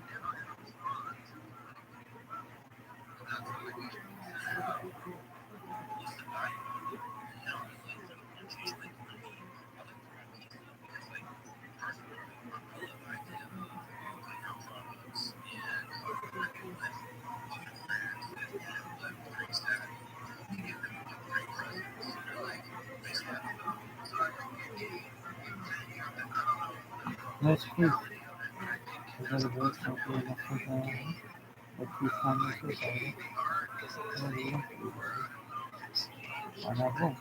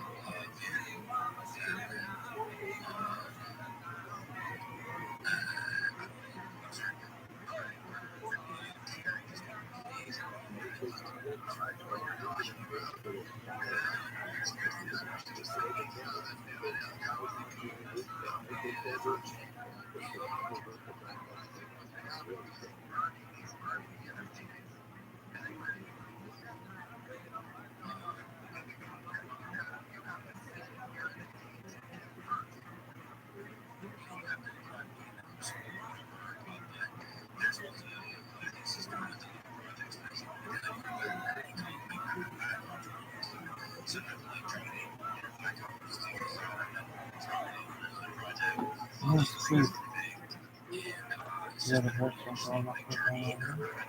Okay. Yes, yes, yes.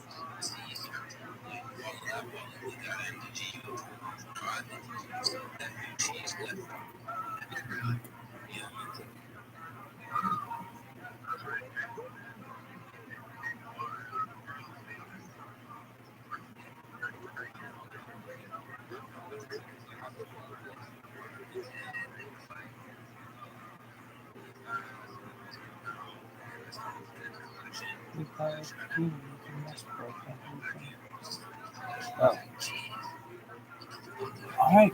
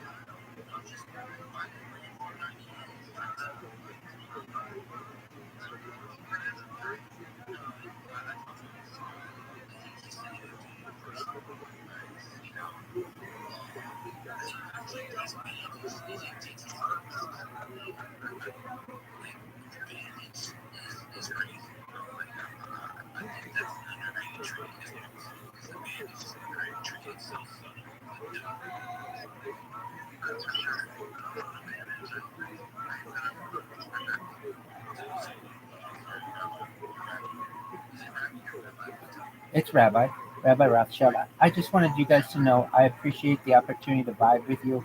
You have a really nice community, and like I said, I've got friends in it. If you see P Dub, tell him that the rabbi says hello. I just want you all to know I wish you the best with your project. I think the pixel art has a lot of upside. You guys do some really, and just really appreciate the opportunity to be here and look forward to coming back some other time.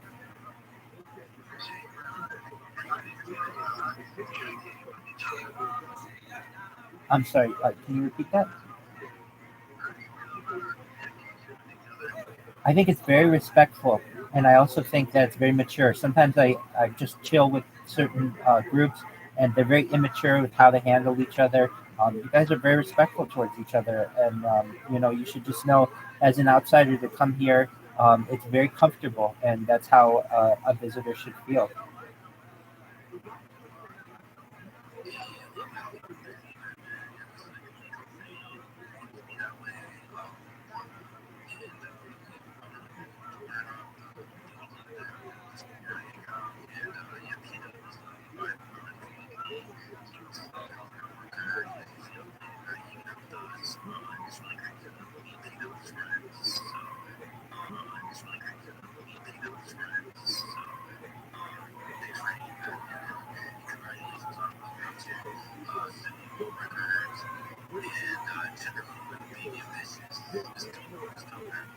Thank you so much. I've done my best to follow everyone in the room. I do follow back, so if you have the opportunity, shoot me a follow, and I look forward to talking to you all soon. Shout out to Genuine Undead. Take care, everyone.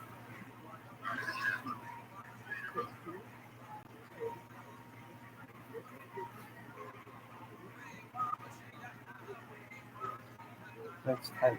It's like a podcast. Nice people. Oh, that's tight. Got a bunch of people.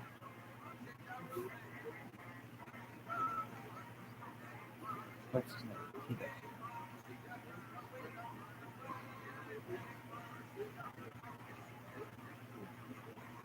Did you not show up?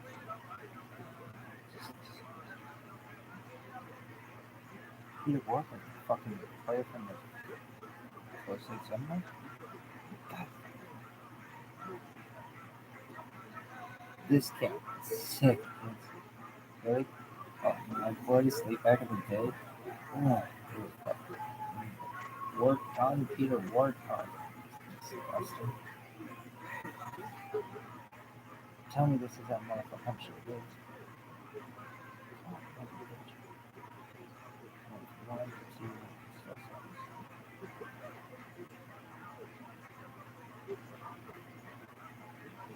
No God. Peter Ward. He's Peter. Hell yeah. Hell yeah. Give me some fucking classic. Who is my Chris Ricks, man? Really? Yeah, here's my profile picture when I was a kid. Didn't look mature enough to pick up chicks.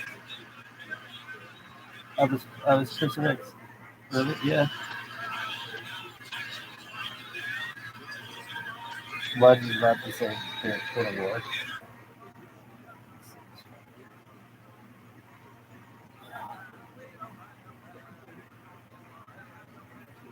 Music. Rob. I think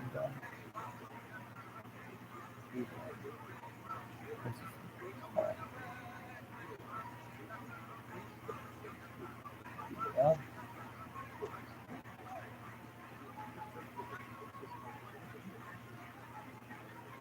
No, Rob. He.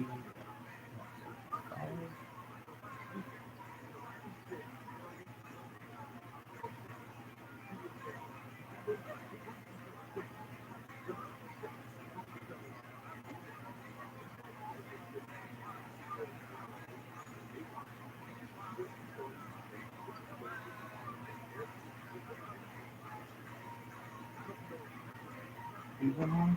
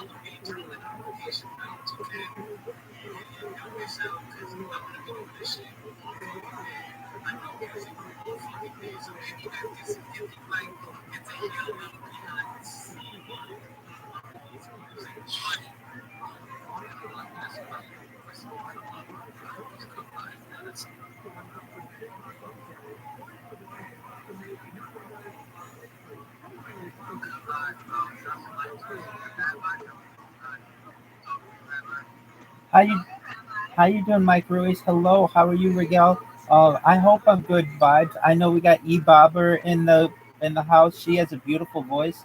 I'm just oh, thank you. I met no. I'm involved with the MIDI Punks. Do you guys know who the MIDI Punks are? And Songs of Eden.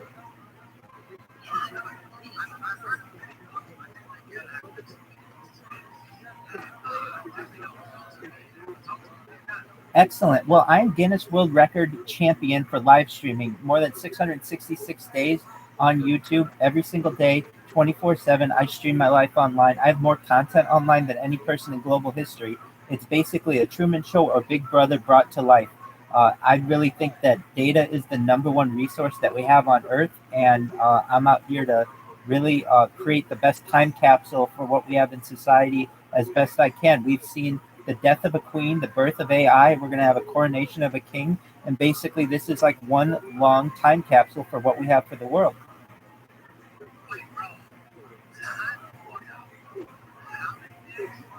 666, over 666. So about 2 years. And that's not just from one camera. That's not just from two cameras, not just three, not four, not five, but 6 different streams. So basically, you can look at my life in 360 degrees, and you can look at it from the ceiling, and that's just on YouTube. I also absolutely no. I came up with it. Well, I mean that's probably a good way to do it. But no, I actually it all started with me videoing my golf swing, and I would do that at Tiger Woods' golf course here in California, and just to see and improve my swing. And one day I just started to keep the camera on, decided to keep the camera on, got home and realized I could do this live on YouTube, and I thought it would probably be important for my kids one day. I don't have kids today, but maybe one day I will. And if I ever do, I'd want them to know what their father was like. And so I did my best to capture life. And then from there, realized that it would be good to have some redundant streams in case any of them went down, and bought some extra Chromebooks and started putting them in front of me, to my left, to my right, and behind me, and then on the ceiling, and just kind of went from there.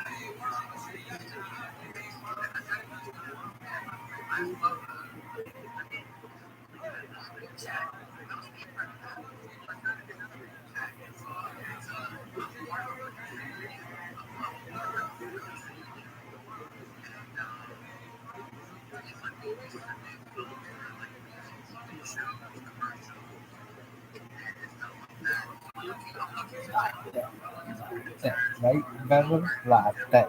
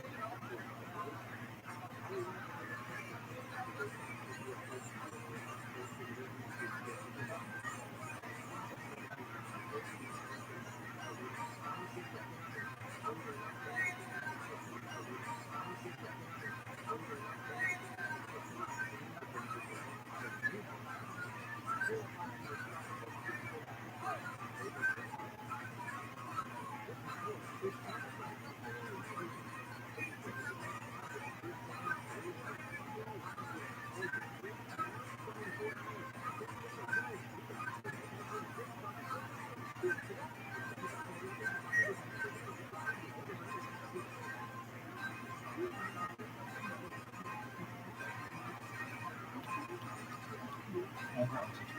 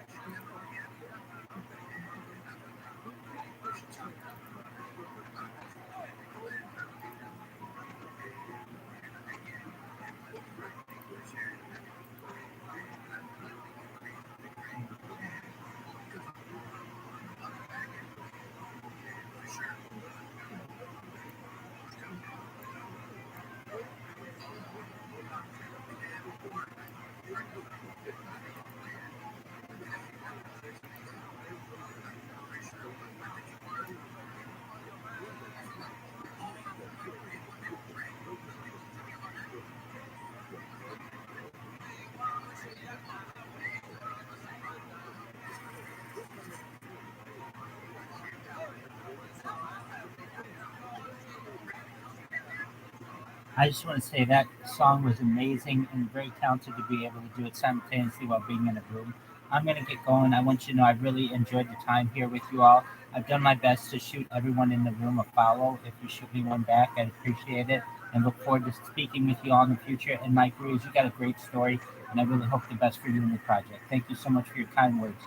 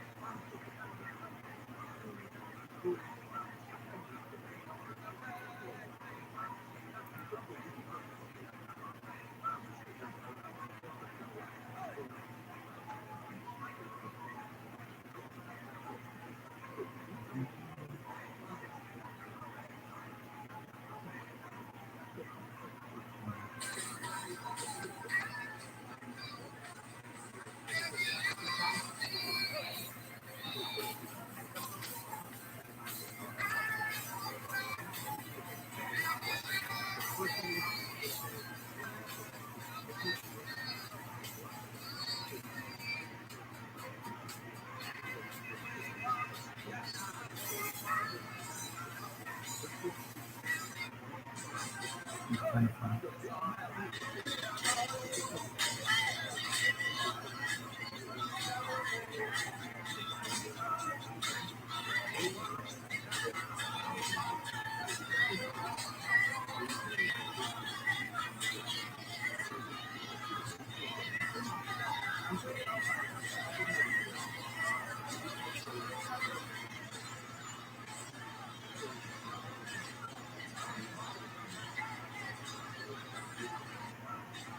Is it all right? Yes, okay.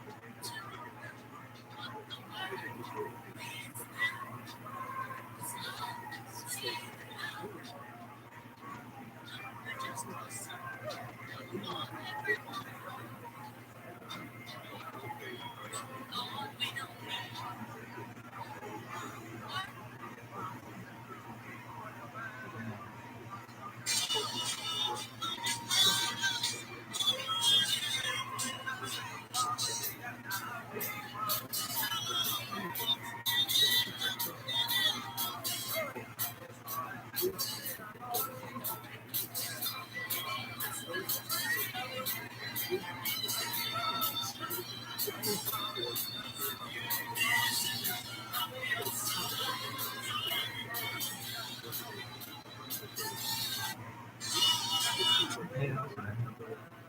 This one's great.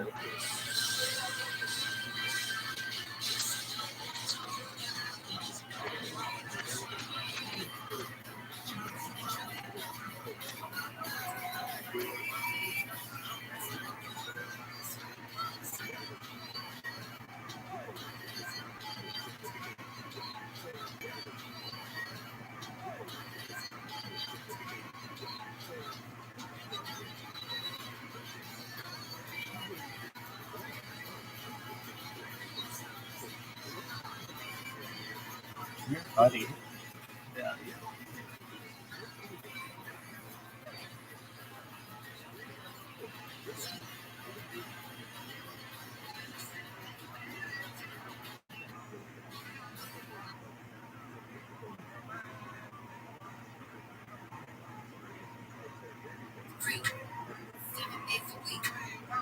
This is the one I think.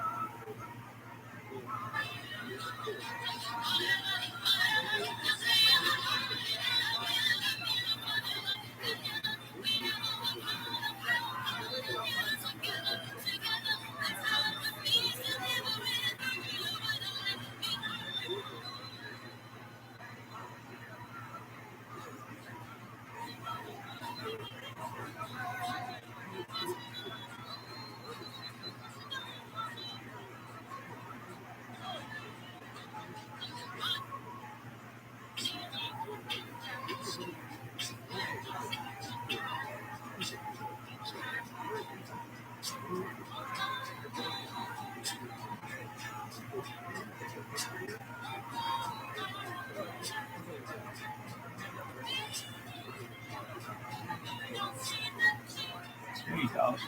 Is can you download?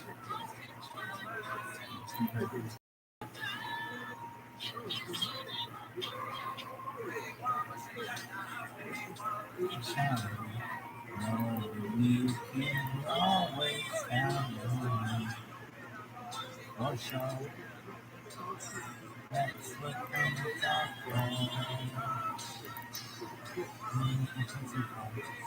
and then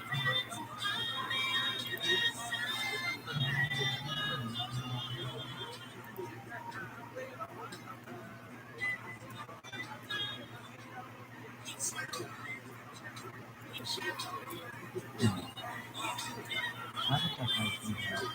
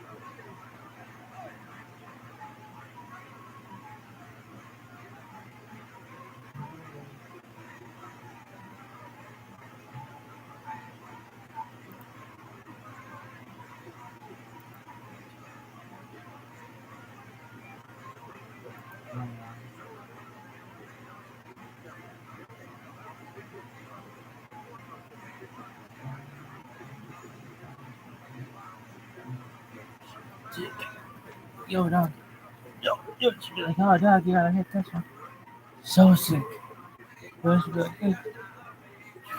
I think that, yeah. One more, one more.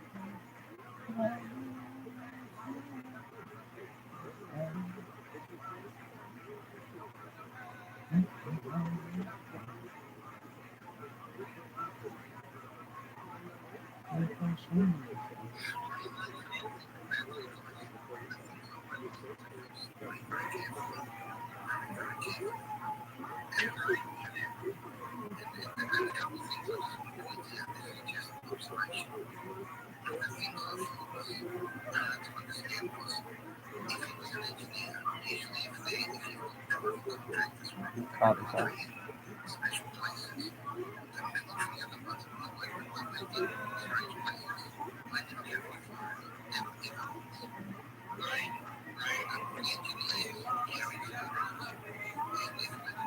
Okay.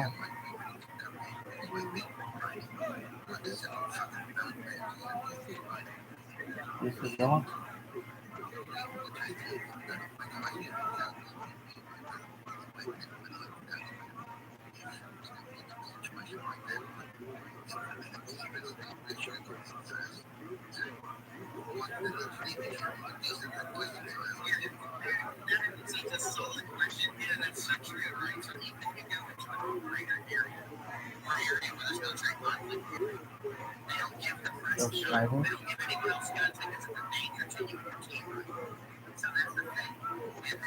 Go Snyder.